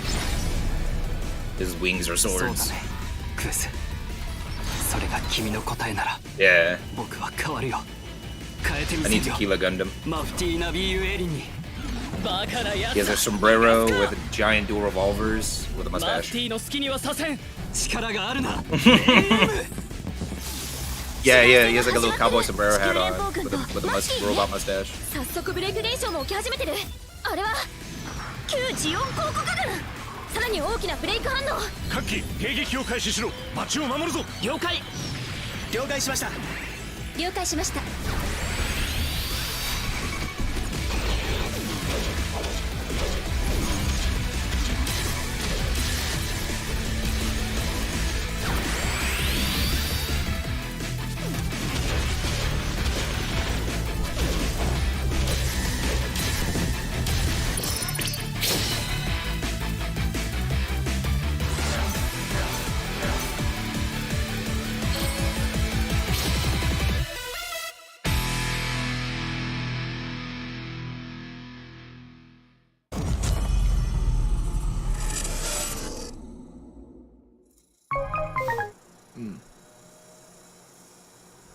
Welcome back after an amazing day of Gundam Evolution. We have one final thing left, and that is to interview the winners, all 6 of them. But first, let's take a look at how they did over the course of the day. It's been a long 7 games. We've been through the trenches of the canyons, underground in the canyon base, to the Ministry of Defense itself, to the big old city of Harbor City. and it was a fun time. I definitely got to see different game modes, different maps, both on which maps were better for melee, which were better for ranged, and I learned a lot today. Definitely some maps I didn't play yet that look really fun.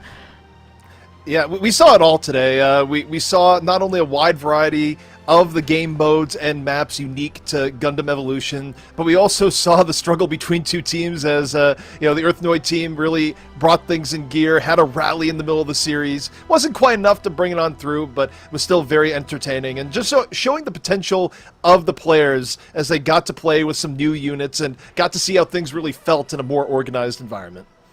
Well, speaking of those influencers, those talent, those amazing pilots, we have an all-6 interview with our pilots from Team Space Noids. Let's get everyone on the line. We have Co-Carnage, Dyrus, Zentreya, Bruce, Stali, X-Ray. We even got the Flex, so congratulations, everyone. Dyrus, I want to talk to you first. I saw you in a sniper show, kind of a show match against Surefour on on Harbor City. How did that go, Dyrus? Well, I mean, he's better, obviously, but I had the better team. So after the choke point, I just swapped off because there's nothing you can do there. Fair enough. Short and to the point. Carnage, I gotta ask you, you looked like you were having a lot of fun when we, both in game and when we had the interview with you earlier. What was the thing that you enjoyed most today? And that would have been through 7 maps, all the different game modes. What really, we went to this and like, hey, this is cool.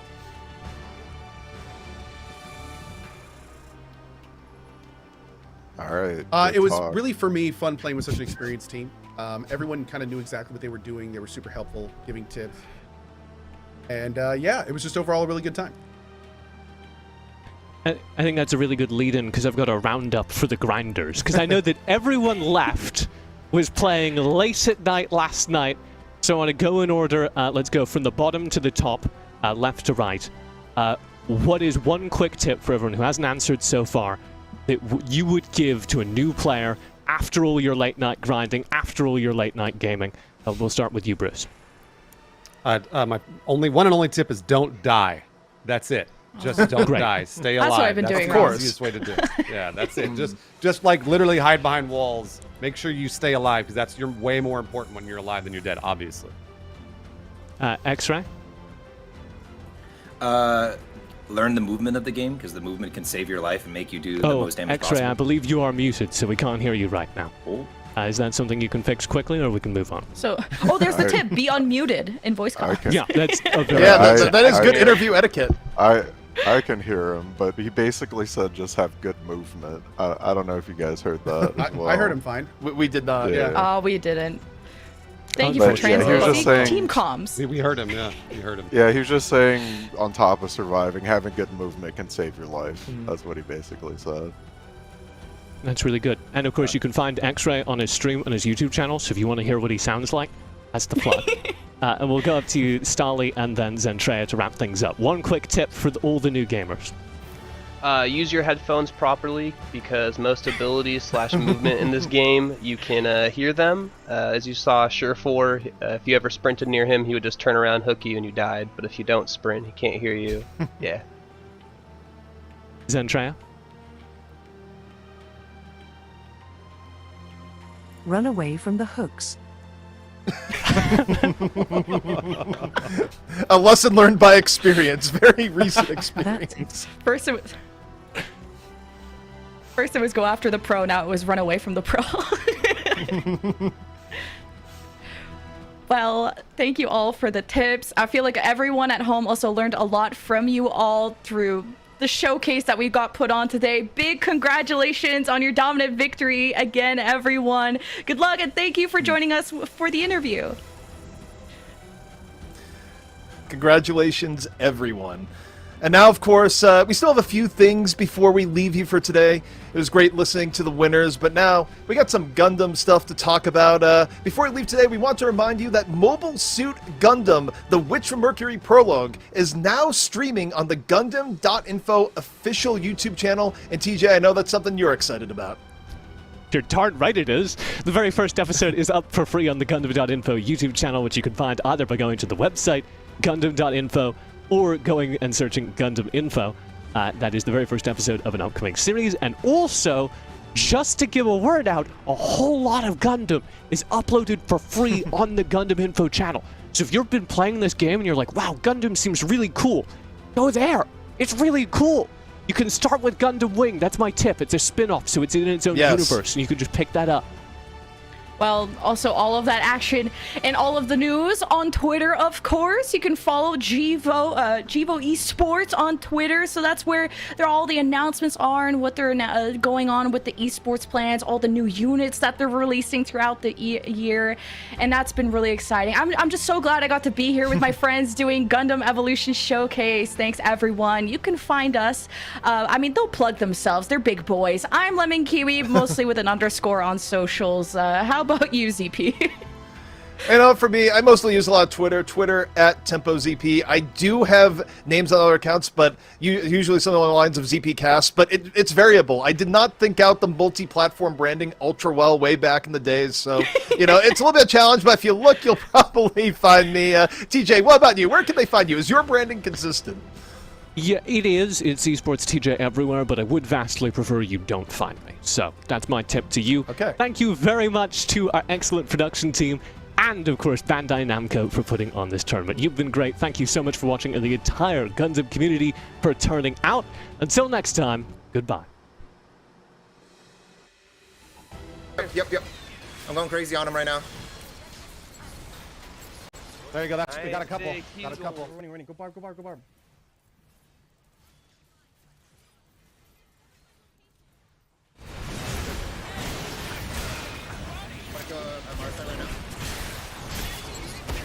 Down.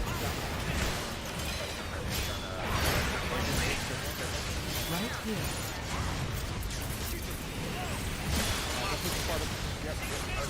They're all weak. Go. Push me. Nice, Bruce.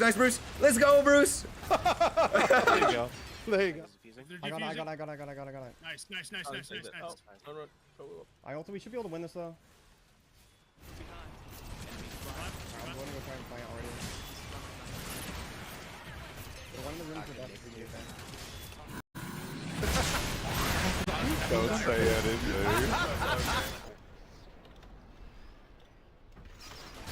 Nice. I'm on the sniper right now.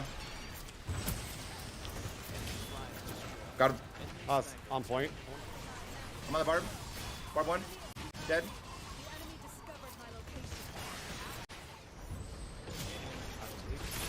Okay, well, it's fucking great. I hate Marsai so much.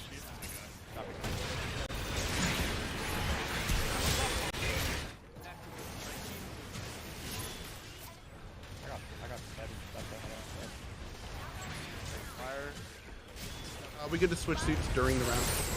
Yep. Nice. You get a V when you're in spawn. God damn it. Wait, we can lose this. We need to play strong and get a nice little fight again. It's fine. 1v1.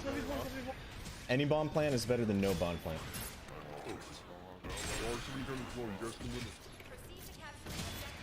I'm killing them here. Nice. Don't reflect behind. Go.